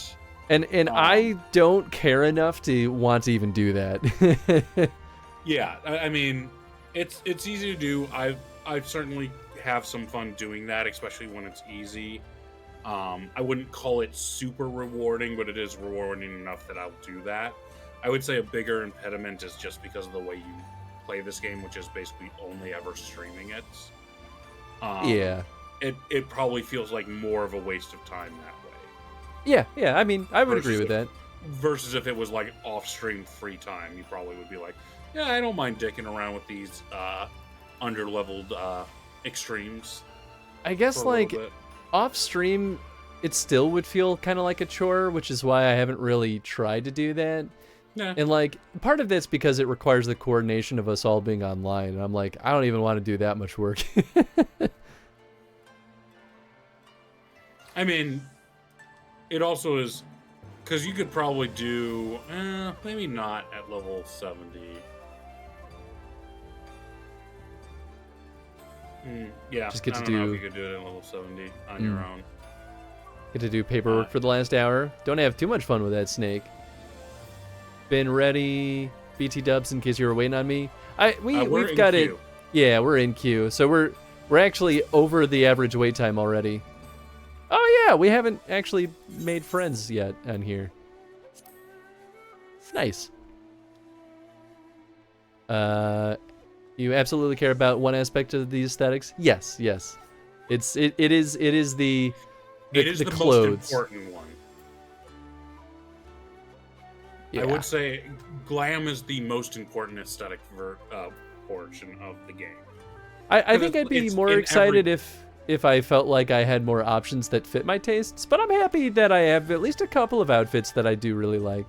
And that's the thing of like why I kind of prefer playing a female character in this game. I would not have put nearly the amount of time on glamours if it was just like supposed to be a me stand-in or a guy stand-in, because just guy fashion is less interesting to me. Yeah, that's true in real life too. Yeah, and just It's not what I'm drawn to. It's not that interesting to me, so I would not have nearly as much fun coordinating outfits for a guy character as I do for a girl character. Yeah. Can enact the role of Finn, collect fat loot. Finn, like, Adventure Time Finn? What's the lore behind Hans who fucks his name, Chris? Drip. Glam is the real endgame. So, Hans, the name comes from our Shining Force playthrough, where there's an archer named Hans, arguably one of the worst characters in Shining Force, but I kept him in my party over some other genuinely really good characters because I wanted to believe that I could make Hans, if I leveled him up right, I was like, I can make Hans good. I believe in Hans, and the whole mantra of that game was like, because Tony and I think it was Tony and I that played it together, we were just like, yo, Hans fucks. Hans fucks. He's just getting in there killing things. Hans fucks. And that was like the big mantra. No matter what Hans did, we would be like, yo, Hans fucks.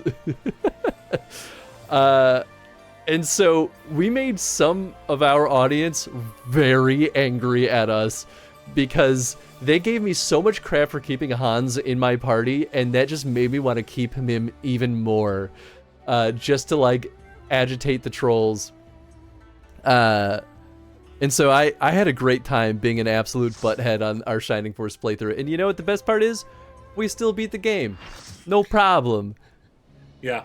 And then the added lore to that, which is Final Fantasy XIV specific, is that this Hans Who Fucks character was not intended to be the stream character. No, that's not true. I thought you were, because you had the one that wasn't already here in Behemoth that you were going to stream with Kay. I thought that's... Hans was supposed to be your personal one. You just ended up putting so much personal time into it. It's the other way around, actually. I had a personal character who is a female character, and I put my time into that one, and that one was going to be the one that I spent on the side. And then we put so much time into Hans on stream that I was like, I don't care about my personal character anymore. Yeah. Gotcha. But we made Hans on stream. Yes. And then also his last name used to have an F in it. Yeah, I got a slap from the authorities that I had to change my name. Otherwise, I wouldn't be allowed to play with him.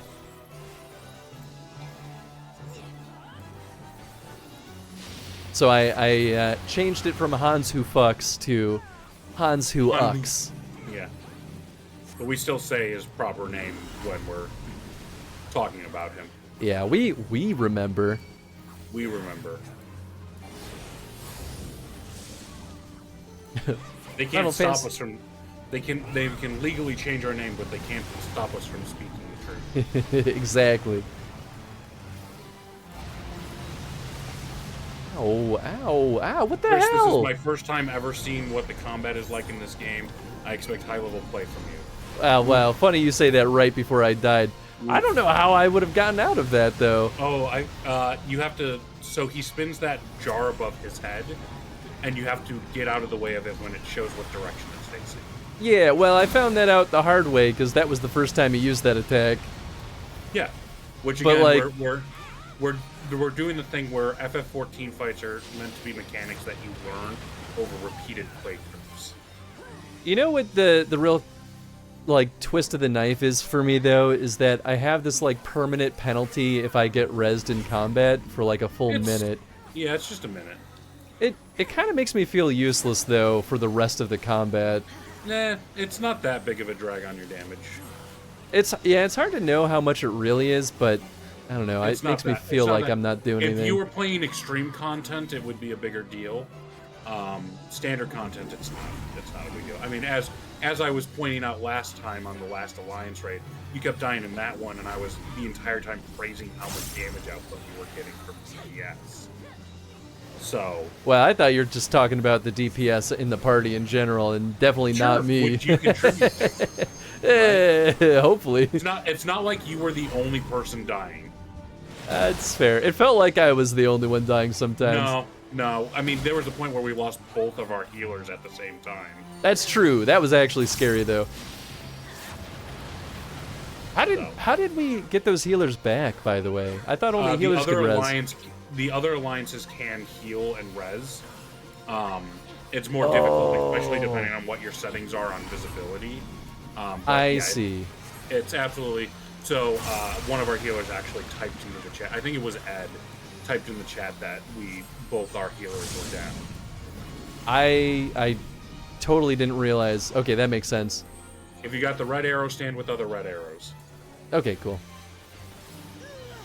Those are a stack to cancel secondary effects indicator, which is used later in the game that way. Yeah, I think we've seen it at least once before at this point. Thank you for the clip, Ribs.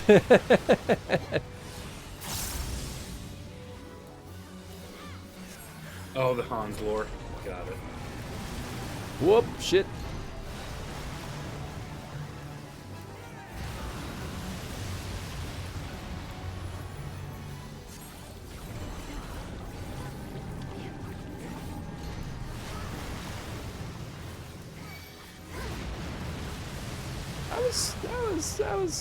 Maybe I wasn't fine over there. But yeah, I mean, you can look and you can see there's other people dying to these attacks, so it's not like... Every time I've done this, there's usually a couple people caught in this type of attack, so you're not alone in that, Chris. That's good. I don't want to be normal. I don't want to be the wet blanket on the party. Yeah, you're Sprout. That's expected behavior for Sprouts. Yeah, I hate that. You hate it? Yeah. Yeah, that's fine. Experienced players don't usually let it get to them, except Kay likes to yell about it sometimes. Kay yells about it all the time. Yeah. Well, Kay yells about it mostly in the hard content, because if you're doing hard content, you do need to know what you're doing. And a lot of people who do hard content don't know what they're doing. To be fair, with things like extremes, you still can only learn some of the stuff going on there by doing it. Like, obviously, you can know what the earlier parts are, but... So, you know, you were talking about the party finder earlier and how I was talking about how there's certain extremes you can do that are called learning parties. So if you don't know what you're doing, you join a learning party because the entire purpose of that is to teach what you're doing. The problem is Kay will go into party finders with farm groups, which is groups that are supposed to not only have cleared it, but have it down pat enough that it's a farmable content. And people will join those and not know what they're doing. Sure. That gives me some better context. That's when she rages. Yeah. Okay, that makes more sense, though. I still don't want to be a wet blanket. You're fine. You're totally It's a lot good. of pressure. It's a lot of pressure, Chad. Yeah, it's fine. Every single person who's played this game goes through that. Yeah. So. And it's stressful. That's why I struggle with multiplayer games in general. Yeah, and, you know, I get that with some games too. I certainly was more stressed learning to play this game as a Sprout than when I was playing Dark Souls games by myself. Oh yeah. When I fail in Dark Souls, who cares except for me? If it's with like friends and people I know, then it's not as bad. I don't mind making a fool of myself then. It's when it's like strangers, people I don't know. Yeah. That's the worst. I mean, I agree, but you know, I don't think it's that bad.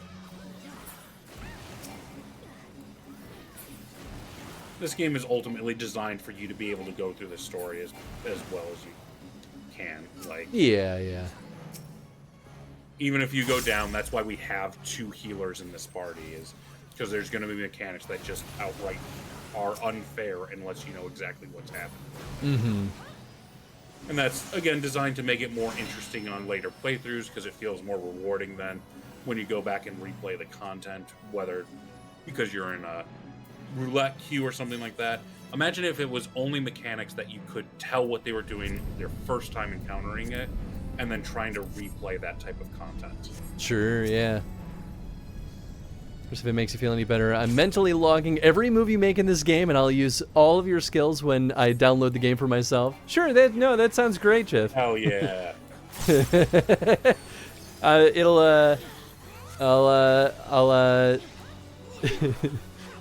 You'll have a fun time dying just as much as I did. The person you need to be paying attention to is Kay. Yeah, oh yeah, Kay knows what she's doing. Except when she doesn't, dies. So Jeff, we're becoming just core FF14 streamers together then, right? I don't know why we're all going to this tile. Oh, did they stagger out when they were placed? I didn't notice. So they didn't stagger out. Instead, the symbol in the middle of it had different speeds. Oh. So one was accelerated and went off faster. Damn, man. So I recognize this enemy from 12. Do you recognize it from Tactics? No, definitely not. Yeah, so this one and the last boss were both Espers from 12. I see. So these were big enemies that you could find in the game. This one in particular, Bellius, is the first Esper you run into and is, like, mandatory. A lot of the Espers in 12 are totally optional, including one called Zodiac. Interesting. But this one was completely mandatory and is in the first half of the game, so it's the easiest one in that sense. Nice.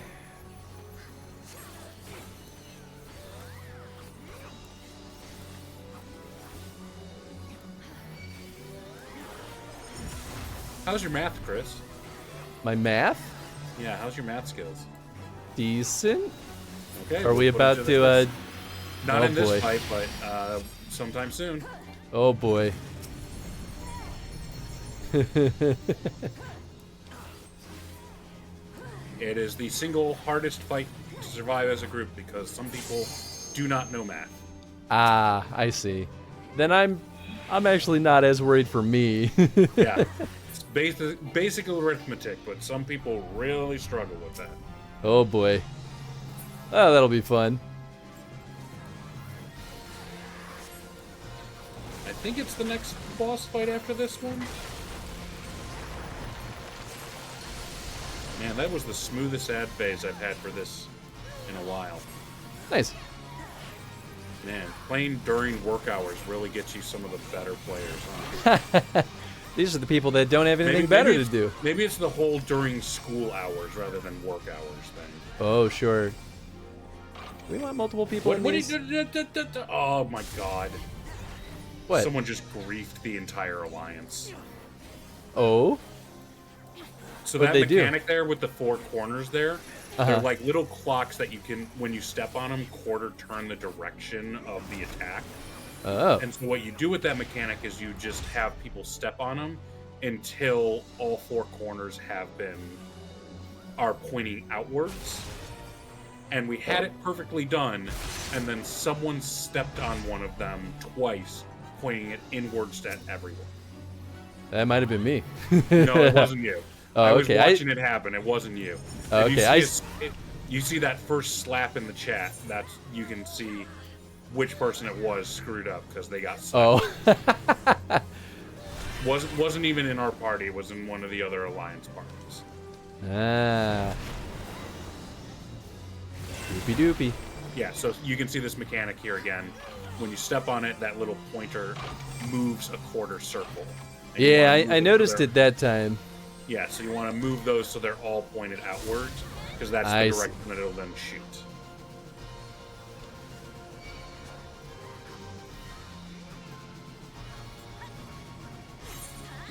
It's perfectly fine, and then someone started touching it. Sometimes you just gotta push the buttons to see what happens. I feel like the first instinct you learn in 14 is if you don't know what you're doing with it and someone else does seem to know what they're doing with it, don't touch it. I mean, that's fair, man. Just see what they're doing and learn that way. Just went right back down. Thank you, Ed. You see someone run into a tether and grab it, don't follow up behind him and just grab it without knowing what you're doing with it.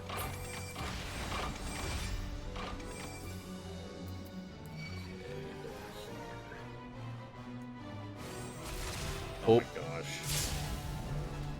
Oh, baby. That was narrow.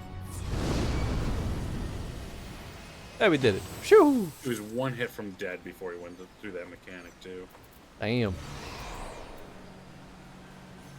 Who's BRB? Oh. K's got a... K's going AFK. It's all good. We'll rock and roll.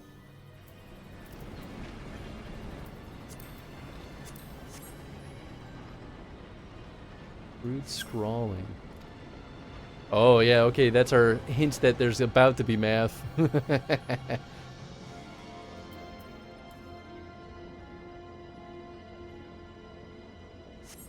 I think we have one ad section first, but then, yeah, then it's the math boss. Yeah, they just had a thing talking about multiples.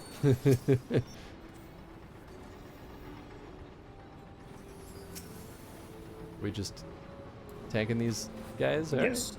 Right. Yeah, just lay into them. They're trying to activate, so just lay into them. Oh, I see.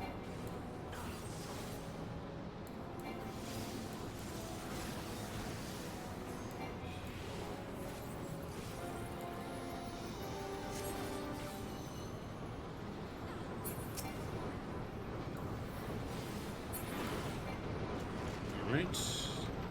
Easy. Easy clap.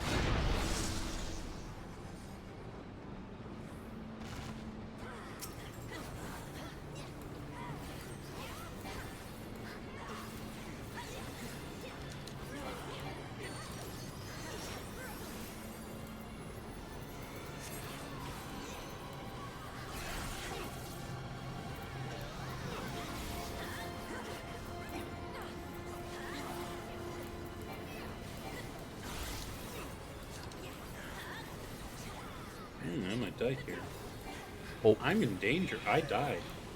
Oh.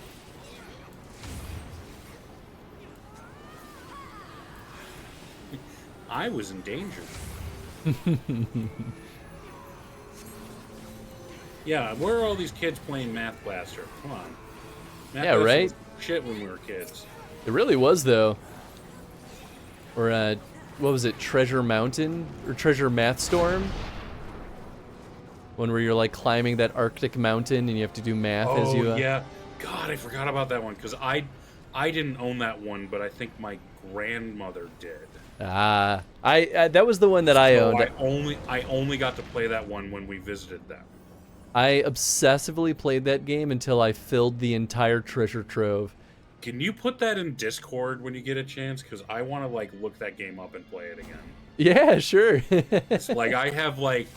I think you just, like, solved one of my core memory questions. Like, what the fuck was that game where I was, like, walking into caves and climbing the mountain? It's probably the one. There was the, like, the pizza one for, like, Planet Facts or whatever. Oh man, I don't know. That could be like a jumpstart game, but I don't know that one as well. Woo, baby, that's a whole lot of bad. Whole lot of bad. So I'll let you know when the math starts, and I'll let you know how to solve the equations, because it's not immediately obvious if you don't know where to look. Oh, sure. That sounds good. I got caught up by it the first couple times I did this round because I had no idea what we were supposed to be looking at for, like, the math equations. Because I should have not been there, huh?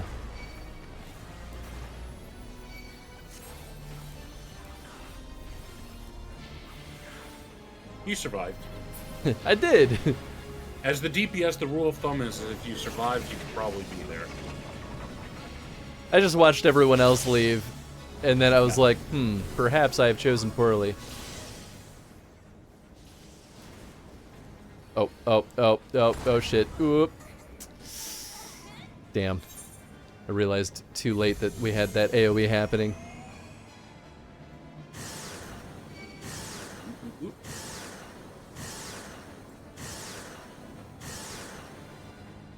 math game stream when? We have done a math game on stream. It was part of the Donkey Kong Chrono stream. Oh, yeah. There's DK Jr. Math, I think it was called, or something like that. You can tell who never played math computer games growing up. Oh, yeah. Okay, here we go. Computation mode. So that now we're going into math time. He's using the attack subtract. What that's going to do is it's going to reduce your HP to a single-digit number. That is now your number to do math with. Okay. So divide by 4. Go in the circle that will allow you to divide by 4. If you already can, don't go in a circle. So, wait. You have 1. You need to step into 3. Wait, what? Well, now we're divide by 5. Your health is 1, so you need to add 4 in order to divide by 5.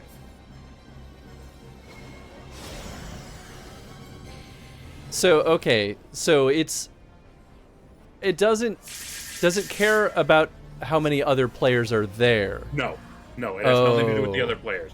It's only you and your health. I see. Okay. That makes more sense. I thought it was like a collaborative thing. Nope. It's just you and your health.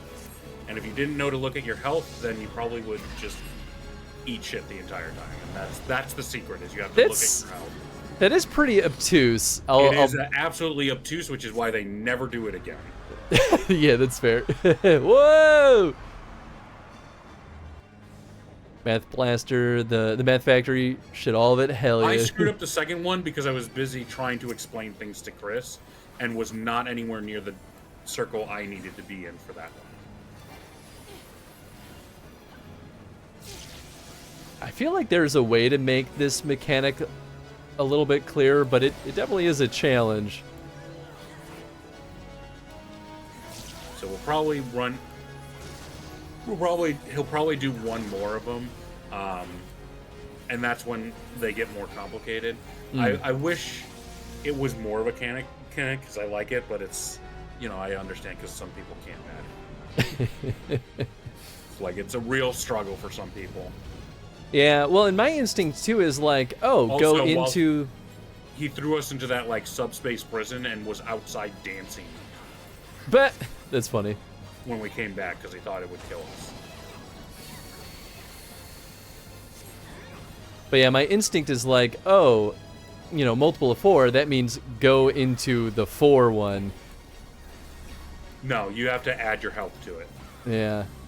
And if you already satisfy the requirement, you don't have to go into a circle. So, for example, we had multiple of 4. My health was already 4, so technically I could have either stood outside of the circle or gone into 4 to make it 8. Oh. So there technically can be multiple solutions, and everyone's health is randomized. So don't just follow people because they might not have the same health as you. That makes more sense. I thought everyone's health was 1, so that's why I was like, what are some of these people doing? Nope, everyone's health is different. It's randomized. I see. So you just need to look at your own health and do the math. All right, computational mode. You took the quiz and you struggled a little bit. Look, here's the final test. He's about to subtract your health. I see. Okay, cool. Line with multiples. Okay. Calibrate to primes.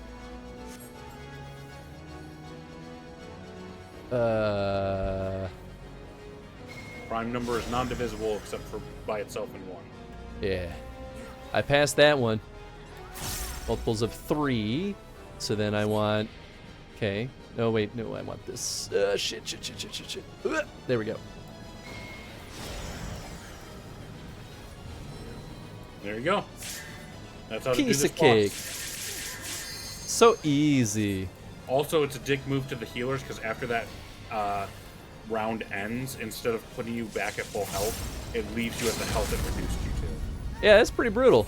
So the healers have to desperately heal everyone back up before he does a massive AoE. Yeah, that's a mean move. Yeah, it's a total dick move on the game's part. What? Why'd I die? Oh, maybe he hit me when he blasted? It took a weird delay, though. Yeah, sometimes when you've got a lot of players, there's a bit of a hit delay. Hmm. Oh well.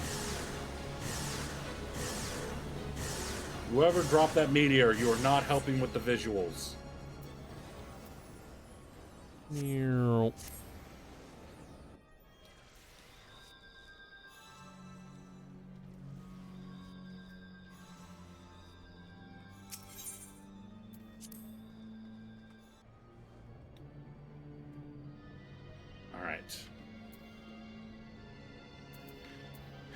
So I'm going to see if I can maintain tanking on this, because positioning on this boss can sometimes be a little bit iffy if the tanks don't know what they're doing.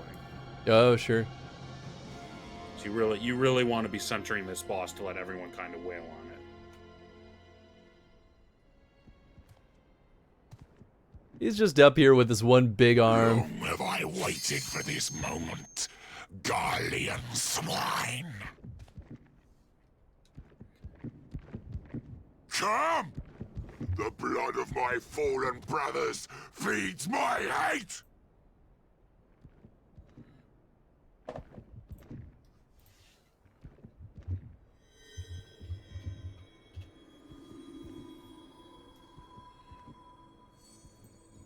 Bro has a gooner arm. I was absolutely contemplating making the same joke, Jeff. Ooh, nice. Don't. This is the exact scenario where someone's going to start things early. Stop. God. Wait for me, I want to kill too! Yeah.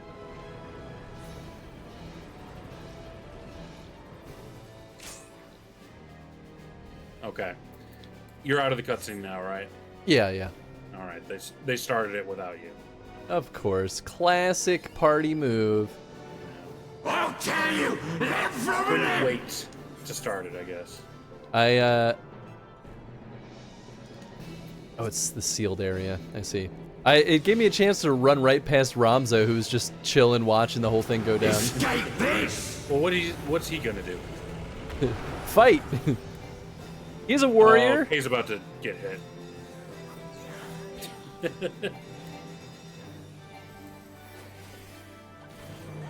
Agony and sorrow! Haven't done this fight in so long. That's how it goes. I could just see while it was winding up. It's half. Your suffering is not yet over. I just looked over oh, I think Chris might be hitting, but I just see Kay standing over there. It's like, oh, she's about to get hit. She's not getting out of that. That's okay. It happens. No mercy. Okay, stand in the opposite magnetic field.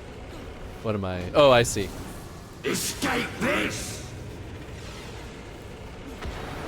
Stand behind him. Get behind him. Trying it. Okay. Agony and sorrow!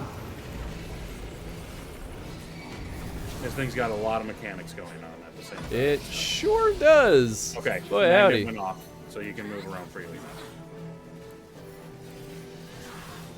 Like a knife through butter! Get out from in front of him. He's going to get to the end and he's going to turn. Stay away from where he's turning.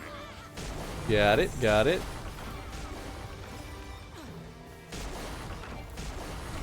He's fully off the chain. He's not attacking anyone specifically. Your suffering is not yet over.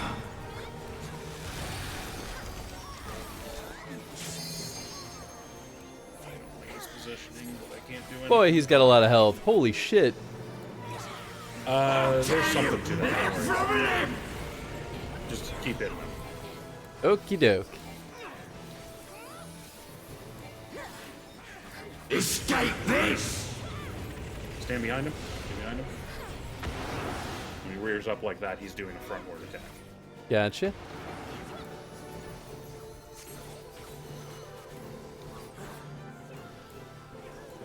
Yeah, so this guy you kind of want to stay in close because he does a lot of like half arena attacks and things like that. Gotcha. Take down the wind Aesirs as quickly as possible. You will know no mercy.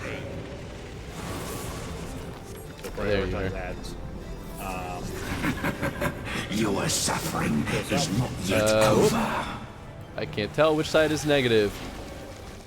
Okay, I think I'm on the right Blue side. is negative, red is Yeah, I just couldn't see it because of the AoE thing. yeah, it's a lot. It's a lot.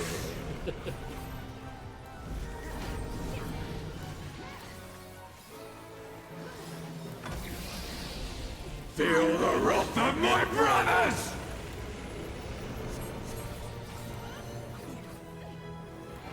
Whoa, whoa, whoa, whoa. All right, now we're gonna go into another ad phase here. I think in just a second. You will pay for what you have done! With So blood! just Oh, here we go. keeping the enemies apart, and just whatever's closest to you, just go ahead and hit it. Hell yeah. That's what I do best. Once it dies, see if there's any other ads up. If there aren't, then go to center. Stacks, stacks, stacks, stacks. Woo! Okay, hit the heart of the dragon that opened up.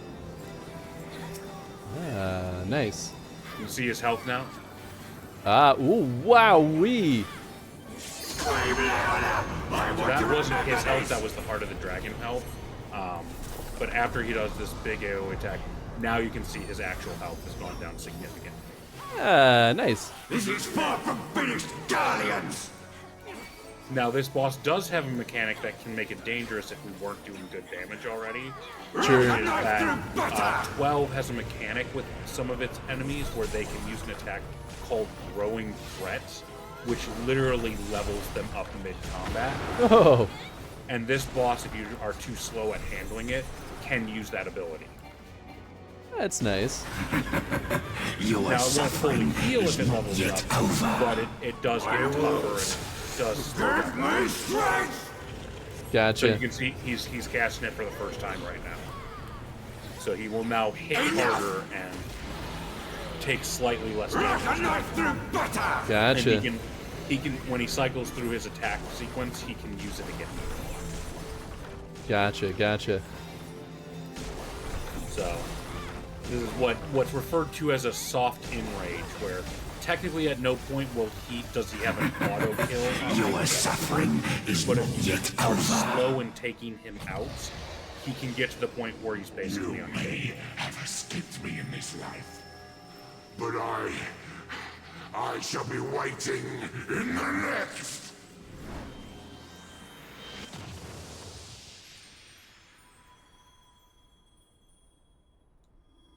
Da da da da da da da da da.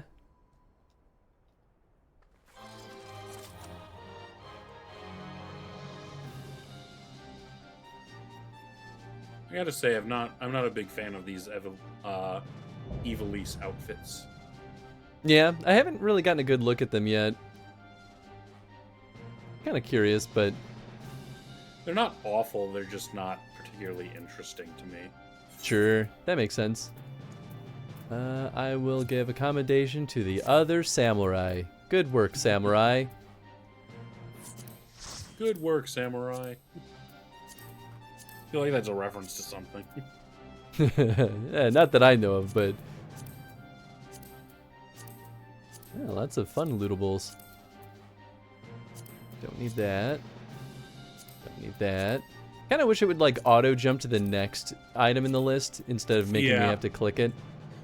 So it's a little bit easier on controller because you can just click right. But yeah, doing it automatically would be nice. Hey, I received a player commendation. Look at that. That Nice. never happens. And it couldn't be from someone in our party, so that means Yeah. maybe it was the other samurai. That'd be really funny, actually. Just you and the other samurai patting each other on the back. Hell having yeah. both died like a dozen times. You know, I Good didn't work, die. samurai. I didn't die too much in that final fight. Yeah, that one wasn't. I think you only died once or twice. Yeah, I think it was once, but I could be forgetting. Well, you died once in the very first fight because of the water attack. But I think yeah, it was the only earlier time fights, I definitely died a bunch. Oh, you're saying you only died once in the final, like, boss. Yeah, I guess you're giving commendations based on the entire stretch. That's fair. Yeah. That's fair. That's fair. I People only died forget all the once. rest. People only remember the end, right? That's how it works.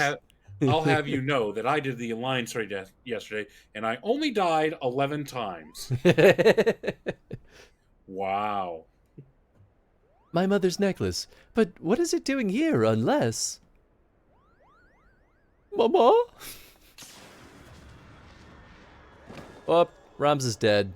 It's overdue, honestly. About time, frankly. It's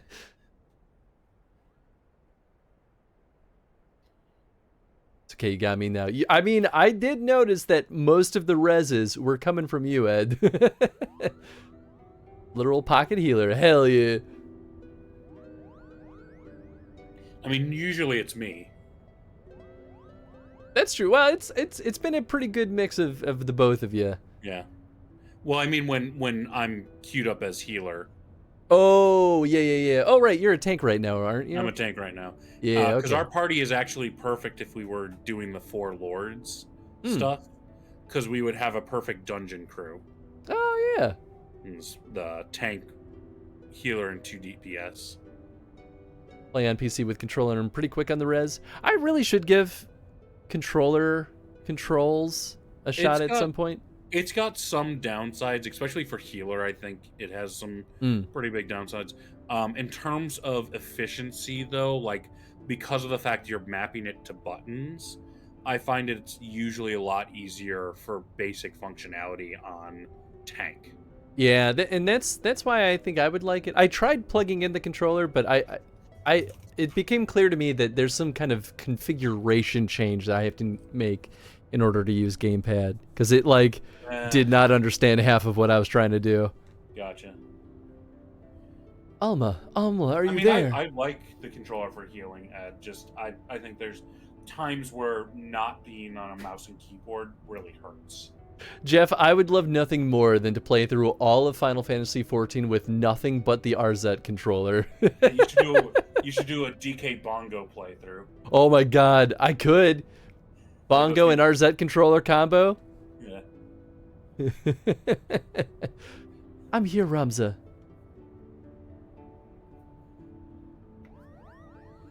Ooh, you probably could do like a fight stick playthrough. I could see that. Extraordinary. The stones are different, but the craftsmanship is identical. However did it come to be in the Begamnan possession? I thought they were indeed of a different shape. The stones appear to be cut from the same crystal. Oh, though they are different shape. I see. Well, they are auracite. Auracite? And what makes you say that? Can't you feel it? I can feel it. Can't you, Hardy? I got a feeling. Okay, Kay, I'll come look at your ugly new mount. Do you recall me telling you that Begamnan considered the necklace special?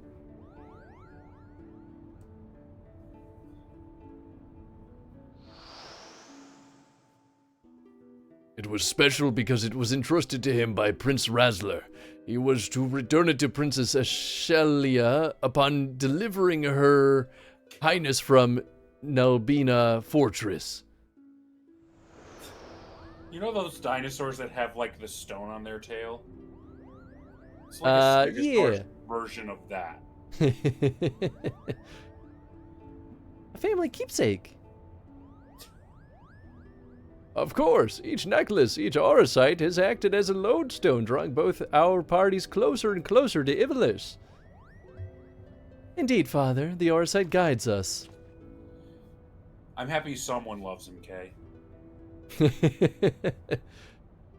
Ramza, are you recovered? Thank you, sister. I am well now. Unfortunately. From what we know of the Duma and the odious, vestiges of one's will may endure in an aura site. Could it be then that the desire of the former owner or creator of these necklaces was simply to return to Ivalice?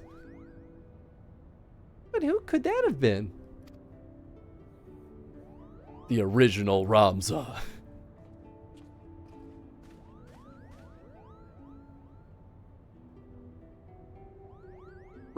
Ramza Boville. Beolv? I don't know, man. They don't say it out loud in tactics. He wanted people to return to his homeland and uncover the truth behind the kingdom's founding. But then, why show us Lasalia and Goog, you ask? Simple. We are being tested. The Aurosite is measuring our worth, seeing if we are deserving of that truth. I think you're imposing a lot more thought onto this stone than it deserves. You say these things are as if you knew them, but how could you? Nothing we have uncovered suggests anything of the kind. I know, you have your doubts, but I can assure you that they are misplaced. For now, I must ask you to trust me, Lady Murilla. Lady Murilla, since when did you... Oh yeah, I forgot. Ramsar, are you quite feeling yourself? I've decided to stop being an asshole. Of course I am, dear sister dearest. I have never felt better.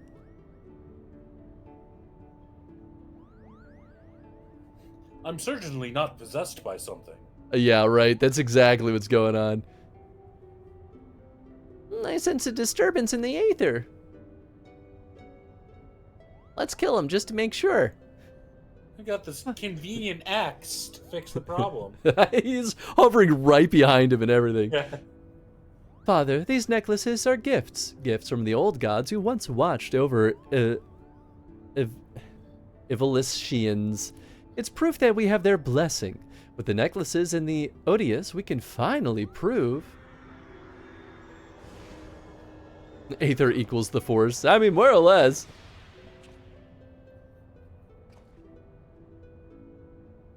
Just kidding, I've decided to become an asshole again. Thank you, Hans. I know now what came over me. Excuse me while I make some racist comments again.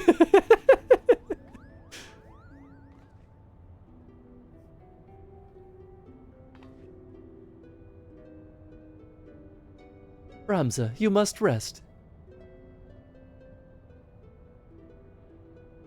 Leave me be, Alma. Did I not tell you I'll be fine? Yep, there he is. Mm-hmm. We're only one slur away from knowing he's fully back. What do you think of our guests? Lizards, the whole lot of them. All right, that's Lizards him. and mole bats. Oh, he's back. Another adventure under our belts, eh, Hans? I'd best put the pen to page before the details fade. Lasalia and now Goog. One would think that our discovery is more than sufficient to prove the Lexentale's claims, at least in regard to Ivalice's existence. But something tells me that until Genomus has proof of his ancestors were not the heretics the church painted them to be, he will not rest. And then there is the curious case of Ramza. At Alma's throat one moment, all sister dearest the next. He was like a different person when he came to, yet I seem to be alone in wondering exactly what happened to him back at the lighthouse. If you ask this lady, he must have taken quite some bump on the head when he fell. Then again, it didn't take him long to turn back into his spiteful little self, so all's well that ends well. I mean, it's not a stretch for us to just be like, the stone possessed him. We already have seen this in action! Yes, it's pre-established in the story that there are, like, overriding qualities in these Aurosites. Like, something is overcoming people's personality and eating their soul. Yeah, this is definitely a thing. I'm usually pretty quick to point it out, but I'm like, sometimes the characters are just completely oblivious to the facts laid right in front of them. I'm like, please, this is not complicated. The path of most resistance. That sounds like the Ramza way. Yeah. Greetings and salutations, Hans. I suppose you're wondering whether or not the good Genomus is finally determined where in the world our next adventure is to take us. The good news is he has. The bad news, however, well, now while it's not in my nature to be a sensationalist, sensationalism is in my job description, so please bear with me when I tell you that not all is right aboard the airship Lexingale. Something about Alma has me deeply worried. I would not trust this information in the hands of my publisher, let alone some sullen gate guard. Shall we continue our conversation on the Prima Vista away from inquisitive ears? Okay.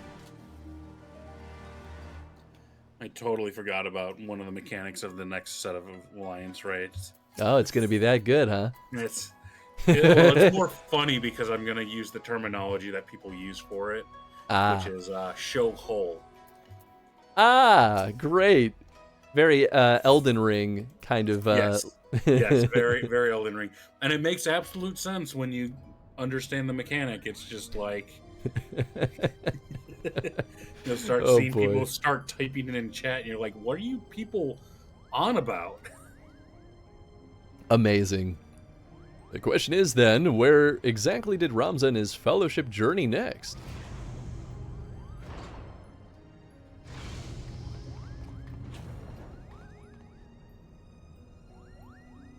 Ah, Hans, to what do we owe this unexpected visit? I had not planned on summoning you for another several turns of the sun. Well, I'm here now. Put me to work. Give me money. Give me pay me.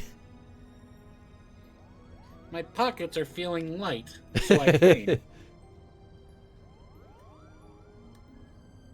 I apologize if we have caused you any worry. I suppose we cannot allow a reporter in their midst and not expect her to report what she sees. Though I did expect a tad more discretion from Miss Murula. Alma has, as of late, been experiencing difficulties with her health. Chirurgeons have been called upon to discern what exactly it is that ails her, but as far as they can tell, there's nothing physically wrong with my sister. The consensus is the rigors of an extended stay in a foreign land have taken their toll on her fragile heart. Uh-huh. Sounds like bullshit. I know, right? Don't worry, I'm totally not a spirit stealing her strength. Uh-huh. Hans, when did you...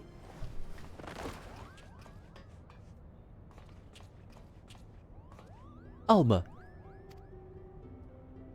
I'm fine, brother.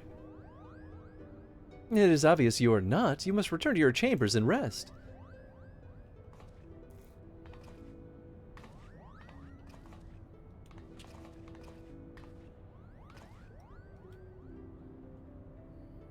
Forgive me. Perhaps we shall speak again once I regain my strength. Until then, please look after my father.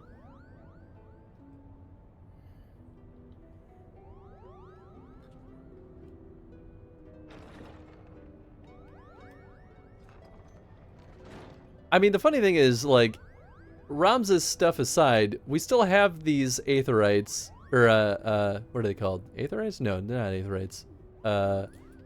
Arisites. We have these, like, Arisites just hanging out near us. Like, it would be reasonable to assume that there's at least a direct connection to her falling ill and those being in the nearby vicinity. Oh, yeah, yeah. Now then, where were we? Ah, yes, the matter of our next expedition. Yeah, let's get to getting. As we discovered during our most recent foray into the Ester Sands, the Dalmescan capital of Rabinstra appears to lie upon the ruins of what can only be the royal city of Lysalia, an ancient capital of the lost kingdom of Ivalis. Shortly after, we stumbled across remnants of the legendary clockwork city of Goog, cleverly repurposed into a lighthouse overlooking the Riderana cataract, remnants which now sit suspended above the fathomless chasm. Lysalia, Goog, what have they in common, you ask? I shall tell you. They both appear in my ancestors' account of the rise of Ivalis, the Durai Papers. And with each new discovery, this forbidden chronicle is now proving Ivalisian legend to be more fact than fairy tale. There's no denying the proof, and it is but a matter of time before scholars and historians from across the realm come to the same conclusions. But as you're all aware, my aim has never been simply to prove the existence of Ivalice. No, I shall not rest until I have revealed the truth of young Ramza's role in King Delita's ascension, and cleared my ancestor Oren Durai of the false accusations made against him by the church. Then what are we waiting for?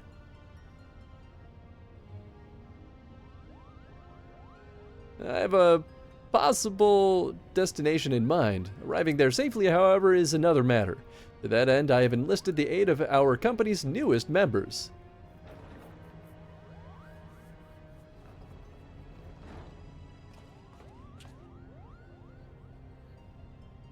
Ramza, the newest member of the crew. What? Yeah. Despite my pleas to do otherwise, who knows what trouble those two will see to us into. Oh, just the Mughals? Though I must admit, both Mont Blanc and his brother have proven more useful than I would ever have dared to imagine. When it comes to usefulness, I'm first in the field. Or was it furriest in the field? Would you like to feel my fur, Kupo? That's weird. Don't do that. And you wonder why Ramza despises you so, brother. They do all the work, and all you do is jest, Kupo. Ah, but you're mistaken, Hurdy. I bear neither of you nor your brother any ill will. Any further ill will, that is. If anything, I owe you my thanks for your recent contributions. Uh-huh, yeah, I mean, I smell bullshit. Just thanks. Are you hearing what I'm hearing? What happened to the venom-spitting adder we used to know and hate?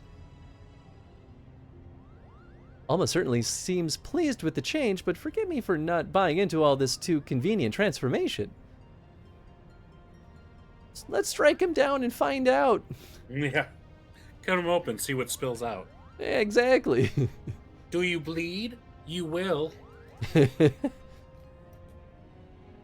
Simply showing the world that Ivalice actually existed will not validate the claims chronicled in the Durai papers. That is correct, Father. The key lies with Ramza Beolv. If we can find evidence of his hidden role in history, it will prove Oren's testimony true and safeguard our family name from the ridicule. Which is why I turned the focus of my research to Delita's forgotten companion and his actions during the War of the Lions. It was only then I discovered something most intriguing, an underlying struggle with an unknown force, a force with the power to bring about calamitous ruin.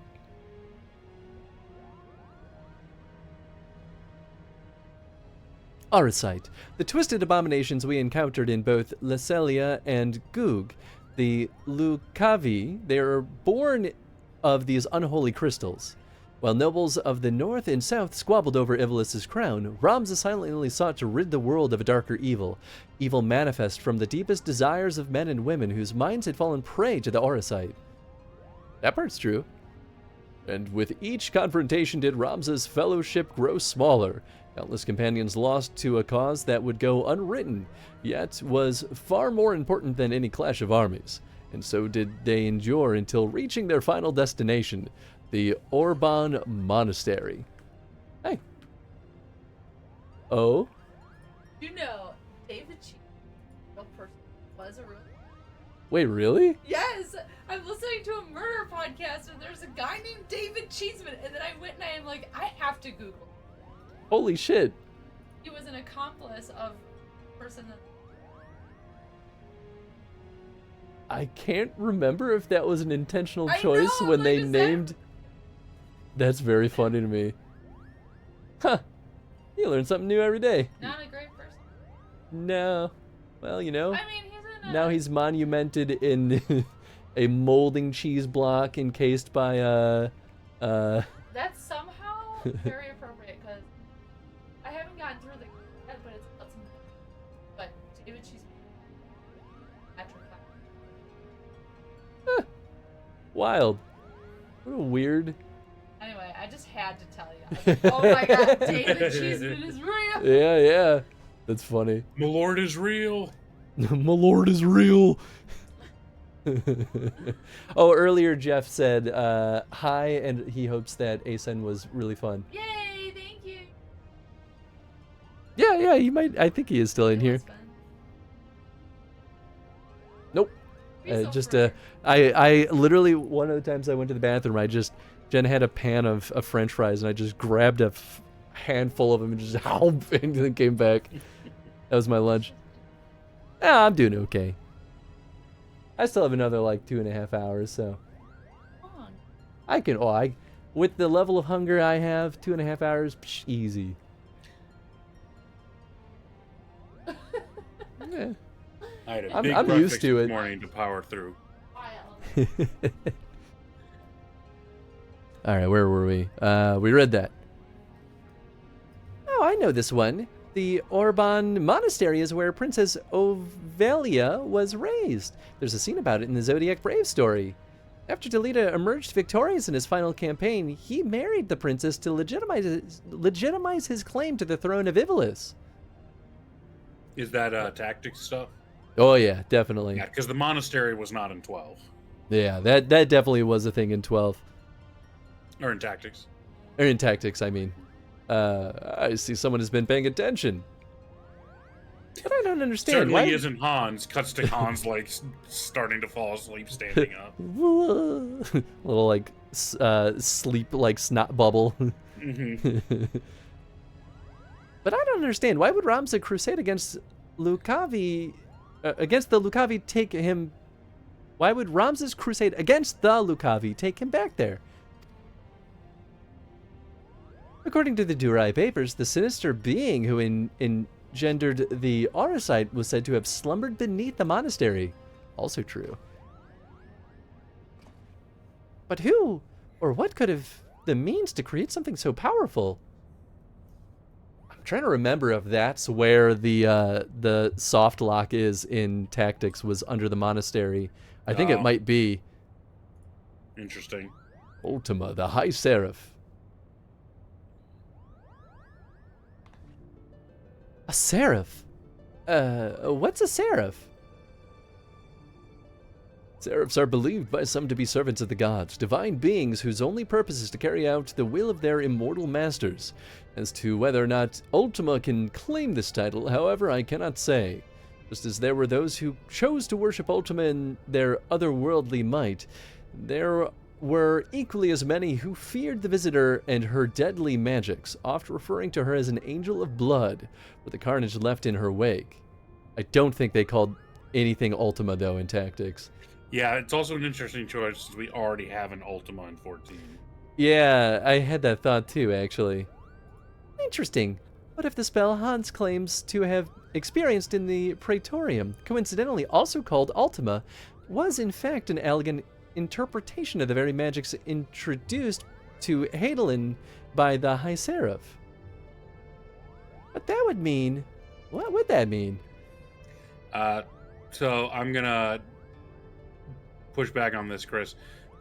Ultima, also known as Altima, is the leader of the Lucavi demons in Final Fantasy Tactics and is the game's final boss. Oh, okay. Okay. That makes sense. You might have seen it as Altima, which is Altima. Yeah, that probably is what it was. But that does make sense to be the final boss. Yeah. Okay, cool.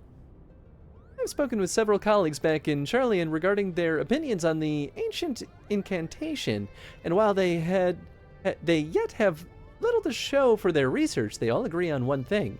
The manner in which Ultima etherically manifests should not be possible, at least on Heidelin. So it would naturally make sense if we discovered that the Elegans learned the spell from a being not of this dimensional plane. As to exactly how they convinced the being to impart that knowledge unto them. Not of this plane? What manner of creature are we talking about here? There could also be a weird overlap between Tactics Advanced and original Tactics. Because I mean, I don't remember original Tactics super well, but they definitely have pulled Tactics Advanced stuff into this too. Okay, because It's definitely, when I'm looking at the page for Ultima and Tactics, they're specifically saying Final Fantasy Tactics. Okay, not, then not Tactics Advance. I do think you're right, though. It's getting harder to keep some of the facts straight, though. Oh, sure. I mean, if you played it once several years ago and never gone back to it. Yeah. It is making me want to play it again, but I don't have that kind of time in my life.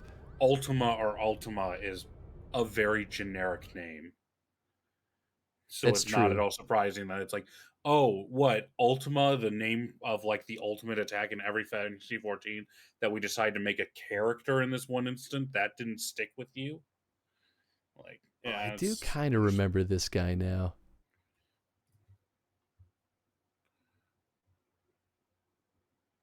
Sorry, I'm also looking at the the page. Yeah. FinalFantasy.fandom.com/wiki Ultimate Tactics. Yep. Yeah. I wanted to see what he looked like, because I was like, visuals will help spark my memory more than anything. Mm-hmm. Okay, anyway. Likely one similar to Omega. Oh, hey, Sid's back. Oh, hey, Sid.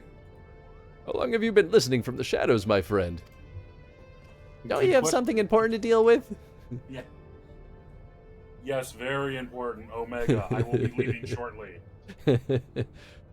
Long enough. I'm here to deliver the item that Mikoto requested. Oh, Sid. Also, by the way, you know how Omega ended with Alpha and that, like, new Omega running off into the distance? Yes. They absolutely will show up randomly at places in the world now. Yeah, I think either you or someone was mentioning that, and they thought that was kind of funny. Yeah, well, I wasn't here for last week's stream, so it wasn't. Oh, I see. But I figured I'd mention it because I didn't know if anyone mentioned it. But yeah, I will absolutely stumble across them randomly from time to time, just hanging out in spots. That's kind of silly.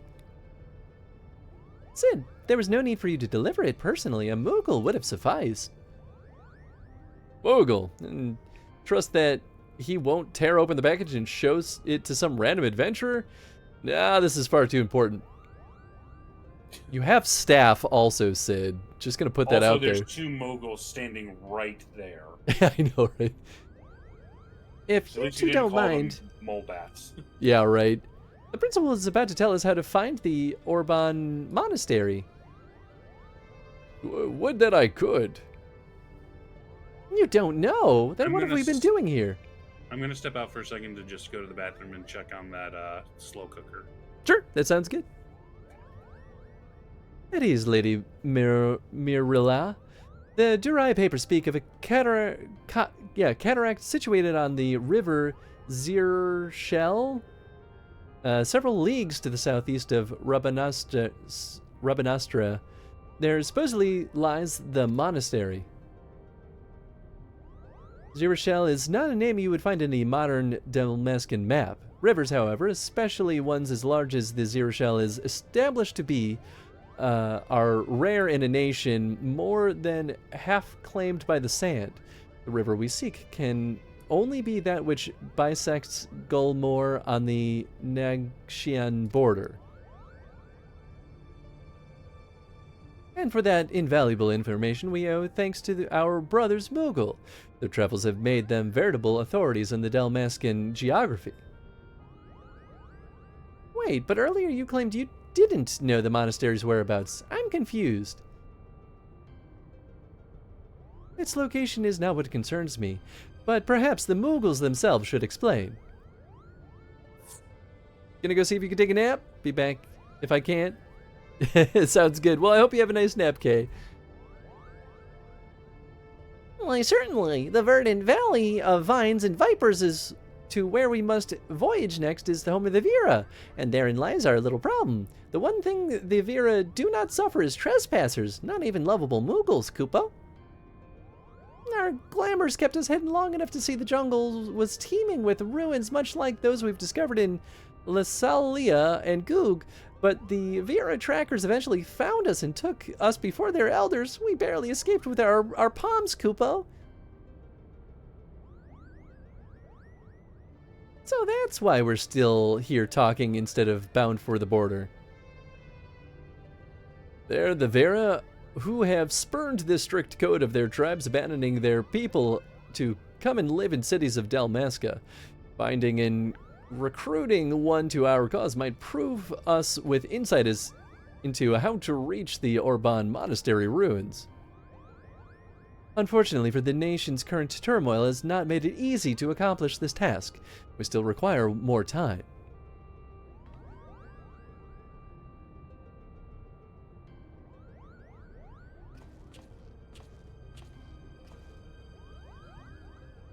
Before boarding the shuttle here, I was stopped by Banga on the docks. He asked me if I knew a Hansu Fox and bid I deliver him a message.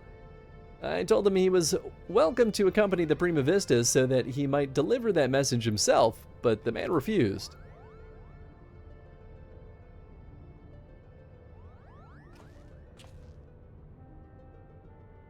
Mikoto, saw this device crafted onto your exact specifications, but cannot guarantee that it will function as intended, seeing as I had nary a subject to test it on.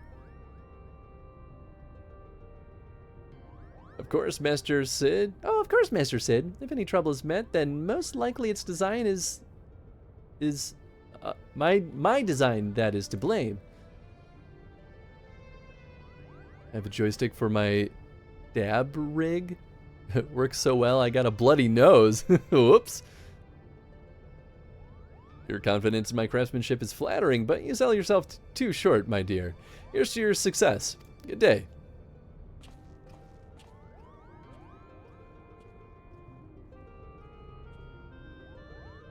Tenzin's got sleepy, kicky feet.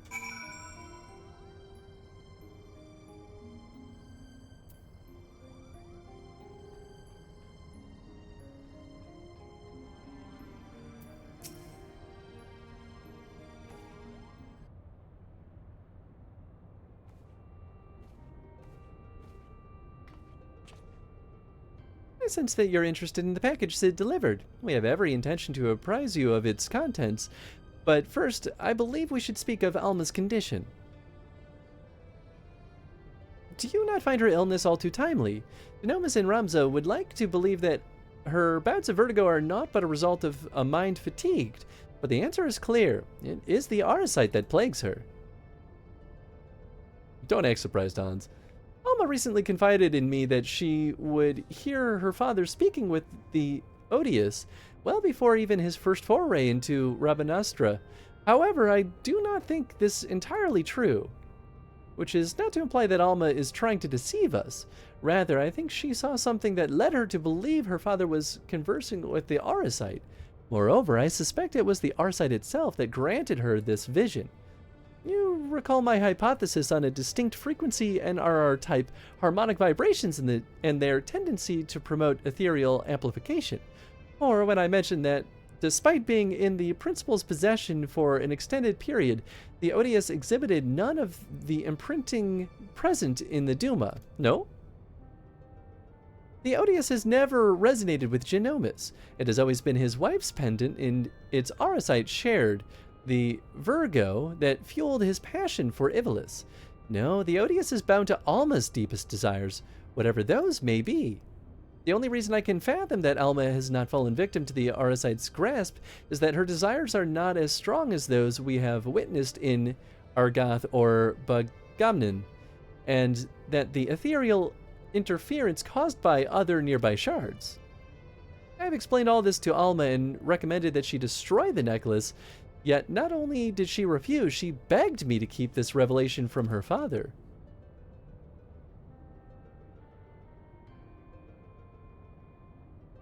And so I did the only thing I could. I devised a means in which I might impede or at least lessen the effects of the Odious. This device, while still incomplete, will amplify the NRR wavelengths emitted by the Virgo.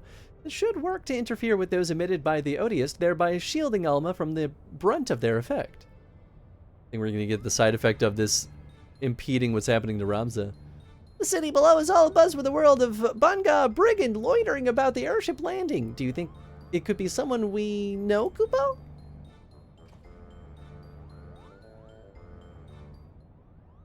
Probably. Bum bum bum bum ba ba da bum ba da ba dum bum ba da da. Oh, already here. Apologies, Hans, but I need to speak with you and you alone. Oh, don't mind me, Kupo. I'll just be floating over here in perfect earshot. Why, that makes me... what makes you think I won't lay you low right here, right now? Because we're here to offer you a proposition, that's what. We need information on the Gulmore jungle, and thought a man as well-traveled as you might be persuaded to provide some.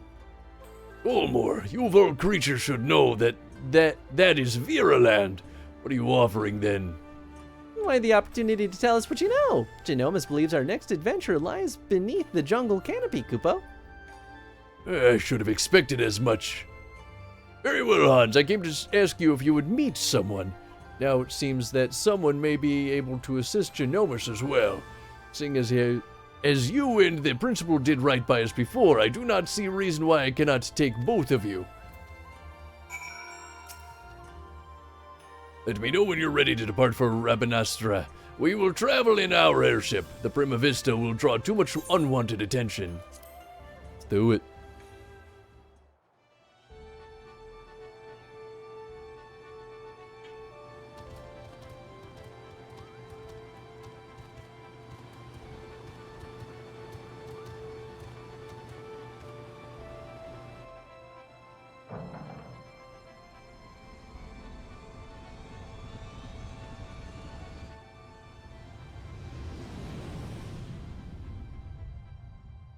Why, hey. Okay, I'm back. Howdy, howdy. I was really worried about there not being enough liquid in it because when I went to breakfast, I actually put it in the slow cooker before I left. I came back like an hour later and it seemed like there wasn't enough liquid in it because like some of the onions seemed like they were partially charring on the bottom. So I added in like a cup of water. Mm-hmm. And now it's so liquidy. Oh no. Yeah, it was all trapped inside that pork butt and just needed to be cooked a little bit longer. Oh, that makes sense. It's fine. It's maybe a little bit slurry-like, which is not necessarily the best in terms of texture, but it's certainly cooked. Yeah, I mean, and you could always cook off some of the liquid too. Mm-hmm. Yeah, I'm leaving it on the heat to see if I can get it a little bit more less liquidy. But it can be either put on a sandwich or over rice, so I'm gonna offer both to the family tomorrow. So, hell yeah. Back to a life of brigandry in the clouds, are we? Of course not. Not that it didn't cross our minds, but when faced with the decision of what to do next, we needed simply to remember the dying words of our leader. Gijuk, Renok, and I decided to re-enlist as Dalmascan Fusiliers? Fusiliers? Fusiliers? And occupying Garleans actually said yes, Kupo? Not exactly. We're now with the Resistance. You no doubt heard of the uprising in Dalmasca that followed the Doman liberation, and how it was crushed under the iron heel of the 4th Legion. The Resistance leaders were captured, tortured, and publicly executed. Yet, much to the Empire's chagrin, the gruesome display only served to further rally the survivors. Remove the head and grow 2 back in its place. Remove 2 and then there are 4. A person can die, but an ideal will live on. Now there exist several factions throughout Dalmasca. We belong to one known as Lenti's Tears. And when we told our commanding officer of our recent crossing with you and yours, she simply insisted that we introduce you. Hell yeah. Get out of here. Me? I wasn't even supposed to be here, Kupo. Not you, Hairball, him. Meet with the General and hear her proposal, Hans. If you're not interested, we shall return you to Kugane unharmed. You have our... Girl, got your tongue? Rabanastre's dead ahead, lads.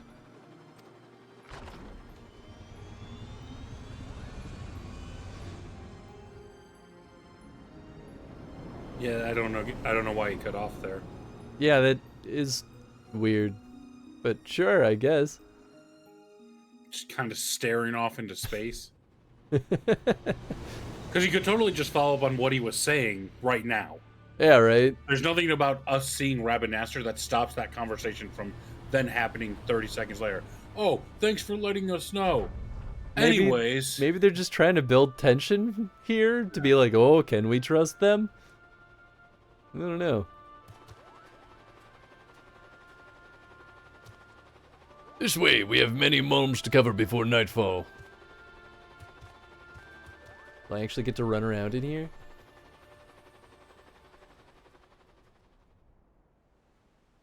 No.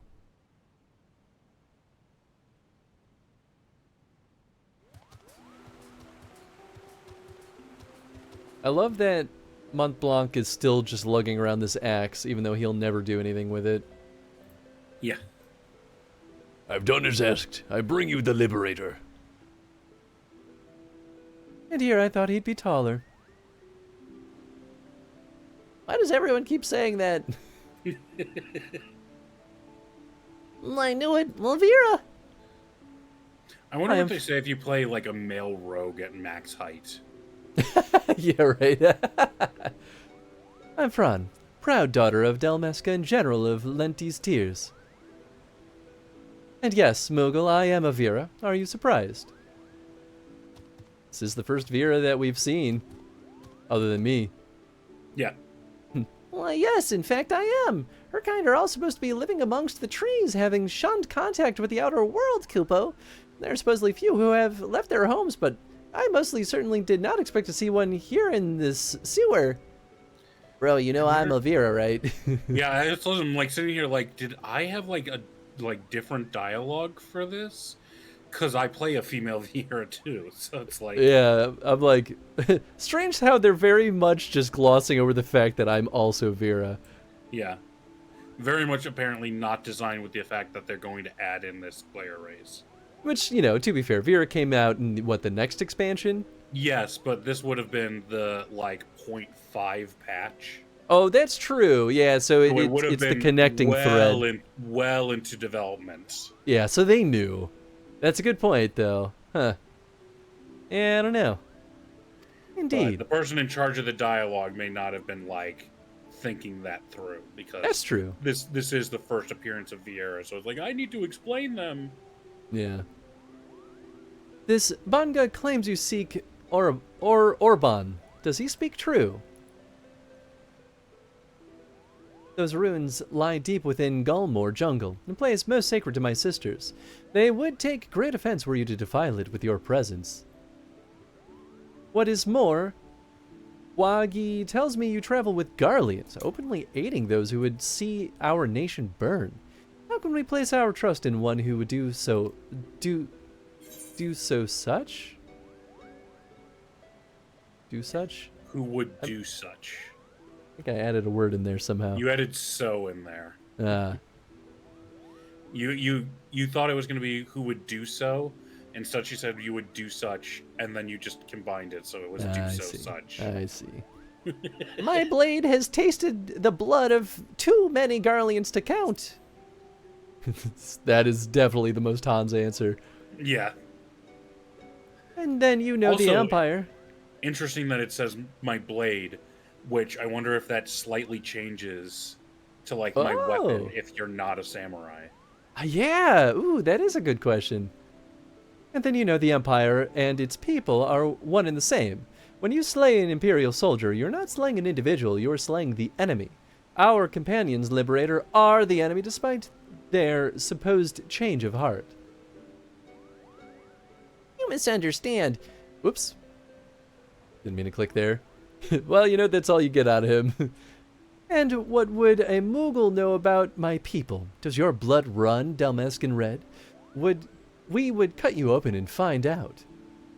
General, there's no need for threats. Why did you bring us here if you're just gonna, like, talk mean to us? Also, I'm pretty sure that just means she just advocated for genocide of all Garleans, regardless of their empire.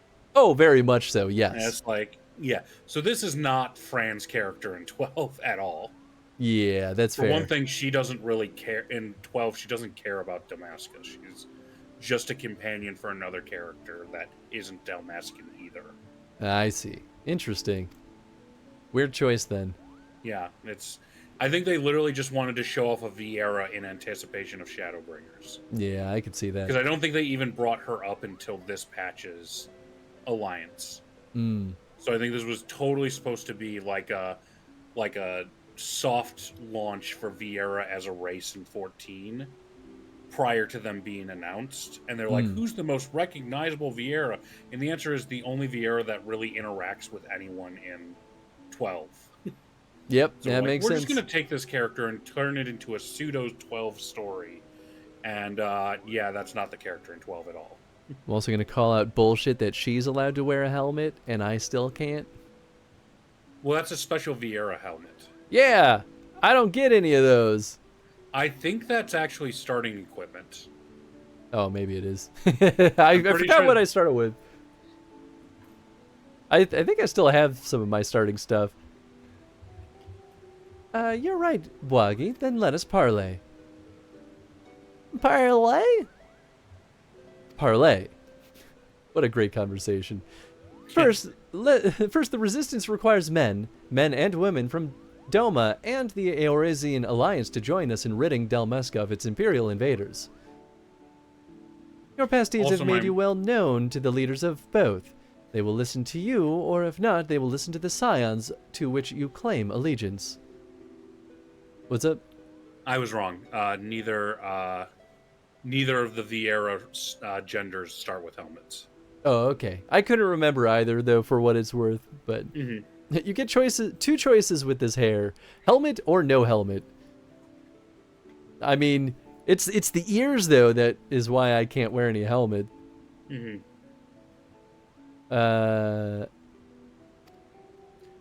that. Second, the resistance requires gold. Gold to strengthen our forces from within. Your allies are in bed with the East Aldernard Trading Company, which continues its dealings with Garlemald even as you raise your sword against them, profiting from the Empire's rampant aggression. As targets of that aggression, I believe my people are entitled to a portion of these profits. Grant me these simple things, and I shall personally guide you safely to the ruins of Orban. Yes, simple things. And what of the Lexentales? See me to victory, and I'll take care of the Emperor himself. Those are my conditions. What say you?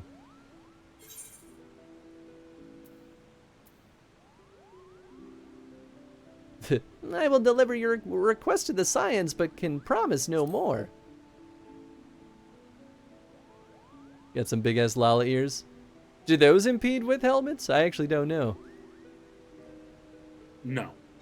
Oh, okay, yeah. So it's different then. They literally won't let Vera wear helmets unless it fully covers the entire head, which are like mascot-sized stuff. Tell them my demands, but know the fate of your expedition hangs on how well you do so.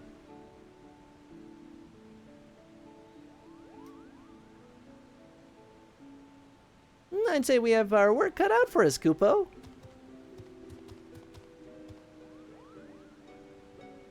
Bwagi, you and the Fusiliers are to accompany the Liberator. I expect a detailed report into how my demands are received. Yes, General. Get full free reign of ears and hats. Yeah, see, you're lucky. I just want the option to wear helmets, even if I'll probably not show them most of the time. Not that I expect them to be taken seriously. You're a fool to trust them, Princess.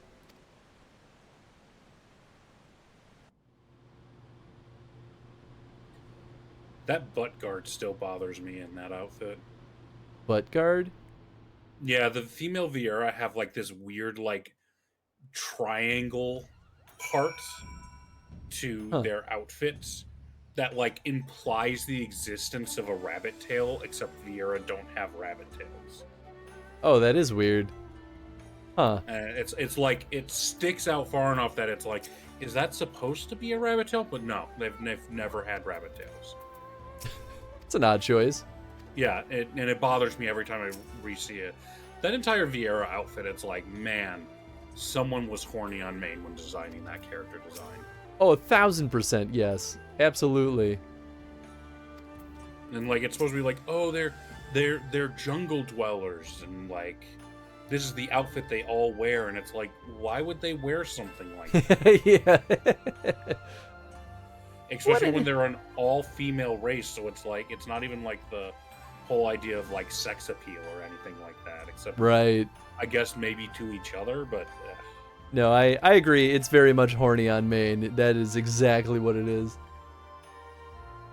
and like I guess canonically in 12 there's only female Vieras, so they have to like seduce men of other races. But then like you would have your normal outfits in your all-women society that would be different than your I'm going out into the world to seduce men outfits. Right. Absolutely. So it's like it could almost be forgiven if it's like you went back to the Viera village and it's like, no, she's not wearing a normal outfit for Viera. That's the one that you wear when you go out to like seek male accompaniment or something like that.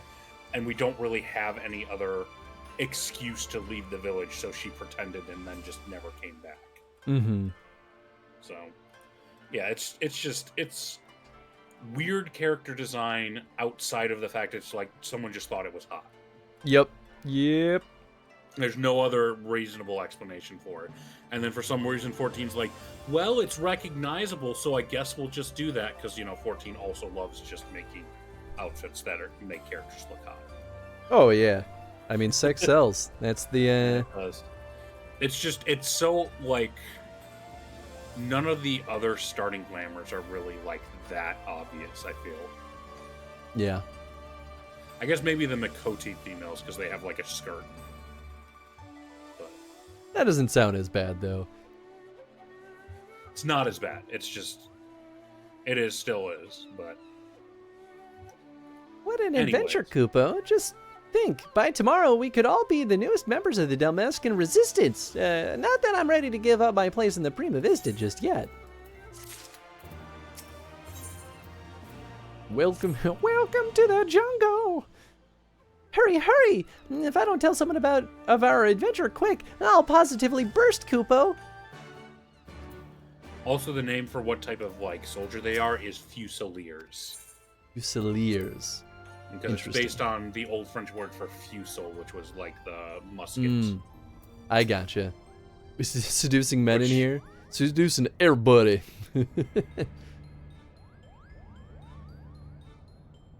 This woman asks much of us. The Viera have ever been wary of outsiders. For centuries, their many tribes have remained hidden in the jungles, content with their self-imposed solitude. Each tribe has its own strict code and will meet swift punishment to any who would defy these laws. As such, many a Viera will spend her entire life bound to the territory of her ancestors, both unwilling and unable to venture beyond its borders. And while the tribes are wholly independent, they have agreed to uphold a single standard, shun all contact with the outside world unless it is to protect the jungle. That said, with every generation there are those Viera who long for a life beyond the verdant sea of trees and abandon their tribes and start a new life in the kingdom cities. My guess is that this Fran is one such individual.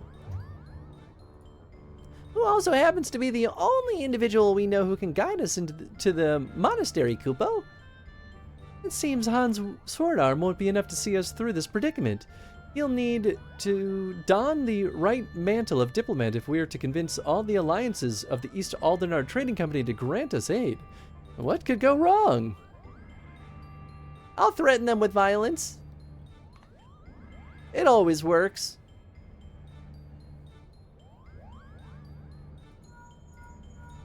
Hell, you don't even need to threaten. You can just do violence. That's true. Also works.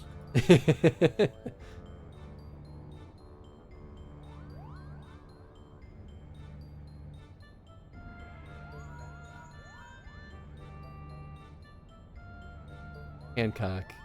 Is that the dude in Kugane? Yeah. That's the weeb. Yeah. Yes, I know. You said not to call unless it was urgent, but this is urgent. All right, not exactly, but my superiors have come to a decision on your request and thought you might want to hear what they had to say.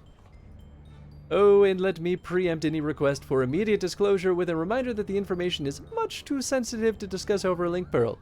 Meet me in the Ruby Bazaar post haste, and I shall duly apprise you of their judgment. Of course. Always make me run around. Well then, Hans, what are we waiting for? Sensei Lorlo of Kugane.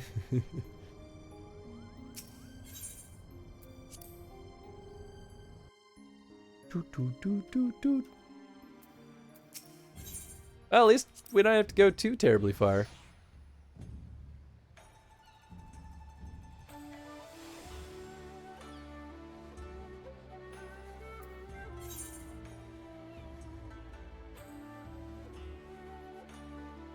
I assume. Wait, where the hell is this place? Oh, it was back in the building that I was in? Or is it at the base? What are you looking for? Oh, it's up?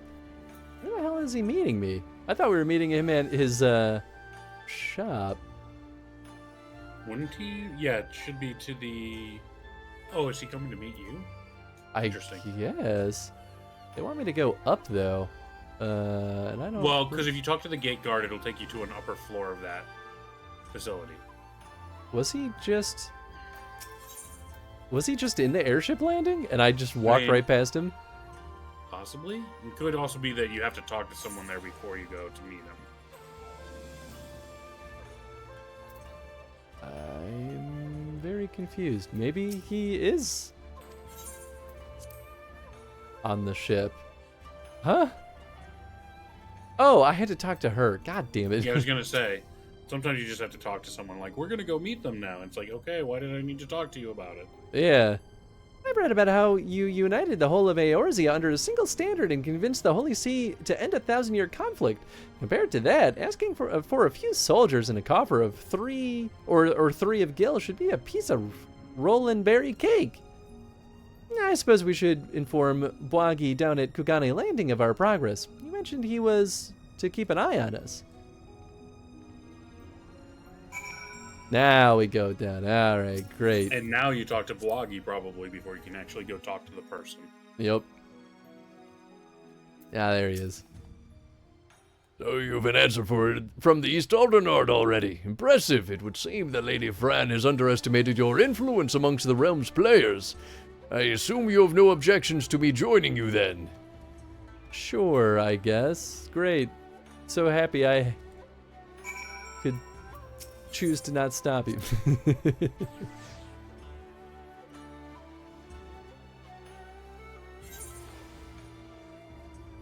So known as the Sensei Ledoux on TikTok. This is all completely new to me.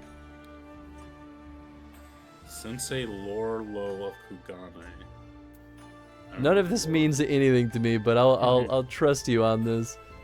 Yeah, I don't know. I don't know what he's talking about either.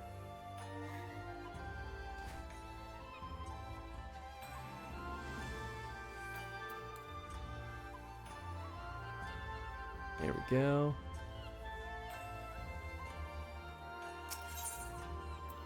Ethernet. Making meme references. That's fair.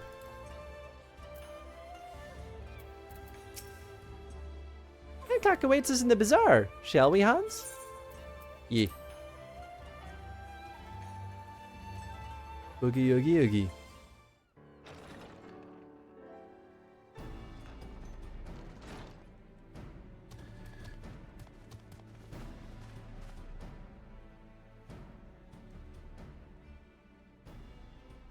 Ah, lovely lady and a banga. And here I was expecting you would be alone, Hans. Yeah, I couldn't really stop them. But excuse my manners. I am Hancock, representative of the East Aldernard Trading Company assigned to oversee the assets here in Kugane. It is a pleasure to meet you.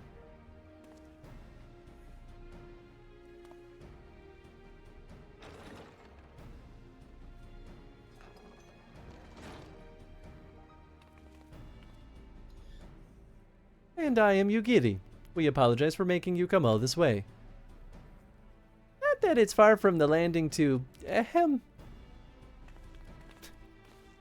Everyone's here. The gang's all here. Wagi, was it? I serve Lord Hien, rightful ruler of Doma. I have come bearing my lord's reply to your entreaty. I am Tataru Taru of the Scions of the Seventh Dawn. I am only here seeing as no one else could be bothered. Well, then, bear a message from the leaders of the Eorzine Alliance. Thank you both for coming. I am Bwagi, formerly of the Dalmascan Royal Fusiliers. I now claim allegiance to Lenti Steers, a resistance group seeking to accomplish what you have done in Doma and Alamigo. What tidings have you brought us?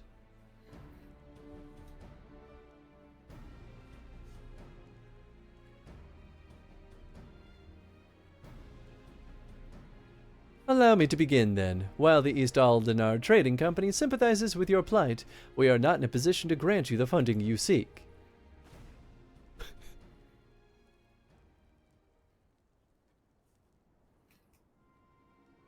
As you are aware, the East Aldenar Trading Company prides itself in its neutrality, be it in matters political or personal. And what of our relationship with the Eorzine Alliance? Ah, yes. What I meant to say was here in Hingashi, the East Aldenar Trading Company prides itself in its neutrality, be it in matters of political and, You must understand our position. Simply supplying coin to any one group would make it appear that we somehow favor that group over another. Seeing as how we conduct business openly and fairly with everyone, doing such would be sending the wrong message, and ultimately harm profits. Yes. And by selling to both sides, you maximize profits while good men and women perish. How convenient. I mean, this is silly, though, because she's literally just demanding money for nothing. Right. Of course they're going to say no. It's an absurd request. Yeah. We are a business, milady. We do what we must to survive. That does not mean, however, we are blind to the needs of our customers or our allies, which is why we support the Eorzine Alliance in their noble efforts to safeguard their realm's freedom through a mutually beneficial agreement. If it were my choice, I would provide your little resistance with all the funding it needs, but as my good friend Hans knows all too well, it is not my choice. Which is an easy deflection, but also, why would Hancock give money either? Right, yeah. It's like, there's zero reason, like, it's like, you've been funding the Empire, and it's like, well, yeah, we're a merchant company, and we haven't been giving them money, we've just been doing trade to make money. Yeah. Well, now that Hancock's thoroughly lowered your spirits, you won't be as crestfallen when I inform you the Eorzine Alliance will also be unable to provide any assistance.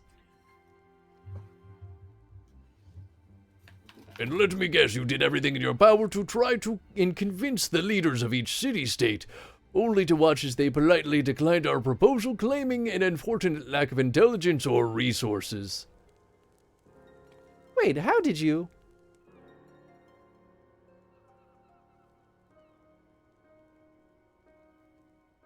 Lord Hien sends his greetings to you and yours, and under normal circumstances would welcome allies still suffering under the imperial yoke.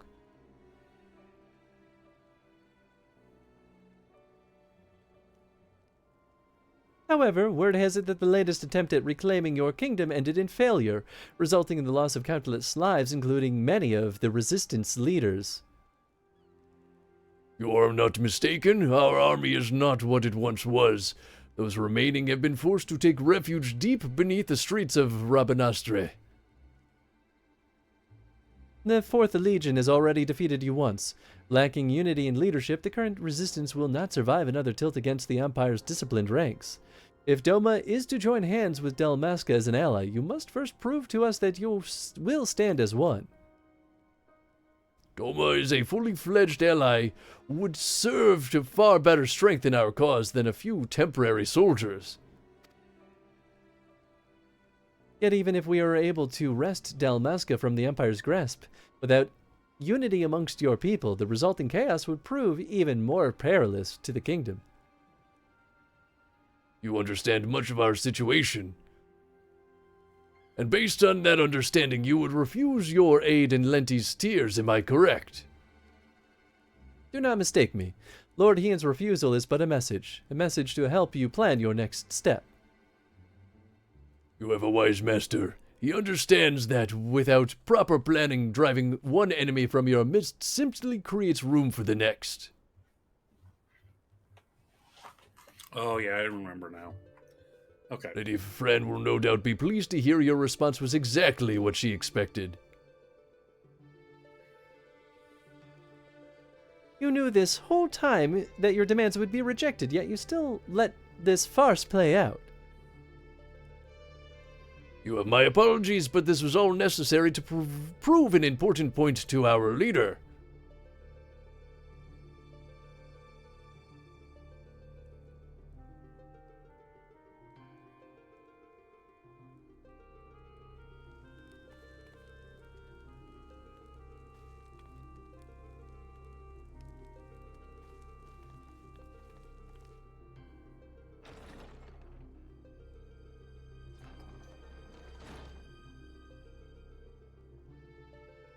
Lady Fran needed to show the princess just exactly what she was getting herself into, and your honesty today will serve us better than any hollow promise. Thank you.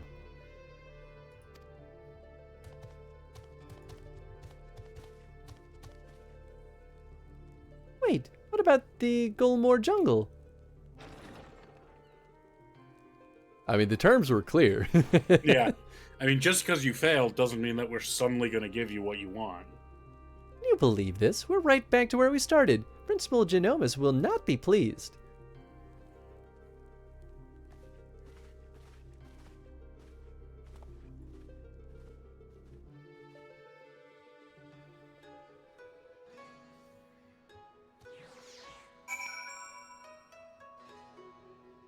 Welcome to the jungle. We've got fun and games. We've got everything you want. I forget the rest. No, please. Yeah. Exactly. I immediately okay, couldn't hit that note because. Oh, I mean, very few people can. Back to the Prima Vista, baby. I'm gonna watch you bleed. Which sounds very much like something Hans would say. I mean, 100%. If it is as you say, it is most unfortunate. But I suppose we did everything in our power, and that is all one could ask. I still do not understand. Why would Lady Fran send Hans out in this wild Paisa chase if she knew from the start it would be for naught? Not that complicated, man. Yeah, he just used you to prove a point. Yeah. Foggy mentioned something about Fran proving a point to their leader, whomever that may be.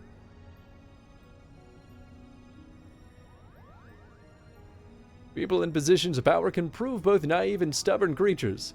Simply telling a leader she is wrong may not convince her of that fact. Seeing one's own plan fail, however, is oft the best medicine. Naive and stubborn? Then the resistance is doomed. If a person is as imposing as Fran is taking orders from her, then chances are this leader is even worse, Kupo.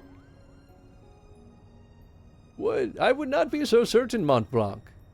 My guess is that the individual in question is still quite young and inexperienced, and that Lady Fran is trying to teach her to be an effective leader through example.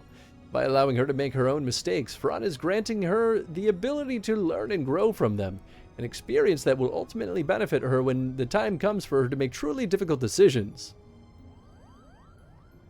Now I seem to recall reading that one of the many faces of the resistance before the recent quelling was a young girl of royal blood.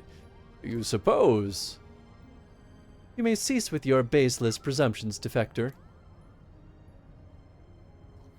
The door was open. I have a name. And you would be? Who do you think? Also, I want to point out, he says the door is open. This is an airship. Yeah, oh, absolutely. That is actively in the air. Yeah.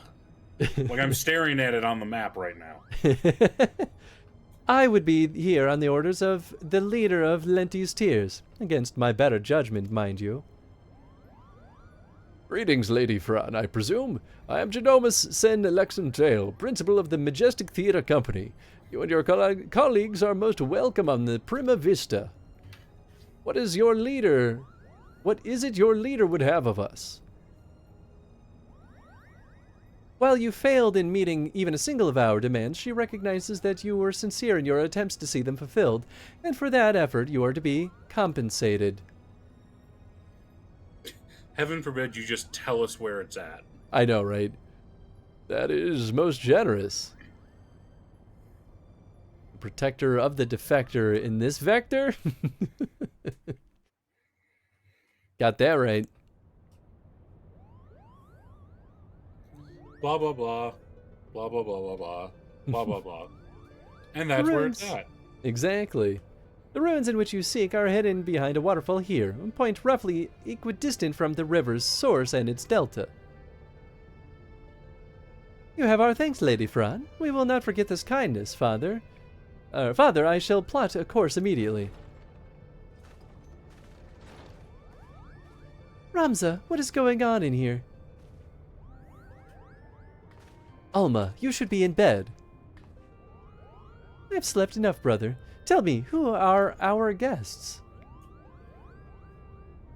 The cast is ever growing over here. It appears you once again prepare and leap into a dangerous maw. Keep your wits about you, Hans. Lady Fran is strong, but then again, so was Bagaman. Snake says, I think I'm free. See you when I log back in at home. Sounds good. Gonna have a safe ride home, Snake. If you'll excuse me. Are you mad? A trip to the surface in your condition?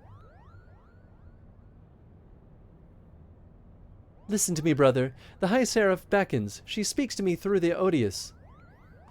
The what? There is no need to worry. Makoto and I have already devised a plan. I can help clear our family name. The Charlatan has no say in this. I am your father, and I insist you remain here on the airship. What would your mother say if I allowed you aught if I allowed aught to befall you? Mother, that is what this is all about, isn't it? What it has always been about. You care not about Ivalis or the Orin name. No, you only seek to use the Orsight to bring Mother back. Damn, got him. But you haven't been able to do that. You still do not understand how exactly it is that the shards translates one's desires into reality. That is where I can help. I can ask the High Seraph. It is she who created the Orsight. Ultima has bid me to come to her place of imprisonment. If we free her, she will reveal unto us the secrets of her creations. Do you hear what you're saying, Alma? Even if there is the slightest chance of bringing Mother back, we cannot risk your life in doing so. Your brother is right. We have sacrificed too much already. I cannot bear the thought of losing you, either of you. It is too late.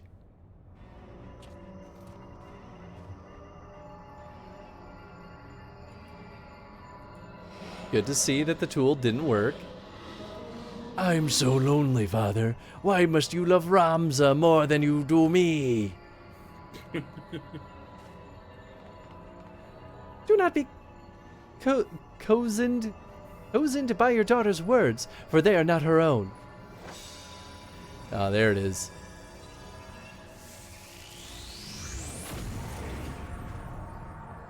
Oh, it exploded.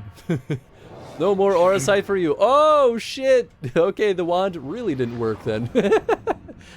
Help me, Rams. Alma!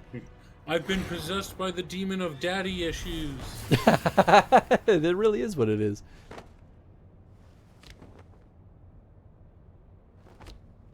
No, no! Gods forfend.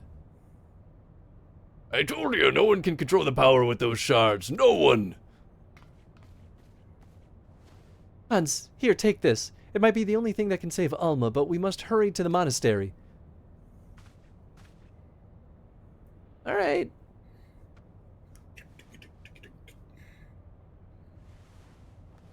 Quit crying down there. Let's get to work. Come, we leave for Gulmore Jungle now. Cool. All right. Yeah, baby. All right, I gotta hit the restroom real quick. You want me to throw on the BRB? Yeah, go ahead and throw on the BRB, I'd say. All right, hang tight, folks. Be right back.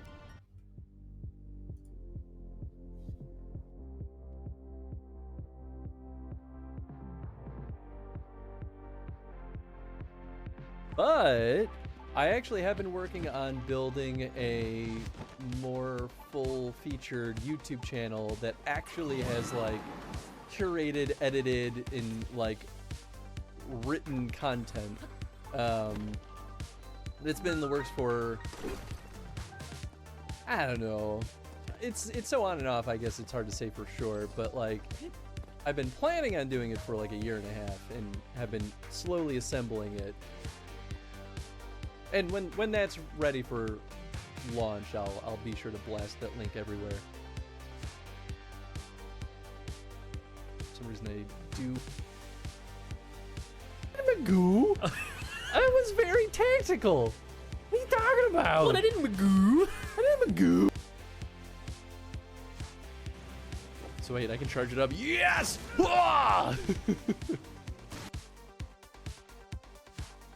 Number 2. All right. I am a sad, pathetic coward, weak and unworthy of.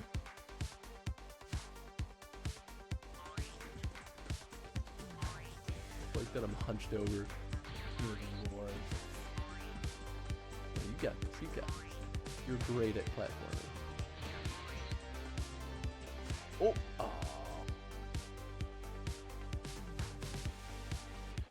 Oh, I don't like that. Oh my God, no! I was trying to run away. And I don't own a physical copy of Paper Mario, so I've been playing the Nintendo Switch Online, which apparently Nintendo's been patching Nintendo Switch Online stuff. It's gotten better, so says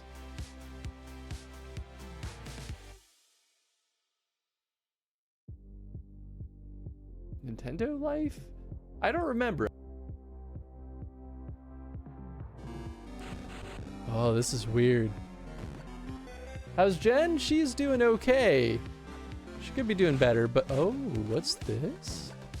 She's going through a rough patch right now, but she'll be all right. Oh. Thank you for asking, though. That's really nice of you. I have no idea what I'm looking at. Oh. Oh. Oh. Huh? I can see colors well enough. Oh, yeah. I would laugh if they're like, you don't have any space. Solve the puzzle again. Nothing special.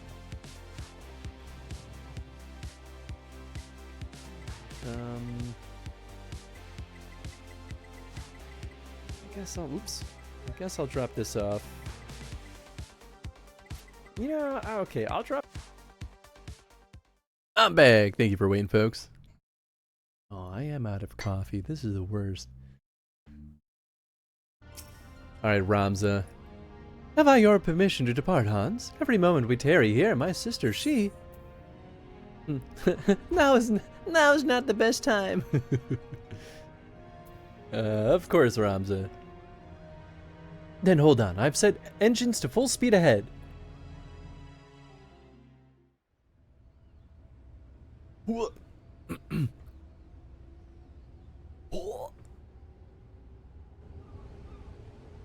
Yeah, cutie pie. Tenzin's been hanging out next to me this whole time. Yeah, you like hanging out near me, huh? Finally unlocked the final instance fight for DT. Hey, nice. Oh, my cutie boy. My goodness. Who gave you permission to be so cute, Tenzin?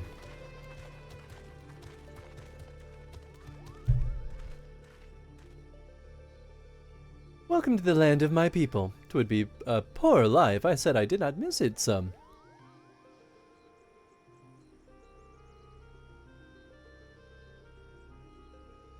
Yep, that looks like a forest.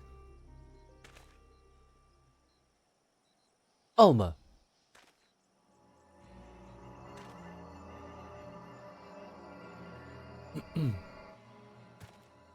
Well, that's convenient. Ramza, help me.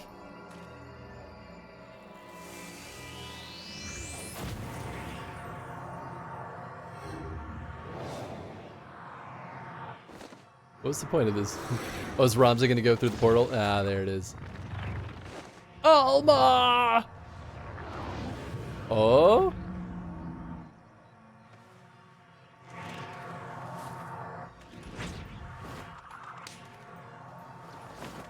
Be gone!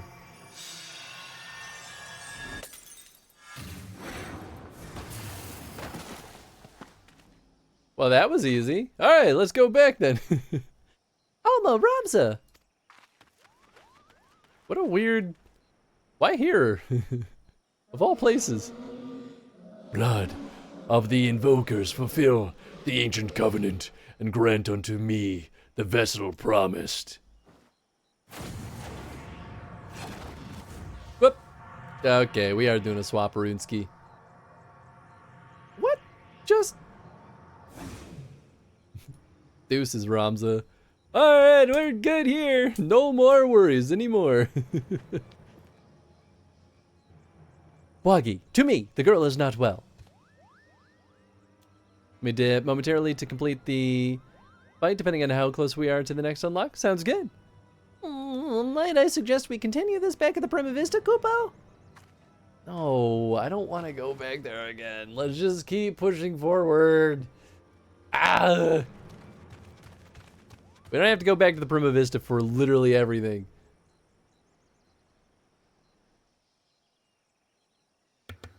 Yo. Hey! Have you the courage to face true evil? That looks kind of like Alma.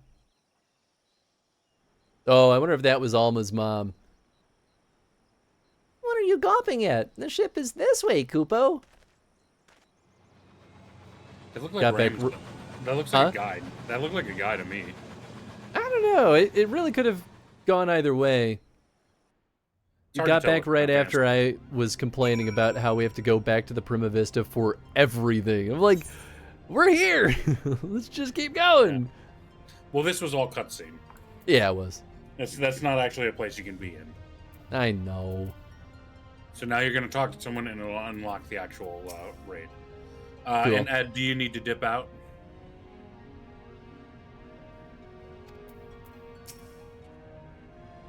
Now Ramza is gone. Oh dearest Tia, what have I done? What have I done? No, Mrs. Crestfallen at the thought that he might never see his son again. Yep, Ramza's dead. We need to do something, but what recourse is left to us? The only means we had of protecting ourselves could not even prevent my son from... Dying? I know. Crazy. Crazy.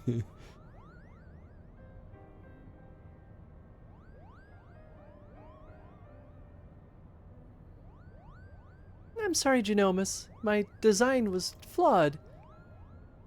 It technically worked. Not necessarily, Charlian. We all saw how it succeeded in drawing Alma back from the rift and shattering the Odious. The loss of the boy is not yours to bear.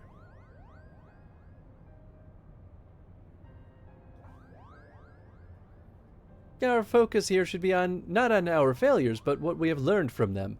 The being beyond the rift, it spoke before claiming Ramza. It referred to you as the blood of its invokers. Could it be your ancestors are responsible for Ultima's summoning? Well, certainly not. I've discovered no such inference anywhere in the Durai papers.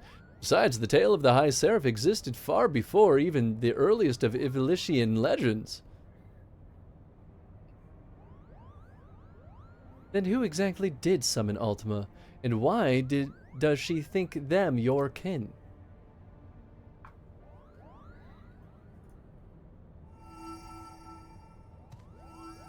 Look! I have a bad feeling about this, Kupo.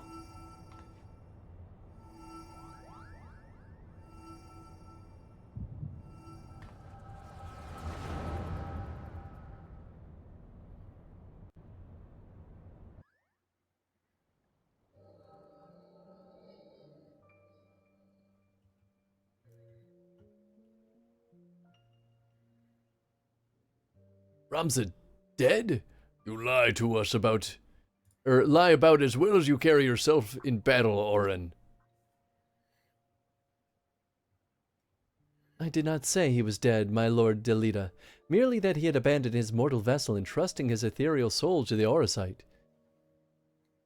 But why would he do such a thing? Peace has finally come to Ivalice. There is naught to be had from further sacrifice. Kingdom is won, and this very victory is as much his as it is mine. He risked life and limb to shield me from the dark that would have seen me perish.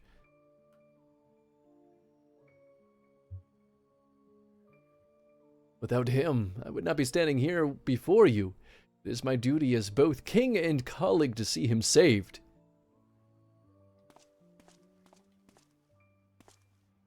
Knights, to me! We ride for Orban! My lord, wait!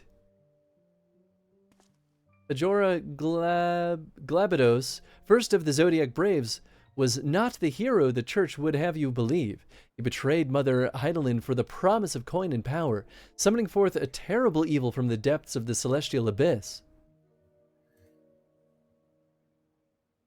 It was believed only one of the lands chosen, only a warrior of light, might stand against this threat. Yet while victorious in battle, Ramza was unable to see the darkness vanquished. If failure was all that awaited our warrior of light, then what chance do you presume any other might stand? Ramza was a warrior of light? No. There was no warrior of light in Tactics. He just was the main character. That's what I was wondering. Yeah. Are you saying I should do nothing then? No, my lord. Ramza is my brother. My brother's final wish before he surrendered to the Aether was that his name be struck from the annals of history. The annals of history. The annals of history. Alma, you're unhurt. But I was led to believe that none but Orin returned from Orban. What is this you speak of your brother's wishes? When it became apparent that we were powerless to truly defeat the High Seraph, we chose the only path left to us, to do what Heidelin herself did countless centuries past, imprison Ultima. And as you are aware, my lord, a prison is only as strong as the seal on its gates.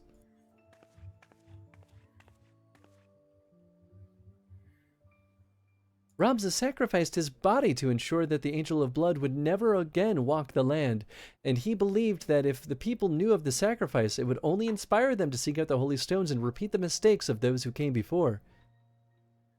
If you truly avouch yourself his friend, then you will honor this final plea.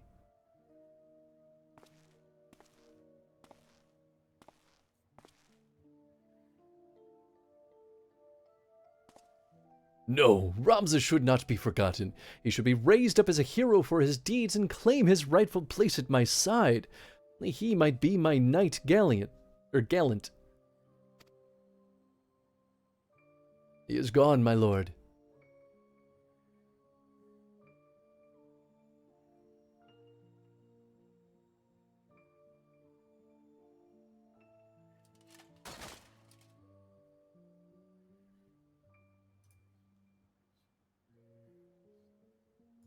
Before Ramza was your friend, before he was my brother, he was a warrior of light.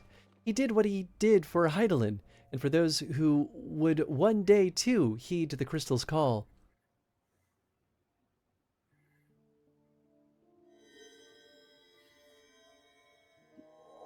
So did Ramza die at the end of Tactics? I think so. I actually don't fully remember how it all resolves, but some of this sounds probably pretty reasonably close to what would make sense for the end of Tactics. So this is probably like all for Tactics players. Someone who, like me, who had never played Tactics, this was all nonsense to me. Yeah, I mean, that makes sense. Claim the throne, my friend. Become ruler of Ivalice and restore peace to this war-torn realm once and for all.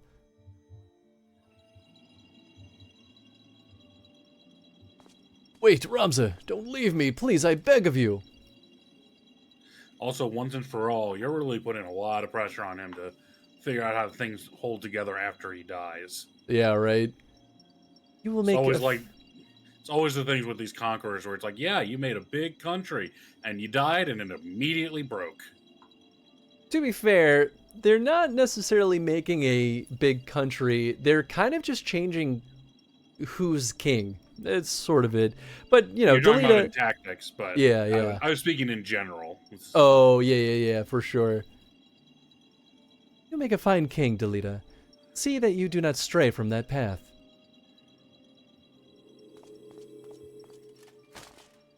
Yeah, I mean, all of this very much confirms to me that, yeah, the events of Tactics is ancient history in the context of FF14. Mm-hmm. Ramza.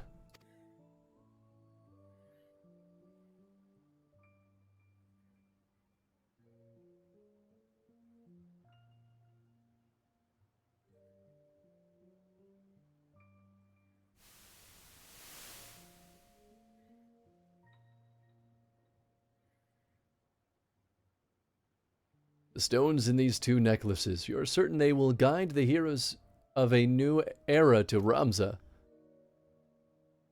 'Tis what Ramza wished, my lord. Orin, I do not believe I can bear another farewell this day. Will you not reconsider my offer to remain as a member of my court? 'Tis but a matter of time before the Cardinal and his Temple Knights grow wise to my past.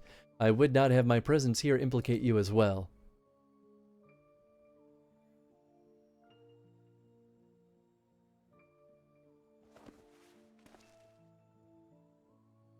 Ramza beseeched me strike his name from history, but like you, my lord, I could not bear the thought of future generations blind to the truth. As such, I penned this chronicle of the hero's journeys. I fear the word, however, is not yet ready for the gospel contained within these pages, nor would the church ever allow its circulation. In fact, I believe that they will confiscate every existing copy and lock them away in their library. And what better way for the words to remain forever preserved than in one of the most highly guarded vaults in the realm? Then one day, when the church has fallen out of favor, the chronicle will be discovered and truth shall prevail. It's putting a lot of faith in this church to not just burn it. I know, right? Well, the church doesn't know it exists is ultimately what their bets are hinging on. So Gotcha. So long as the church never discovers it and the church eventually falls out of favor, then other people will discover it and then circulate it. Is also, kind of isn't the this idea. guy about to become king of the world? No, just king of the kingdom. This kingdom is just a single kingdom in the You're grand. right. Ivalice is not the world in this case. No. But I mean, even in that case, it's like you're the king of a country. What do you mean you need to hide a book about what happened? It's because the church in at least in Tactics is a horrifying force, who absolutely have as much power as the king, if not more in most cases. Gotcha. And that's where a lot of the conflict in the story kind of comes from. There's two levels of conflict. One is the political of changing of kingdom and warfare, and then there is the Zodiac Braves, which is like a totally different thing with gods and demons and the crystals. I must admit, your plan is intriguing, Orin, but once the church learns it was you who penned the chronicle, your life...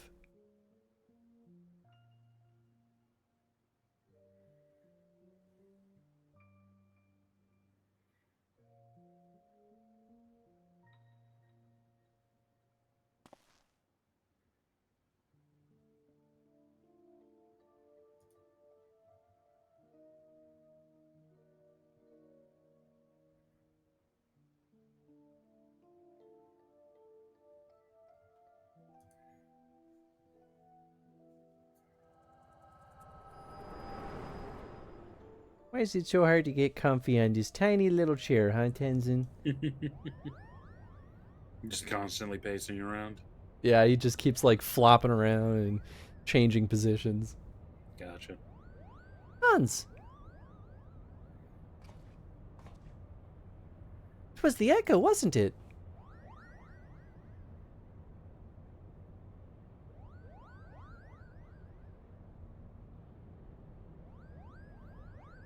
Removal of Ramza's name from the history books, the dry papers, the pendants, it was all set in motion by Orin himself. And if the Liberator's visions are to be taken as fact, it also appears we now know what the High Seraph meant by blood of my invoker.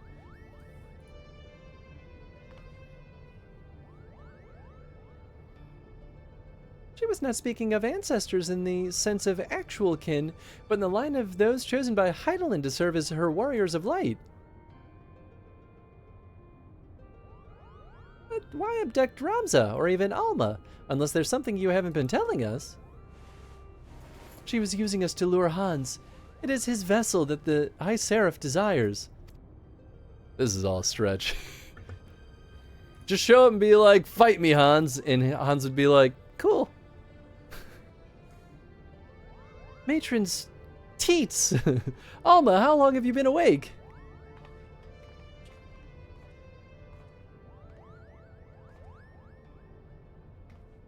Also, we were already going there. They didn't have to kidnap anyone to get us to go there. We were literally already planning that. Yeah. We were already coming to find you, despite the fact that we didn't really have a reason to come find you beforehand. Well, I suppose the argument is, now that we know, like, there's a giant seal on it, and that we could have pieced together that they wanted to leave it that way, we could have, like, convinced ourselves to not go, but now that someone's been captured, it's like, well, now we have to go. Yeah. I mean, some of this didn't really come, though, into fruition until someone was already kidnapped. I mean, yeah, of course. I mean, plot holes, but now it's technically forcing their hand. Yeah, definitely. I've been a fool. I told our leader that it did not matter if our request for aid was refused, for I had an alternative ploy. General. It's all right, Bwagi. My intention was to claim one of the Arasite in the name of the Resistance and use its power to lay waste to the Garlean occupants. Only now do I realize how flawed my ambitions were. You mean this whole time you were playing us for fools? Why didn't we see it earlier? Never trust a woman with ears longer than mine, I always say. That's racist.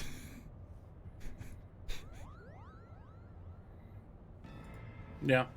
You have every right to be angry, and I apologize for misleading you. But believe me, I no longer have any desire to deceive you and yours. I shall see you to the Orban Monastery, and ask naught in return but that you let me join you in your rescue of Ramza.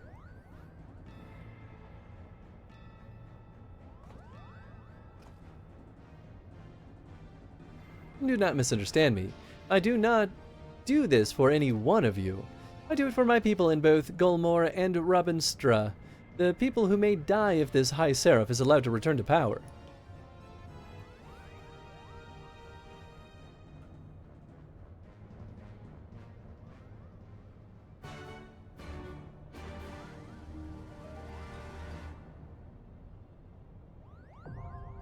There we go, yeah, baby. Unlocked or just... Yep, unlocked.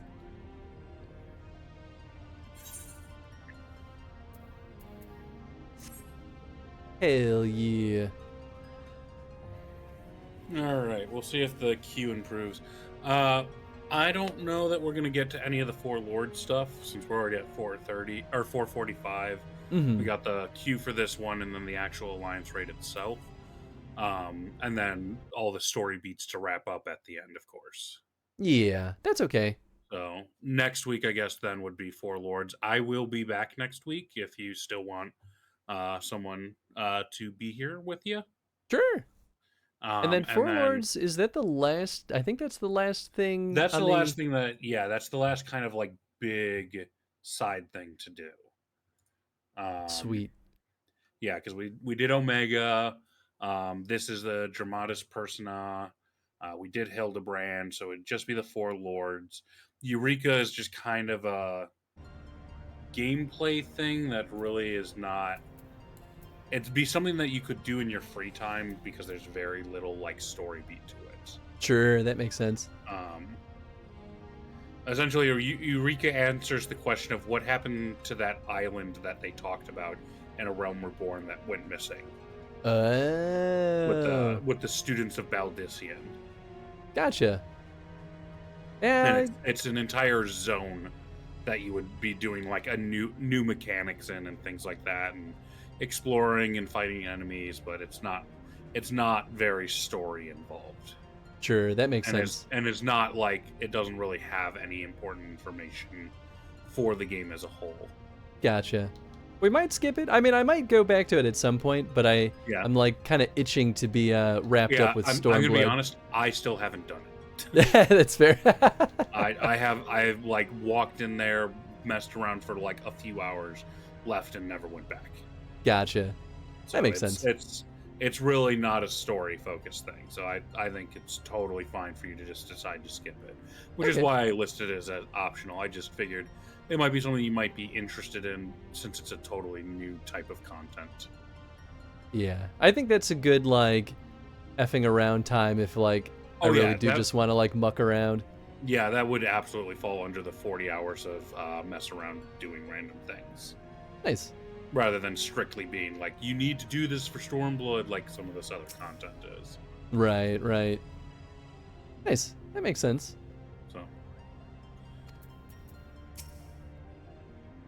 was never my intention to deceive you. All right, it was not until it was. But you understand that I was only thinking of my people. I had not once held you as an enemy, only as an obstacle. And now that I know that to be false, I hope we can work together to save the land from the terrible evil that draws nearer. We will not see the same fate that befell Bagamnan before young Ramza. We must do something and quick. If your vision is true, then not even the Zodiac Braves, Warrior of Light themselves, could defeat the High Seraph. Are you certain we should not just allow Ramza's seal to endure? No, that would mean abandoning Ramza. But then, what options are left us? We could just abandon Ramza. And there's the answer for why we needed a plot about the kidnapping. Yeah. Because at this point in the story, if there wasn't another reason to go there, there'd be a very big question of like, so why are we breaking this ancient seal on a devil that's still in place? Yep. When we don't really need anything from there? Yep. It's like, oh, because now someone got kidnapped and brought there. It's all my fault. I was convinced it was Ramza and my father who were bedeviled by the Auracite, when in fact, it was me all along. You're wrong, Alma. The Auracite held no power over you. It never did. Your concern for your family was justified, for they allowed their desires to cloud their own judgment. You needn't blame yourself for the matters beyond your control. But what of Ramza? He's gone because he tried to save me. Please, Hans, you must bring back my brother. I don't know what I would do if I lost him too. Also, I love the whole thing about like, oh, I was the one possessed, like ignoring the whole episode with Ramza where he was a totally different person. Yeah, right. For like a couple quests. Yeah, I mean, even like, the weird thing is he still seemed like not quite himself, even like up until the point where he was captured. Like he was still being nicer, and is like, is he still possessed? I'm not even 100% sure anymore. Is this their way of like head traumaing him into having a character arc? Kind of, maybe. Because you mentioned at the end he got the shit kicked out of him, and he became a better person after that. Yeah, well, it happens relatively early in the story. Like, maybe after the first, either fourth or first third of Tactics. Like, he starts off being a snobby little butthead, and gets the shit kicked out of him, is basically jettisoned out of any form of command or nobility, and then has to kind of like get slapped back into shape, and then he starts to actually grow and develop as a person. Yeah, so they kind of did the same thing here, in which he was shocked by something he didn't understand, seemed to totally switch personality in a suspicious way, and we never really get an answer about whether or not he was actually possessed or he somehow was shocked into being a better person. Yeah, right. You know, good story writing. Yeah, definitely. I mean, you know, it's side content. I don't expect it to be like top tier stuff. It's just interesting how they're like squeezing in so much stuff in such a narrow like narrative space with like tactics, FF12, and then technically a tiny bit of FF9. It's like, boy, you really squeezed a lot in this tiny little package. Well, I think it's just it being a flying ship of actors is like the only thing from 9. Like, I don't think any of these characters have anything to do with 9 or anything. Yeah. And 12 basically, they're just using the Dalmascan setting as being like the modern era. Sure, but sure. The two named characters, Fran and Begamnon, were like almost totally different roles. Mm-hmm. Like, Begamnon called himself a bounty hunter, but he's like an ex-soldier who was looking for the aura site for unnamed reasons. Mm-hmm. And then just got possessed by it. Whereas in 12, he's literally just a bounty hunter after one of the characters. That's the only thing he's doing. And then meanwhile, Fran in this is like the general of the resistance for Dalmasca, while in the original game, she had nothing to do with the Dalmasca resistance until the events of 12. And even then, she's like the most aloof character in the group. Who's just kind of hanging out because she's friends with one of the other characters. Yeah, really that's all what it came down to. That's why sometimes these choices are weird to me, because it's like it's paying tribute to other Final Fantasy stuff, right? So people who play these games have something where they're like, oh, I recognize this. But I don't know if it's good that they deviate, because then it kind of just becomes its own thing, right? And not like a mixed world thing. Versus where, like, if they felt very true to their original characters, then would that cheapen the FF14 experience, where it, like, you know, feels like there's this weird, like, blending of worlds, you know, and 14 has less of its own identity in that case? I don't really know what the better route is, but I think it's a little bit weird either way. I mean, I think 14 has a lot of personality to its world.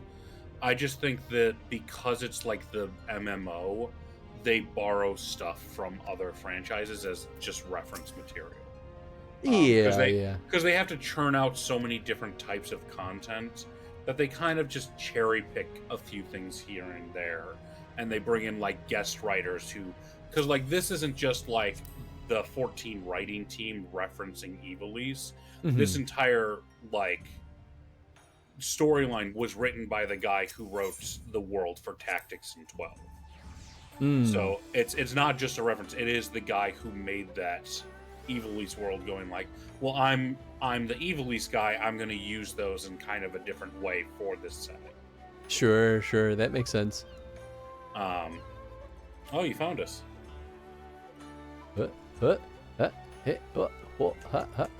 Oh, I can't move any further? Oh, there's an invisible barrier. Oh.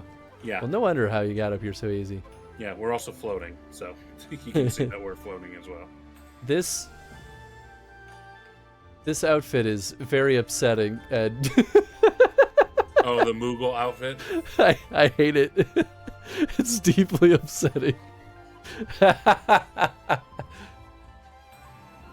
I'm not gonna lie, at first I was like, why does your minion look so weird, Chad? Yeah. I was like, wait a second, that's a Lalafell, not a minion. That minion has a minion.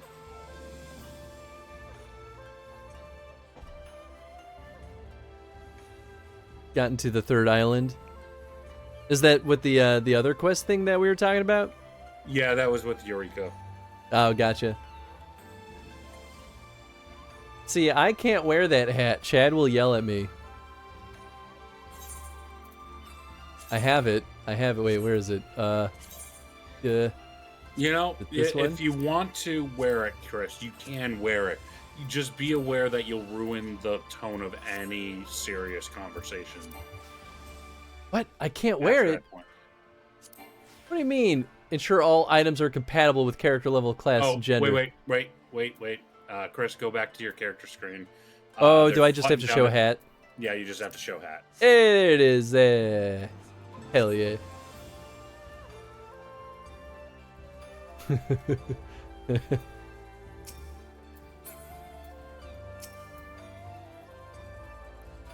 I'm leaving.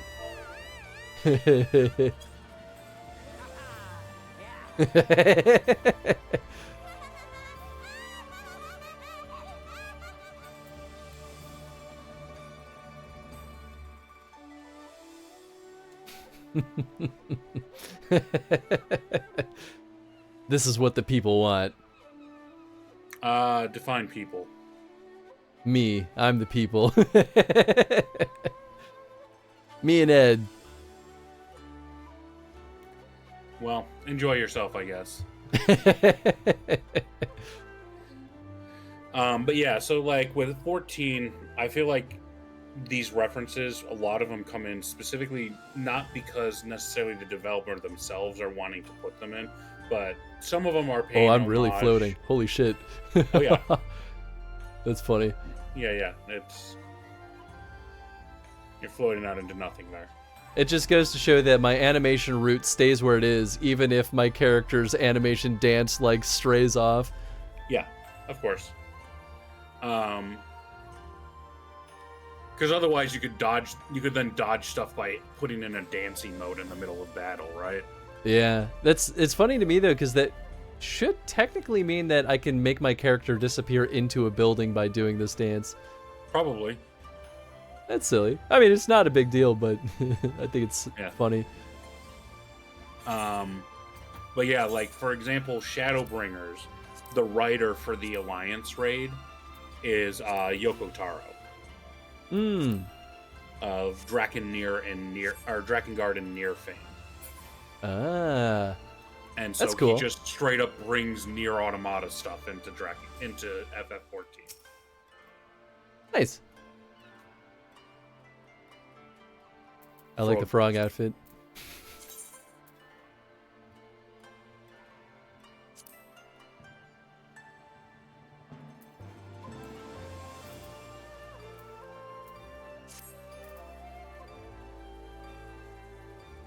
Let's see, 13 minutes? We're at 13 minutes any second now.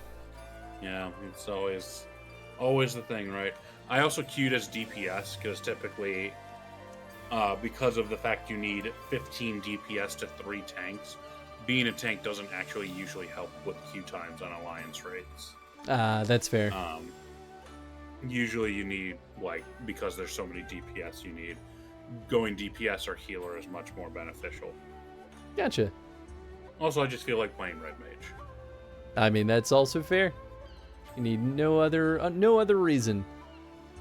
Well, I do need other reason, because if it was, like, way faster as a tank, I wouldn't want to make you wait here, like, an extra 10 minutes just because I wanted to play Red Mage. That's fair.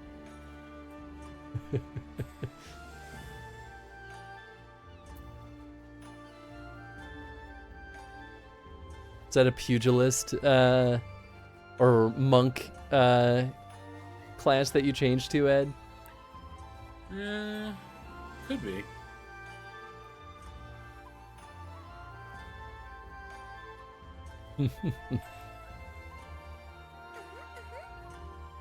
Nice.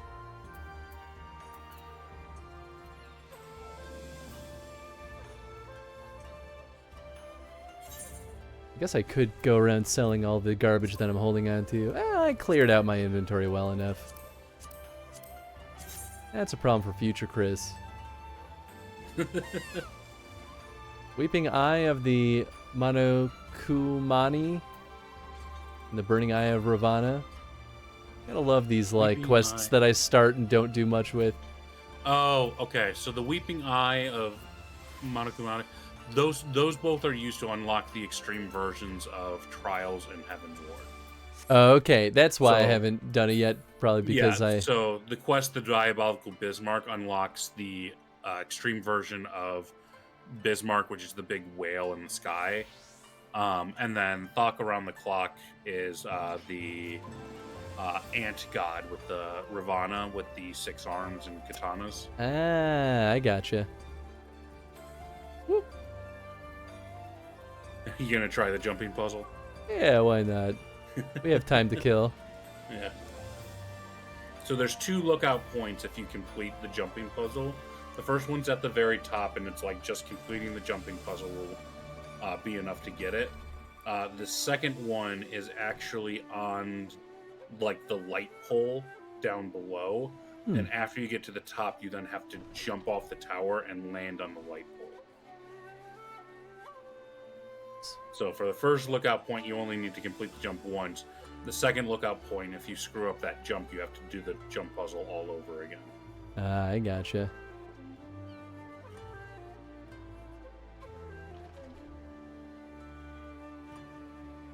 Ah, damn. It's tough. So the trick for the first section is, for that one that goes out really wide, you don't want to get stuck under the rafters. So just go out as wide as you can. Yeah, that's exactly what I was doing.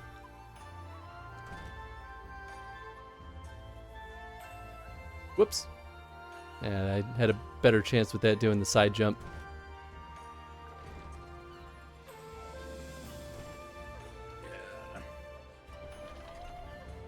Because these aren't, like, you have to really gauge how much of a jump you give when you do some of these.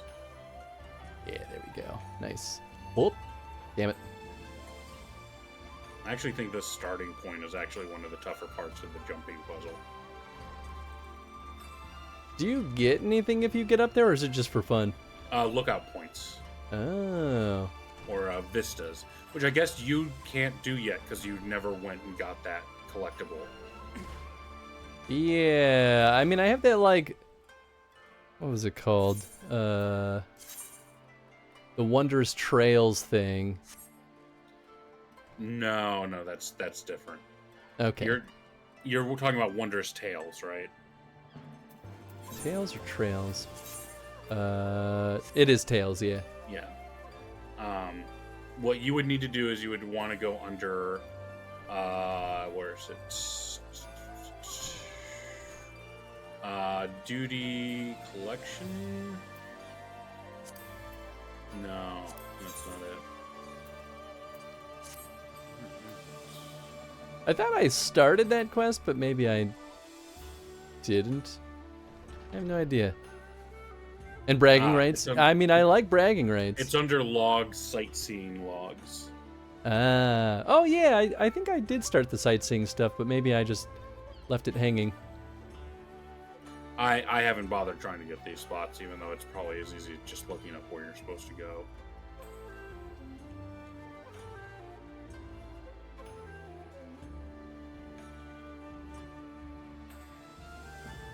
Yeah, damn, you do get stuck under there really easily.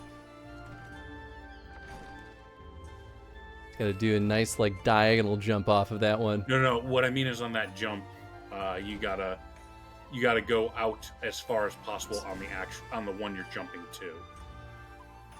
Yeah, that's what I mean. So that way you don't hit your head on that. Yeah, which means you have to kind of jump diagonally. Oh yeah, to get to that further. In general, diagonal jumps are better because you spend more time over the thing you're jumping to. Pure horizontal jumps are a lot harder to land.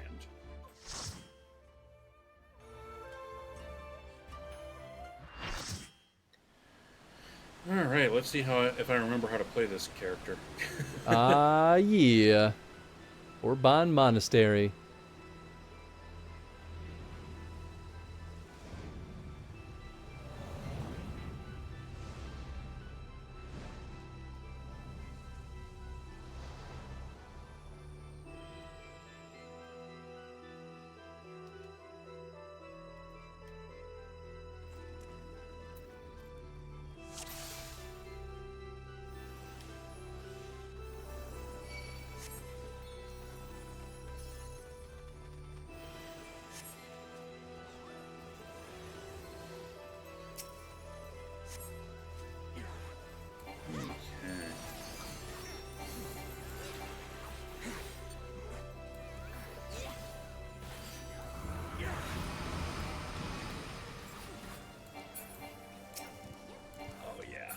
love Red Mage.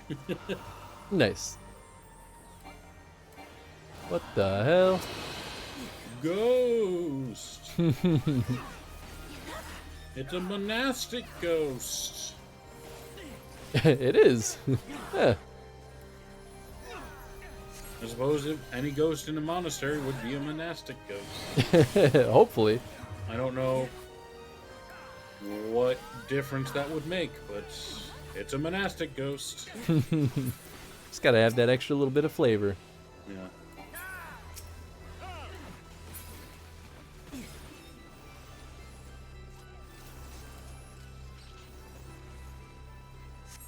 Oh god, I forgot. Red Mage has such efficient ability space that I have sprint on my hotbar, Oh, nice. which is not true for most of my characters. Yeah, I've very much filled my 2 like main hotbars already and have that like bonus top one. Yeah, so I do, because I have the controller set up, I've got the crossbars and I've got the double crossbar set up. So I have 32 ability slots that are visible to me at any given time. Ah, nice. Wow, that's pretty good. My name is Mustadio Bonanza. Now, to access 16 of them, I have to do like a double tap on the triggers, but that's not a big deal once you get used to it. What the hell is this thing? This is the guy we're going to be showing Hole to. Oh, lovely. This sounded so like robotic. Yep, it's a robot. It is, in fact, Feels a robot. like such a weird, weird enemy for this stretch. You're not wrong. I mean, I guess if this is like interweaving with like Allegan stuff, then I guess that may make more sense. I don't think it is. Okay, because yeah, they talked about that at one point, and I was like, oh, is that the route we're going with this? Yeah, no. They brought up the Elegant at one point. I think they were saying because it was like, it was the Empire the Garlean people had roots in the city of Go. So yeah. even before they got a hold of Allegan tech, they still had like a history of using mechanical soldiers. I see. And it was only after they Whoa! It was only after they started conquering more that that they found the Allegan stuff and enhanced their abilities. Gotcha.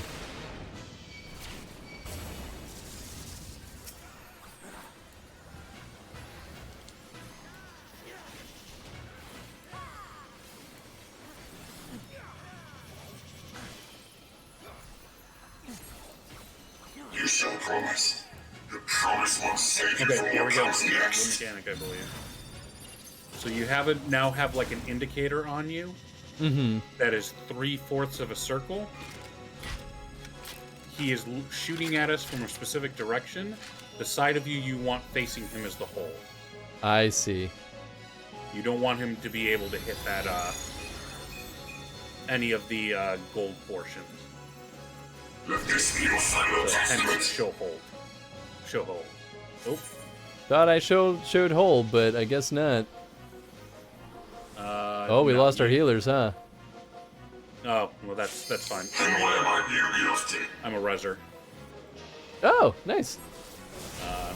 The bigger problem is if he does an AoE, that might be a big problem for us. Oh, yeah. Woof. Yeah, that's a big problem. I went to try and res the other healer, Just warming up. wound up getting hit.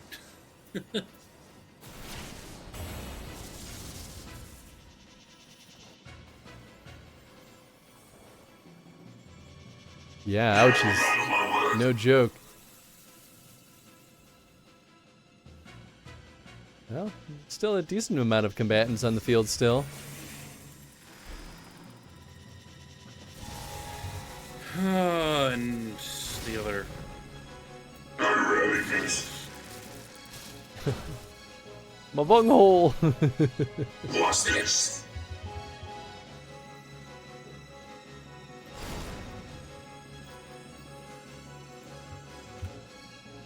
the healers on the other alliances are not being particularly helpful right now. They've got Yeah. mostly full teams, or at least they had as their last attack. Nope. One of them finally rezzed Ed.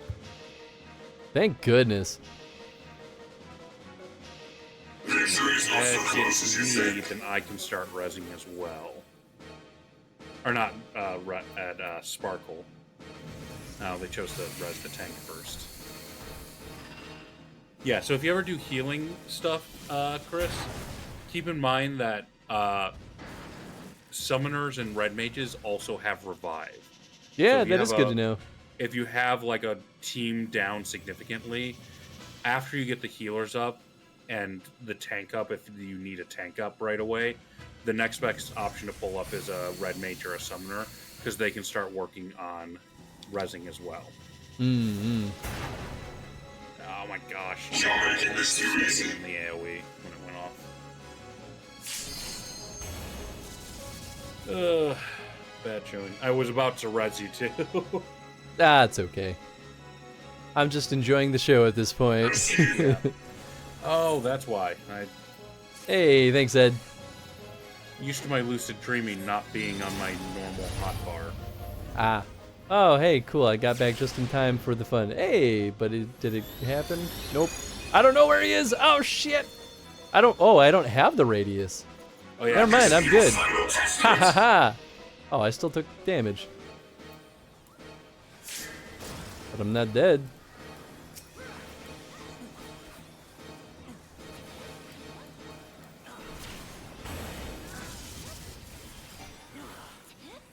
All right. Well.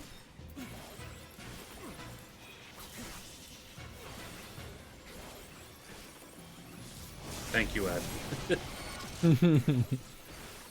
Oh, Ed.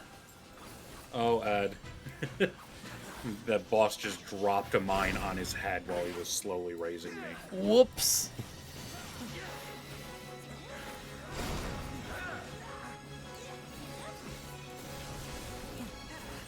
Damn it. Well, shit. Definitely out of practice with this class.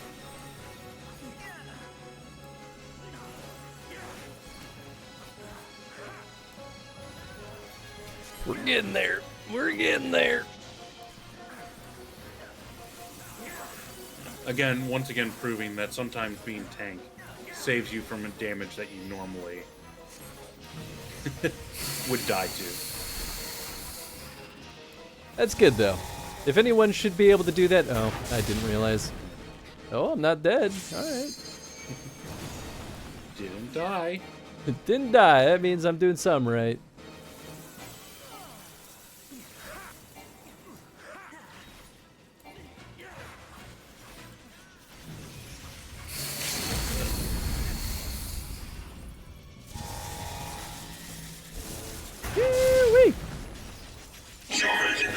Ooh, that's a spicy meatball. There's no way we don't got this. Immediately wipe. You have proven yourself deserving of the title, Zodiac Brave. With this, my journey can, at long last, come to an end. I wanted to see what the... Ah! Wait, I think that guy has a name that I recognize. Mystadio. I don't think that dude was one who turned into a monster, though. I think he was part of the party. Interesting. Well, he could be part of the seal trying to keep people out. Oh, I guess that's true. I mean, that's also definitely not how it really works. I mean, we've already established this is not raw like lore to the original games. Yeah. It's just weird when it like pulls characters in that you wouldn't expect to see in these positions. Yeah. It's how like, about Agrius? Was Agrius a character? Not that I recognize, but that could have been like an enemy. Mystadio I remember because he was part of the party, and I always thought of him as Mustache Guy because of his name. Mustache Man. Yeah, Mustachio. Agrias was in tactics also. Okay, I mean that makes sense. Not like you're gonna remember every single character of every single game you play. No, and Tactics' story is a little bit dense at times, so it's Grab a shield. Makes it a little bit harder to remember to the some current things of life too. we succumb. Its judgment swift and final. Its bite as cold as steel. And go ahead and use that and just hold it for a sec. Oh, thought I was using it. Did I use it? I don't know. No, because you still have it in here. It's unusable. Oh, you used it too late. Oh. I was looking you know at what? the stream of it. And it took it away from you, I think, because you used it too late. Oh well. Didn't die though. Didn't die. Whoop.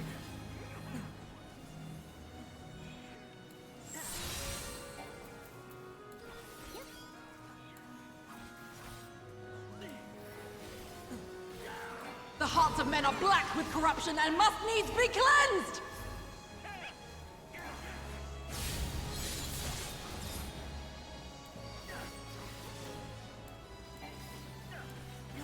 Wow, she was loud there. On your end too, or? Well, just because I could I have, again, your stream down to, like, minimum. Oh, yeah, it's because I have the VO way up, but that ends up getting kind of loud when I don't expect it to be. Sword bearer? I don't know what this does. Probably not what I want. Well, I used it and I didn't die. So maybe it's fine. Success. That sounds to me like success. Sure do. Well, I was standing next to the tank. I call out to the skies and tremble as the brilliance of 1,000 bolts blinds mine enemies and tears their flesh asunder!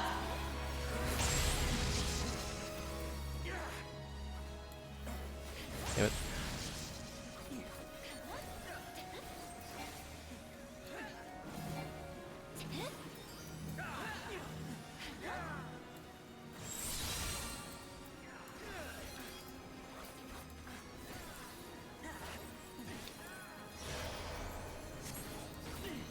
Okay, grab a shield again. There it is. Awahey. Oh. Who needs shields anyway? The best defense is killing. Hey, I died. I guess the boss would agree with you. The dreams of men are fleeting, yet they must be embraced if they are to flourish. Have you the faith to do as much? Alright, I got you. Thank you.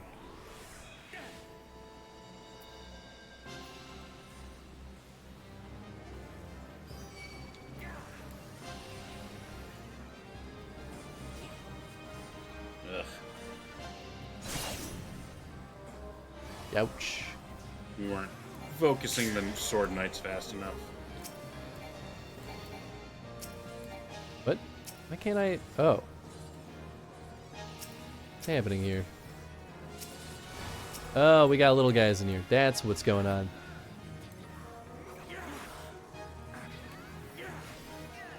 We're in trouble, I think.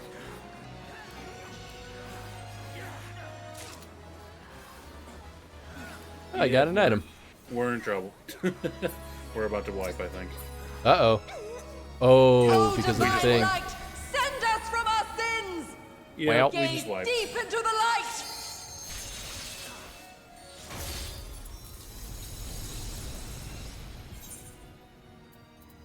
Okay. Yeah, we had whoever had aggro on those sword guys brought them over to the shield guys, so we couldn't actually kill them. Because the shield guys were blocking for the sword guys. I see. So a bunch of and they were low enough that everyone was piling on damage onto the sword guy, going like, "We just need to finish him," and like just totally ruining the encounter. Whoops. Yeah. Well, that was the tanks. Yeah, yeah. Yeah, for once I was pretty sure it wasn't my fault. Yeah, there's definitely a moment there where I'm like, why am I doing no damage to... Oh, he's standing right next to the shield guy. Well... Okay. So yeah, when you use that ability, don't move or anything. To the current of life we cast succumb. Its judgment swift and final. Its bite as cold as steel. Got it. Okay. I still got pushed. What the hell? I had the shield up and everything. I don't really know what I did wrong. Yeah, let me see what happened. I don't know what you did either. You might have been too close. I don't know if that's a thing. Or like I put the shield up too soon or something? I don't know. No, because I put mine up before you. Huh. So yeah, I was trying to like watch her while... Oh, you have to face her is what Ed says. So you had the angle off, I guess. Which I didn't think was a thing, because I thought I did that earlier and had the wrong direction, but I guess... The hearts of men are black with corruption and must needs be cleansed! Bye, B-Team. See you later. Have fun with that other mechanic that we haven't seen yet.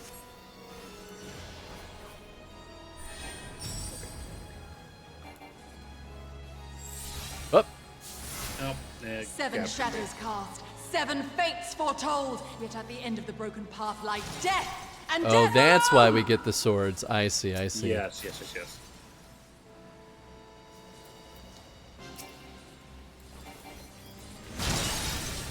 God damn it. Yeah, I tried to zip over there so that I could, like, actually do something useful and ended up, honestly... Right on top of it, yeah. Yeah, more so than I expected. Yeah, I saw that.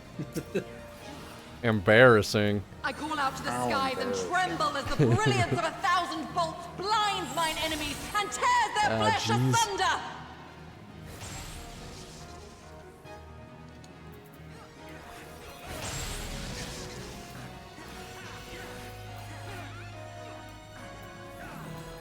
There we go. Starting to get the groove a little bit more on this.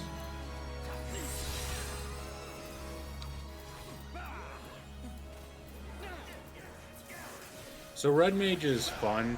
I think it's one of the weaker mage classes, which mage classes are already not super strong. Oh, I forgot to put my shield up in time. And I, once again, was too late because I couldn't find my cursor. Alright, that's fine. The dreams of men are fleeting, yet they must be embraced if they are to flourish. Have you the faith to do as much? So focus on Sword Knights to start with.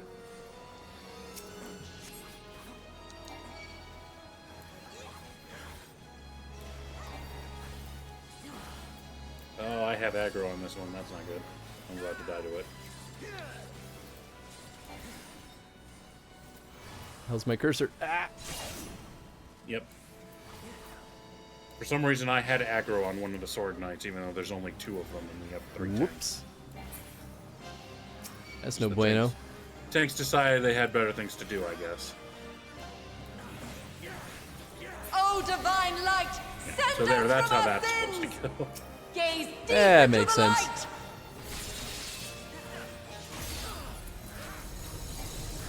Thank you, Ad. They who dwell aloft have spoken. Let their words echo in your empty soul. Ruination is come! I love Ruination. Oh, I didn't see that. Oops. It's great. It's going good. Yeah, very enthusiastic. I love Ruination. Immediately dies. How could I have been ruined? Who could have warned me? No idea. I guess we're all to blame here. Yeah. It's a shared thing, certainly. I'm not going to pretend like I'm doing things for... Oh my god, this healer from another team almost killed 2 of us by just walking over. On guard! Oh, now we get to go to the fun zone. I can move. No, Oh, can't. I see. We're going to the fun zone. Oh, I didn't know what that meant. Tainted soul. All right, all right.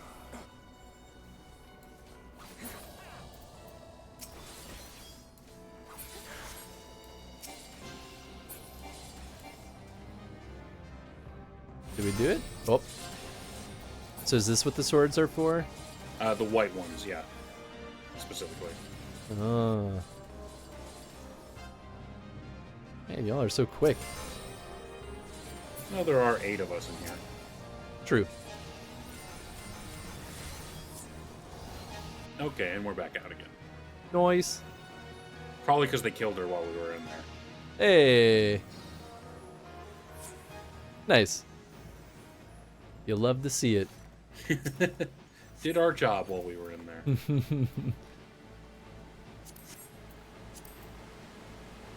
I'm part of the problem. Oh, do I have to click it? Oh, no, okay, I went in.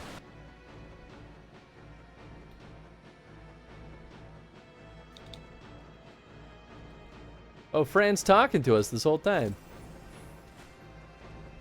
Yeah, she's saying some stuff. Something here feels different than the monasteries above, otherworldly. No shit, Fran.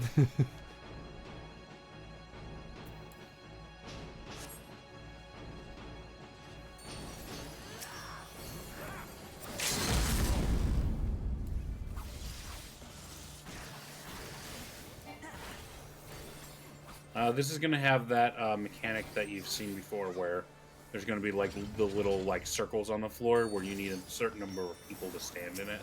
Oh, gotcha. So just be ready to do that. And as soon as you activate it, there you go. You can move on to the next one. Oh, right. And what it's blocking is a summoning. If you don't block that, it'll summon in more ads. Gotcha.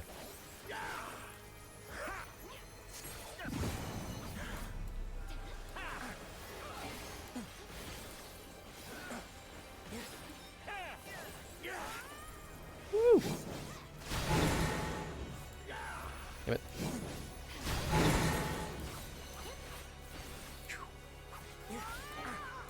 Good time to build some meter for me.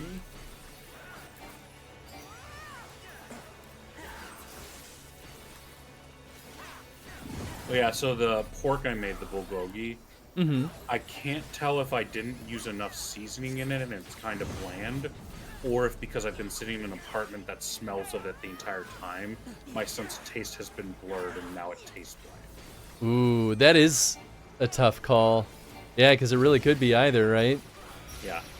Or it's like, it could be I didn't use enough and I should have mixed some more in, but it could also be just because I've been smelling bulgogi all day. My nose is, because, you know, smell is a big part of taste, and my nose is just like, yeah, you know what this flavor is. You've been smelling it all day. Well, it'll still be nice with the kimchi at least. Yeah, that is the nice thing about it, is like with the kimchi and putting it over rice, it's at least going to be like accompanied by stuff. Ooh, I love this fight. Your coming was foretold, servant of Ivalice. Or perhaps you serve another. We're going over to the sea mark. I am Count Sidolphus Follow the blue Orlando. icons on the map. Your journey ends here. There we go.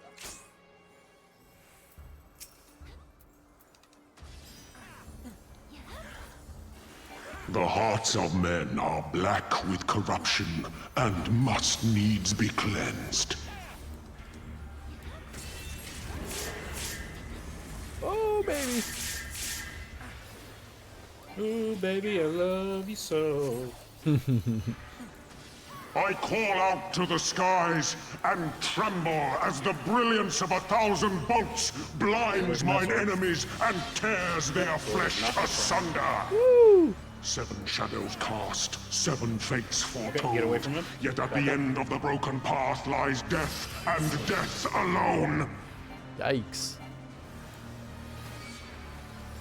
Open your eyes to the darkness and drown in its loveless embrace. The gods will not be watching.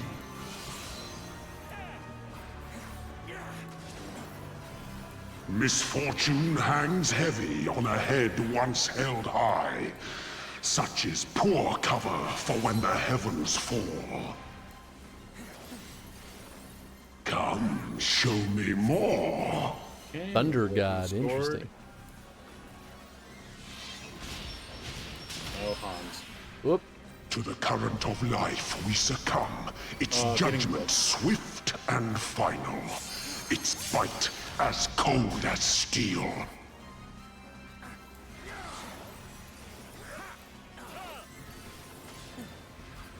To live by the sword is to die by the sword. Split the group. There is time enough for regret in the flames of hell. Thank you, Hans. Stand in the circle, please. Oh. Honed Like, is oh, the great, you're here. blade that And then you severs see the this villain's walk head. just outside the circle. Endless Well, I is the don't know. path that leads him from hell. Sometimes I just assume it's like a spell that someone else is casting.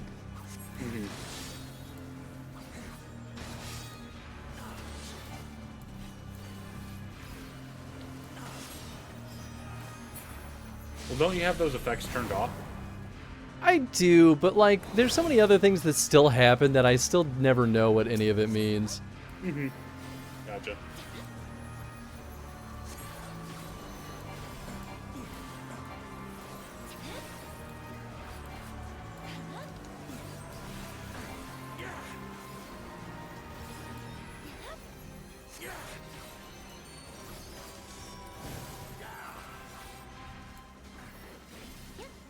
Oh boy.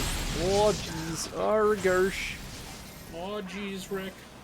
Oh jeez, Rick. I don't know about this one. It's more Shaggy than it was Morty, I guess. It's I don't okay. know about this one, Scoob. Scoob.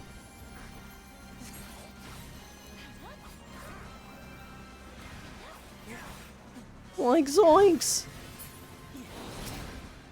Oh, don't be there. Yeah. Awahe. Called the god of thunder. You will now know why. And now Upon the my big holy old- blade, the very world lies in balance. And now Just the stand here, scales will tip. Whee! Right back where we started. Yeah, nothing changed. Classic. It is funny from a design standpoint that they do that like big attack seemingly within the Come, first half show of the me fight. more. I think it's deliberately because if you wipe to that, it's more frustrating if you're like 80% of the way through the fight. Oh, sure. So they put that big wiping Escape attack. is the not very so end. easily Getting close. granted.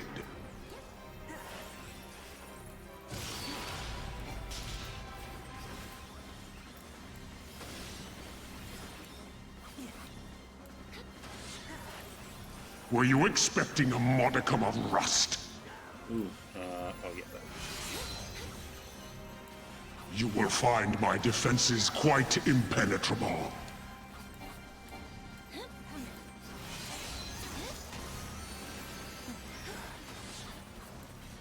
A piteous display. Ooh, back away. Woo-wee. There we go. Nice. They who dwell aloft have spoken. Let their words echo in your empty soul. Okay. Ruination is come. Oh boy. Oh boy. Ah, jeez. So when he Oh, starts goodness. moving around like that, he does give you more time to get out of the way. Oh, that's nice. Whoa. Shit. So that's just a healer check. Yeah, that Even makes the sense. strongest That's one of those shields dooms that they cannot need to heal us all defend the the way back up to weakest full of health. wills. A moment's hesitation There's nothing we can beckons do a about that. I guess lifetime technically I of can do something pain. about it. Ooh.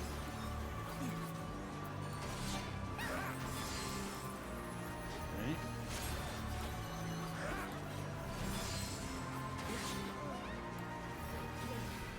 Oh, lost someone on our side. Yeah, I think they took 2 hits of that juggle. Ah. That was a tether mechanic that you're supposed to juggle for the tank, because the tank has defense down. But each character can only take one of those. And I think one of the player that died took the tether too early from the player before them, so they ended up taking two. You will find my defenses quite impenetrable. Back nap never really happened. Oh, I'm sorry, Kay. Yeah, sometimes it doesn't work out. Yeah, but I mean, good on you for trying. Whoop.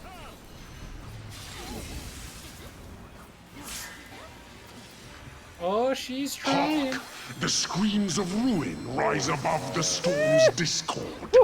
Shudder not in her endless cold.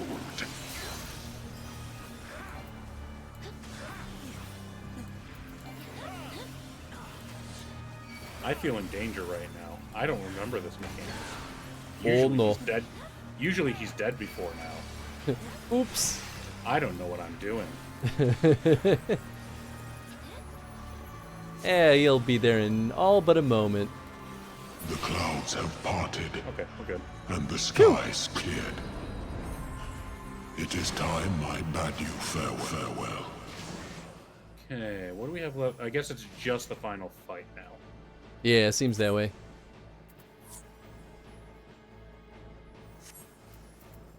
I know for this final fight, you absolutely can skip phases. Oh, nice. There's like one big phase change that has to happen, but after that, it's like you absolutely can skip phases on that. Nice. Is it sanctum you seek? I'm not super confident in this group. Or perhaps you are come in search of power. That which lies at your feet, that blessed bauble can grant you both. You need but will it so. No, assholes, we've got cutscenes. Now, we just had a ready check where 5 people said not ready, and someone immediately initiated another ready check. Like, how about now? Mortal agency in matters divine shall not be suffered.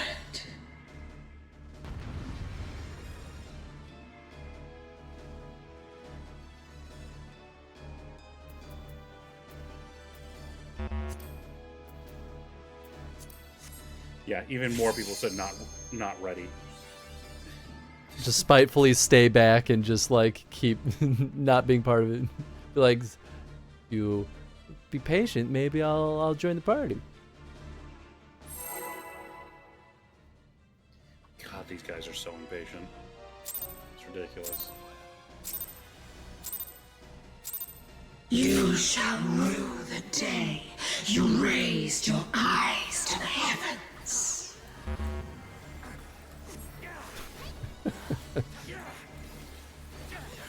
What? Just it's still got the like people didn't say they were ready. Well, you were part of that because they initiated the third ready check. So it automatically, it automatically marks you down if you're in a cutscene as not being available. Oh, okay, that makes sense. Because yeah, I was gonna say I didn't see it. Oh, I can't go over those ice walls. No, you can't. They weren't that tall. Come in. Your very soul I have a jump shall button. not escape Yeah. my wrath. This game doesn't have that excuse.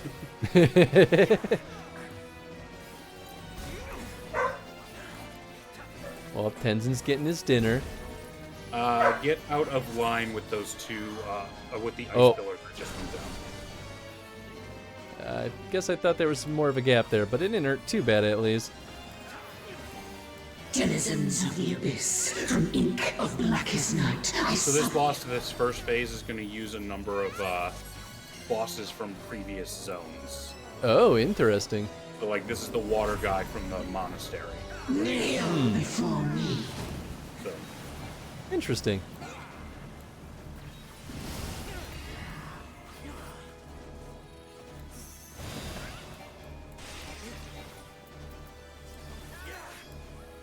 Denizens of the abyss, from ink of blackest night, I summon you. Yep, and now Yeah, here's the fire guy. Yeah. Yeah, he seems familiar. So these mechanics are repeating themselves. So just kind of follow what the mechanic was before. Yeah.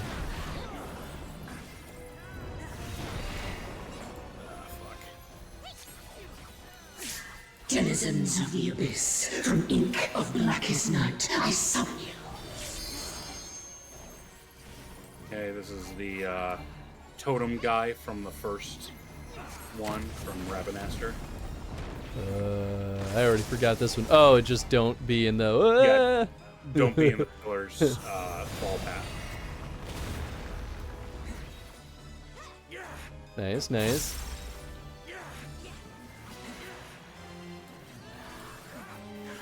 Death awaits defiance. Okay. This section is just survive. Okay, yeah, because we weren't even able to attack. Yeah, so we can't attack the boss here, so just survive. You have the red marker, stand with other red markers. Dodge everything you can. Yep, still died. Stay towards the front, the guy's doing a half AoE. Yep, there he went.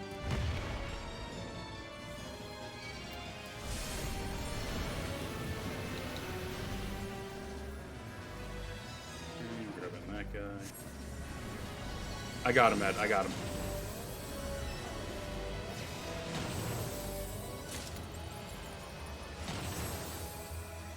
Hey, I got the brave jacket. Nice. Sweet. It looks so little. Okay, stand in the bubble. Oh, they're helping us. Yeah, so the three people we beat earlier in the dungeon are back in the bubble. Where they're helping us now. So they've now realized that we're immune to that.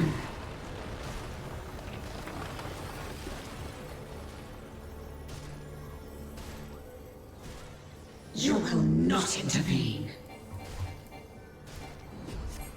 Now this is just a slow DPS check at the moment, but now she's trying to force her way in.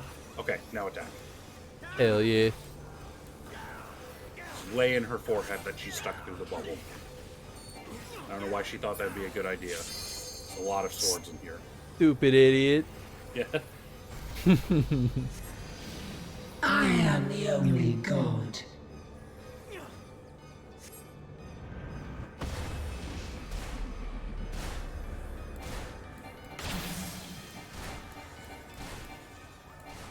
Who needs shields anyway?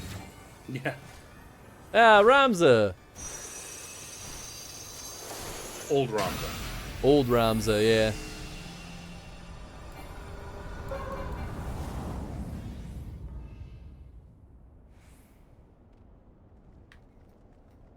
Ooh. Few can claim to have endured the might of my will. So this is the section now, if we do DPS well enough, we can skip. Denizens of the Abyss, from ink of blackest Hell night, yeah, I we got this. And okay, stand in the actual attack zone. Kneel That Oh. wind is gonna blow it. Oh, I see. So yeah, that's part of the mechanics of this one is she's gonna have winds coming through that are gonna move attacks that are dropping. So like Gotcha, she'll drop gotcha. those ice pillars that shoot out the like. Your matter. very soul Those will shall get not moved by escape ice, my or wrath. get moved by the wind before they go off. Gotcha. Kneel before me.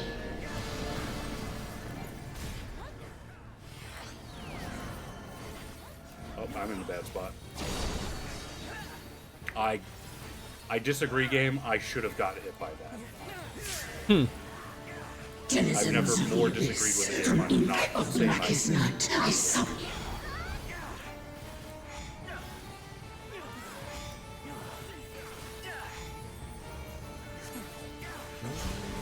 Oh, what's happening over there? You're talking about the arrows? Yeah, just all these things that are dropping. Denizens of the Abyss. Yeah, that was a mechanic dropping blackest down night, that I had to summon catch when they were about to go off. Ooh. You needed at least one person per trail ready to catch it. Gotcha. Otherwise, it would do big AoE plus weakness to the enemy. Oh, I guess that was bad. The big meteor? No, I like walked into a like glowing blue circle, and then I got stuck. Gotcha.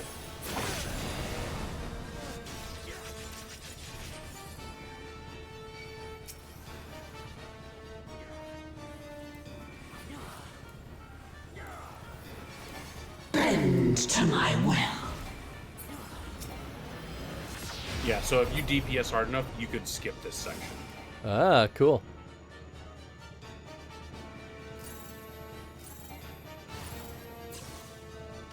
If you get the little dice on you, stop moving towards before me. Oh, okay. Oh, am I gonna die? You good? You good? You can stand outside the darkness if you have the AoE stuff, and if you get the explosion point, you definitely need to run out of the light area. Gotcha. So you see that marker right there? That person needs to leave. That person needs to leave, and they didn't. Whoops. I see it now, in you. Yeah, so that marker there with like the arrows pointing outwards like that, that's a impact indicator. So something is going to hit on them at a point. So that person needs to get as far away from the rest of the group as I am Evilise. Consign me unto darkness, and your light will be forever lost. Hi, Tenzin. So high energy. He was yelling before. We were outside saying hi to someone. Ah! I'll kill you! Yeah. Sounds about right. Oh. Nice.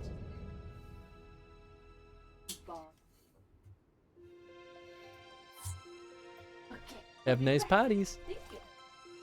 Alright, little guy. Player commendation. Let's see. Who do we have here? Machinist, because you have a gun. Alright, I will need that. I'll need that. I'll need that. Ooh, a wind-up Ramza. Hell yeah, I want that. I rolled like shit. Alright, well, I'm not getting that one. The only one I actually was interested in. You never know. I've definitely won low rolls just because no one else in the party needed it. Yeah, I didn't get anything. That's okay.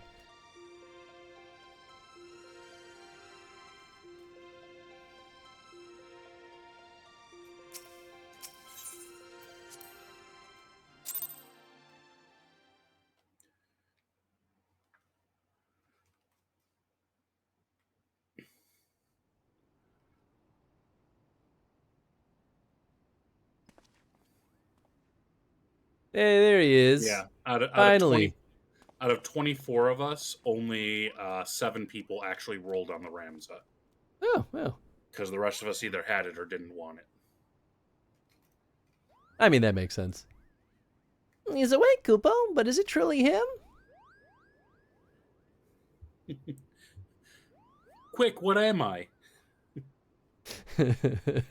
Yeah, right. That is the ultimate test.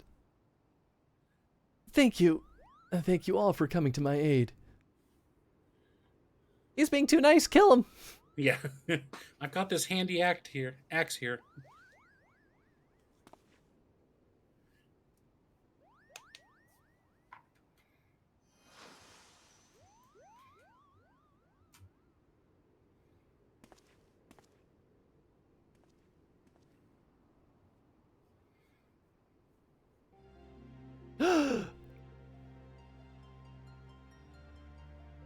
Great, great, great granddaddy Ramza.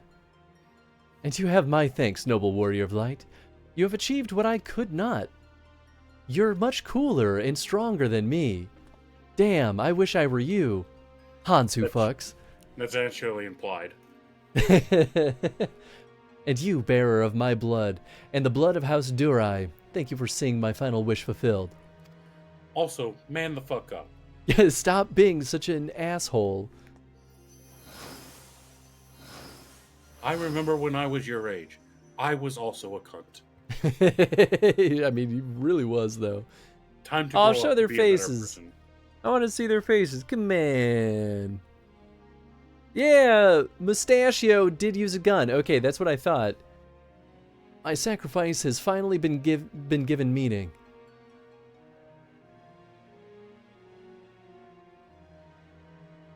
That's cool, I guess.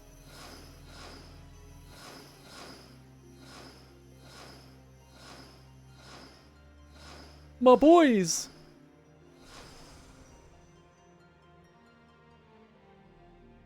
God, their faces are so low res. Yeah. I'm Now, looking my particularly friends. at the guy on the right there. Oh yeah, oh yeah. Oh, there. Okay. That original shot, the far shot, made it look like they didn't even like model his eyes. just the indents where they would be like a toy. Yeah. The funny looking chocobo too. Now, my friends, let us retire to Mother Heidelin's bosom, that we may finally rest. It's the math robot. Was that the math robot? That's funny. I think that's the math robot back there. All right, well, who's the calculator? One of these job classes have to be a calculator, right? The math robot, obviously. You know, I guess that's fair. He's the one who was subtracting the whole time. It's true. You know, maybe that is what inspired that choice for that mechanic. That would be really funny. Farewell, you are the true heroes of this story, and so much cooler than me. Anyway, goodbye. Forever. Nice, like, armor thong there, Ramza. Delita, how I have missed you, old friend. I like the breeze on my cheeks. Lay off the thong. Forgive me, Ramza. You deserve better than what history gave you. I could have done more. I'm truly sorry.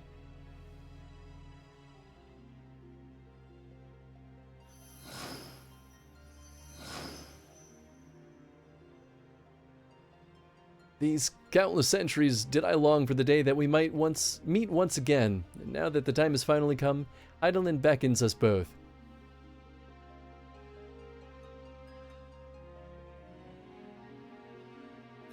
Man, this probably feels really nice to a tactics player. It's alright, I guess. You're an unwilling tactics player. No, I liked tactics. In hindsight.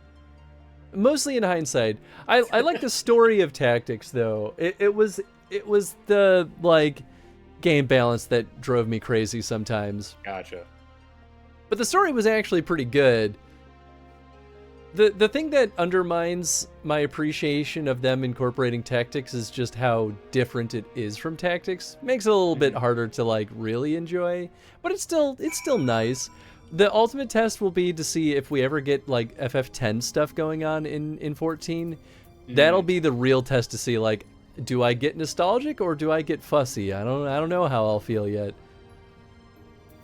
I guess it'll depend on how they write it. Yep, exactly.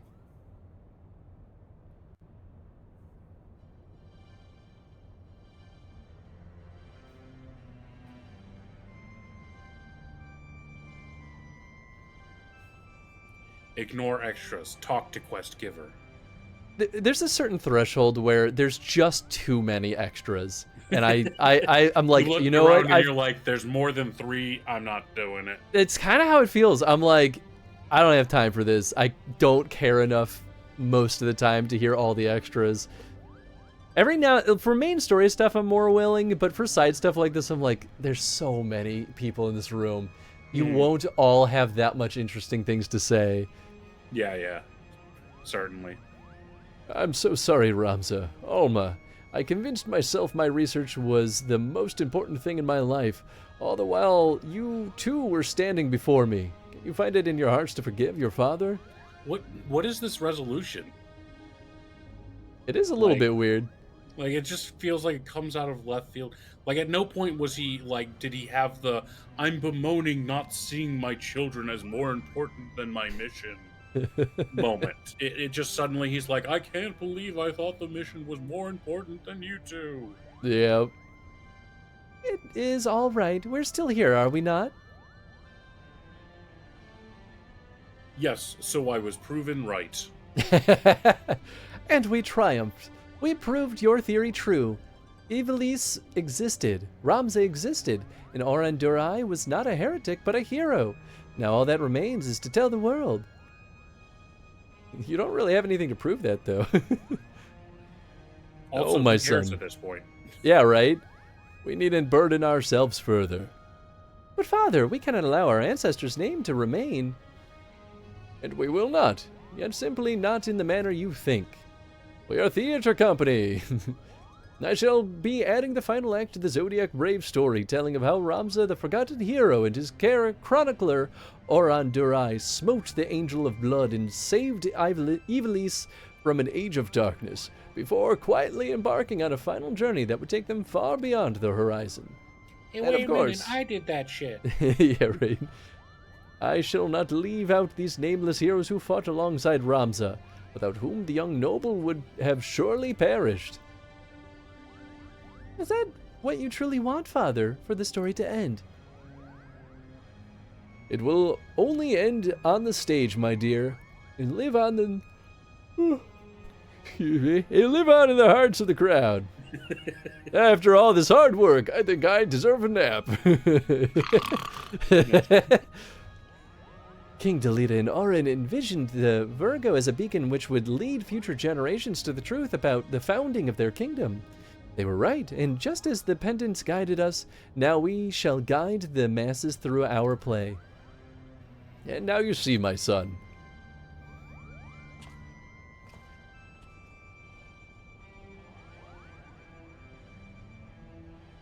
I would offer you my thanks again, Hans, but thanks are not nearly enough to express my gratitude for all you have given us. Perhaps after I complete the Zodiac Brave story, I shall pen a tale about the legendary warrior of light and his adventures across the 3 great continents. Then you'll have to work. You'll have your work cut out for you, my friend. Hans has enough battles under his belt to at least fill 3 tomes, if not 4. Would you stop doing that, Sid? Yeah, just showing up. Yeah, right. Just adding himself into the conversation mid-scene. And his tale is far from over, isn't it? They won't stop throwing me at stuff. I just want to sleep.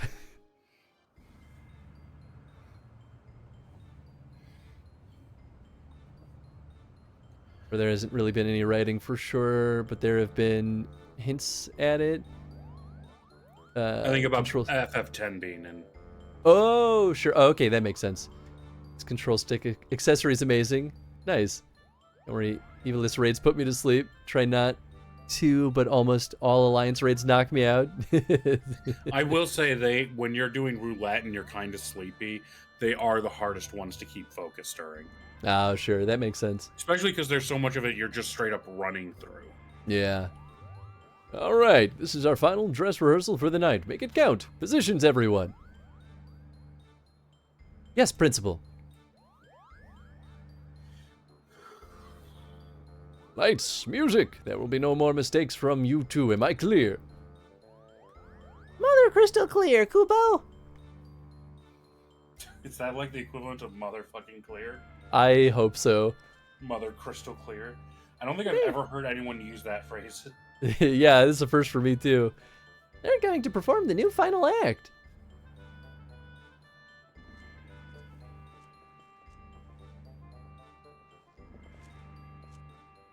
Begin.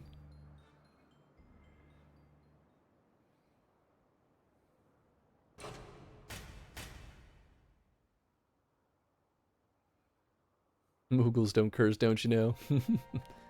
Whatever will we do? The church has branded us heretics. No home awaits us in Ivalice. We shall embark on a journey together.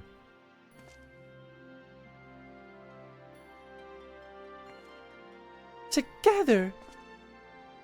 Together. The crystal's call has been answered and evil vanquished from the land. We are now free to soar like the griffin. Free, but how? By casting off our noble names and forging a new path, one not bound by fate. And on that path we shall meet new friends, make a new family.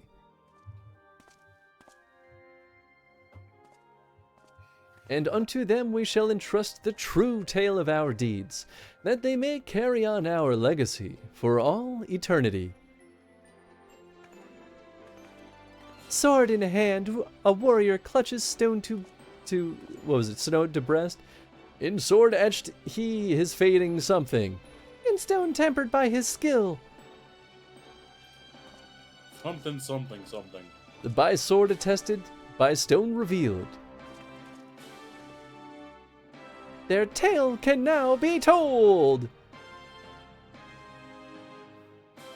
Ah, very short third act. They really resolved everything mostly in the second act there. Bravo, bravo! You both were wonderful. Either that or whoever mentioned they're showing off the third act doesn't understand theater and mistook it for the final scene. You know, I wouldn't be surprised. They're showing off the third act and it's like, no, it's literally the last scene of the play. Yeah. Third act already happened. This is the denouement. Come on. Keep up. I'm inclined to agree with the Lady Murilla's sentiments, but there is always room for improvement. Back to your positions, everyone, again from the top. As they replay the whole scene, but slightly different. Yeah, slightly different emphasis, slightly different food action. But of course, we don't actually know what they're saying because they're not speaking lines. Yep. Again, I've had enough of this. I was promised a starring role, Kupo. It is in my contract. We don't have contracts here. Oh, hush, brother, before Genoma sends us back to polishing boot buckles again.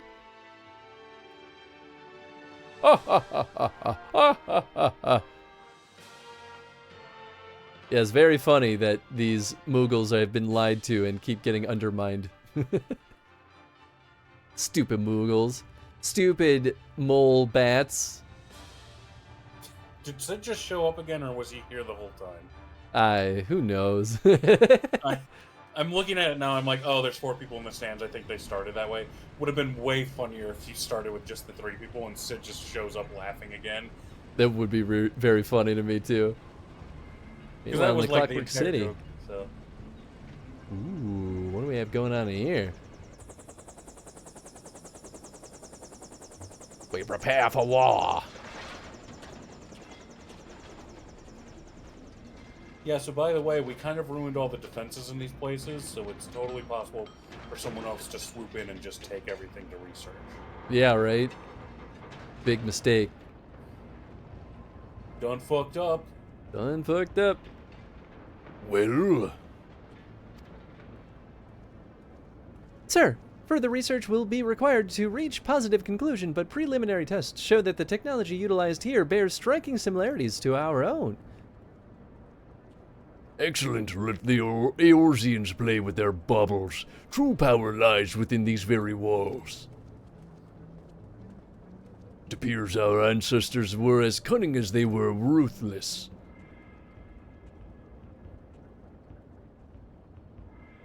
Random half-naked guy? Nice hat, though, I guess? Really completes the look. Oh, yeah, I think this is a character that shows up in the next expansion during some other side content stuff. A weapon powerful enough to carve a gateway to the land's very core. His Radiants will be eager to test this Tartarus, wouldn't you agree?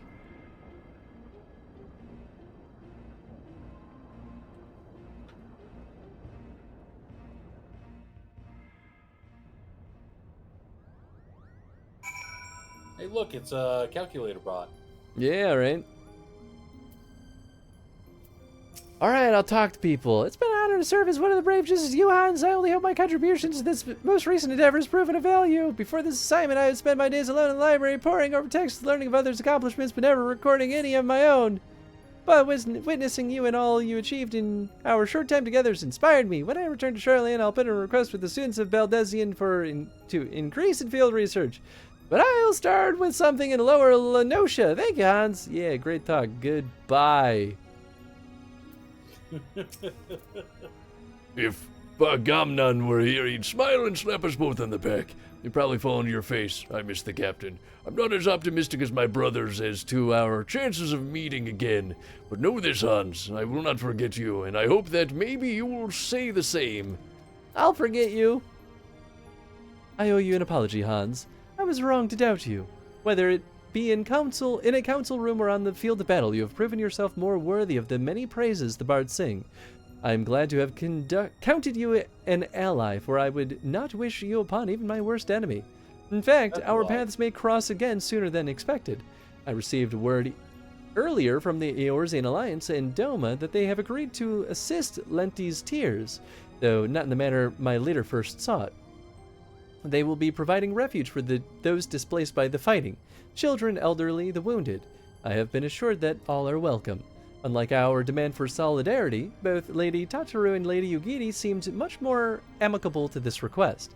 Perhaps they remembered how only Eorzea received refugees fleeing from Doma and Alamigo. Perhaps it was I who reminded them. As for now, I must return to Dalmasca with these tidings and somehow not only convince the myriad resistance factions to cease their infighting, but also cooperate in the organization of a method in which refugees might be transported safely across the borders. Needless to say, I have my work cut out for me, and even then, this is only the beginning. Once the refugees are safe, there is still a war to be fought and won. And when the time comes, do not be surprised when I come again calling. Also, that was a total lie. She's like, I wouldn't wish you on my worst enemy. So if I said I wanted to sign up for your resistance group to fight the Empire, what would you say? Yeah, I know, right? You absolutely would. You would absolutely wish Hans on your greatest enemy. Like, undoubtedly. Oh, yeah. Thanks are not nearly enough for all you have provided us, but sadly they are all I have to offer. Thank you, Hans. You watched our rehearsals, so you have witnessed firsthand the fruits of my father's labor. It is now on us, the players, to see that their seeds cast across the realm. From fleeing the Empire to searching for a new audience, from finding the truth of our ancestors to bringing back my mother and saving my brother. Many paths were walked on this journey, but ultimately they all led here.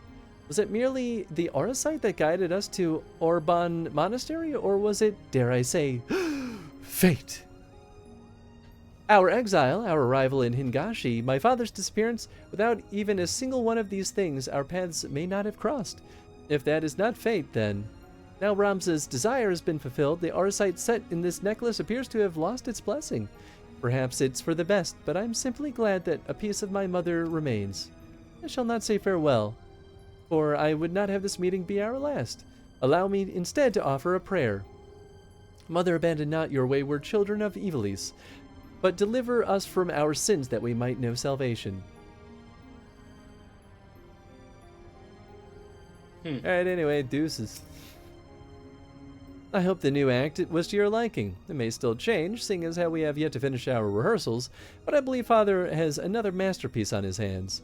I have always admired my father, but never more than I do now. I finally have come to understand why it was so important for him to tell the tales that he did, even if those actions did see him driven from his home. Still, I worry that we may never find our place here in this foreign land, that our voices may never be heard. Everything we knew is gone, everything we worked for behind us. Will the people of Othard and Alinard accept us for what we offer in spite of who we are? Will they flock to our stage to hear our stories? Will they laugh at our jests and weep for our losses? I know it's childish to fret over such matters, but perhaps I am still a child, desperate for the acceptance of strangers, despite the fact that I'm already accepted by my friends and family. Something happened that day, and I laid my hands on my mother's necklace. My father would have me believe it was the hero Ramza's Auracite, the Virgo that dispelled the fear and hate in my heart and replaced it with love. I would like to believe that it was not only the Holy Stone, but me growing up. Journeying to a new land, meeting new people, learning of new cultures and customs, these things ignited a flame inside me, a flame of change. You, Mont Blanc, Herdy, Mikoto, Master Sid, Boagi, Fran, even Lena, you have all helped fan that flame, that which may rise into conflagration to burn away the old Ramza, leaving what stands here before you now. My father spoke of one day authoring a play that would chronicle your adventures. I believe I will tell him to abandon that endeavor, for I wish to author it myself. That is, if you'll allow it. You're welcome here anytime, Hans, and I hope that you will take time to visit and tell us more of your deeds. She'll be waiting. Ugh. God, they had so much to say. Yeah. I thought it was going to be like a blurb or two. God. The evilest ones are a slog to get through sometimes. I mean, some of it was actually interesting, but I'm like, boy, you really could have made that more concise. Anyway, we're done here. Wait, no, we have to turn in the quest. Where the hell do we go? You go outside. I believe she'll be at the foot of the tower. Hell yeah. Yeah, so exit the shuttle and all that, so. Yeah, sweet. So the real question is, do we ever meet them again? I'm not gonna say. Okay. Because they all alluded to this not being a final farewell. And I'm like, I can't imagine that they would get pulled back, but I guess it's possible. Well, wasn't that an adventure, Hans? It's sad to think that we must soon part ways with all that we've been through in these past few moons. Satisfied with the city's unwillingness to turn him over to the Garleans, Genobus has decided to purchase a permanent berth above Kugane for the Prima Vista. Supposedly, he has already received petitions from hundreds of Geico and Gainen to join the company. And there's a matter of my assignment. You'll be delighted to learn that I am almost finished. What? How do you expect me to write an expose when off battling forces of evil from beyond the void? Don't you worry, though. A few more weeks and I'll have a draft. All right, an outline. Until then, I'll stay here in Kugane a while longer, at the Raven's expense, of course. Farewell. More music. Na na na na na na na.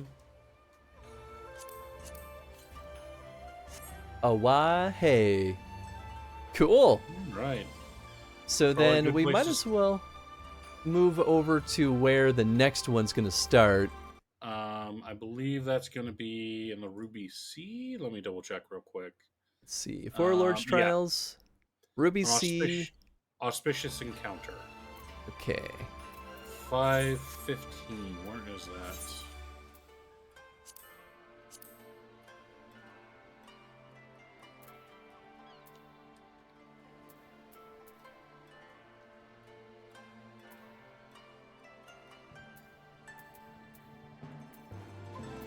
Third. There we go. No. Yeah, no. No, this is not what I want. What the hell?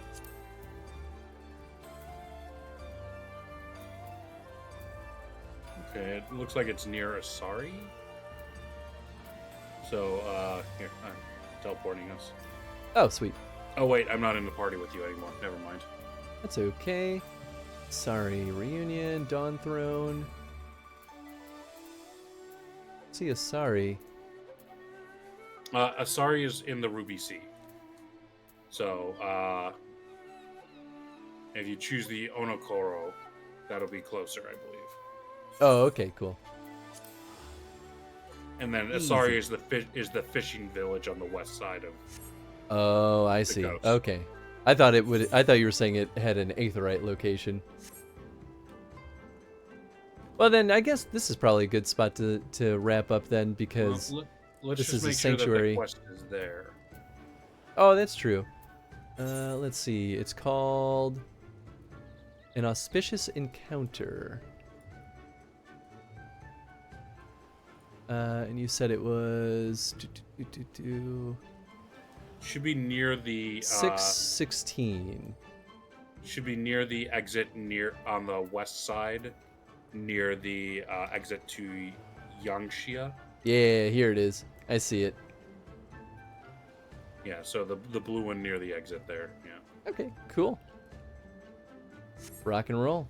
That'll be pretty easy to fly right over to next week.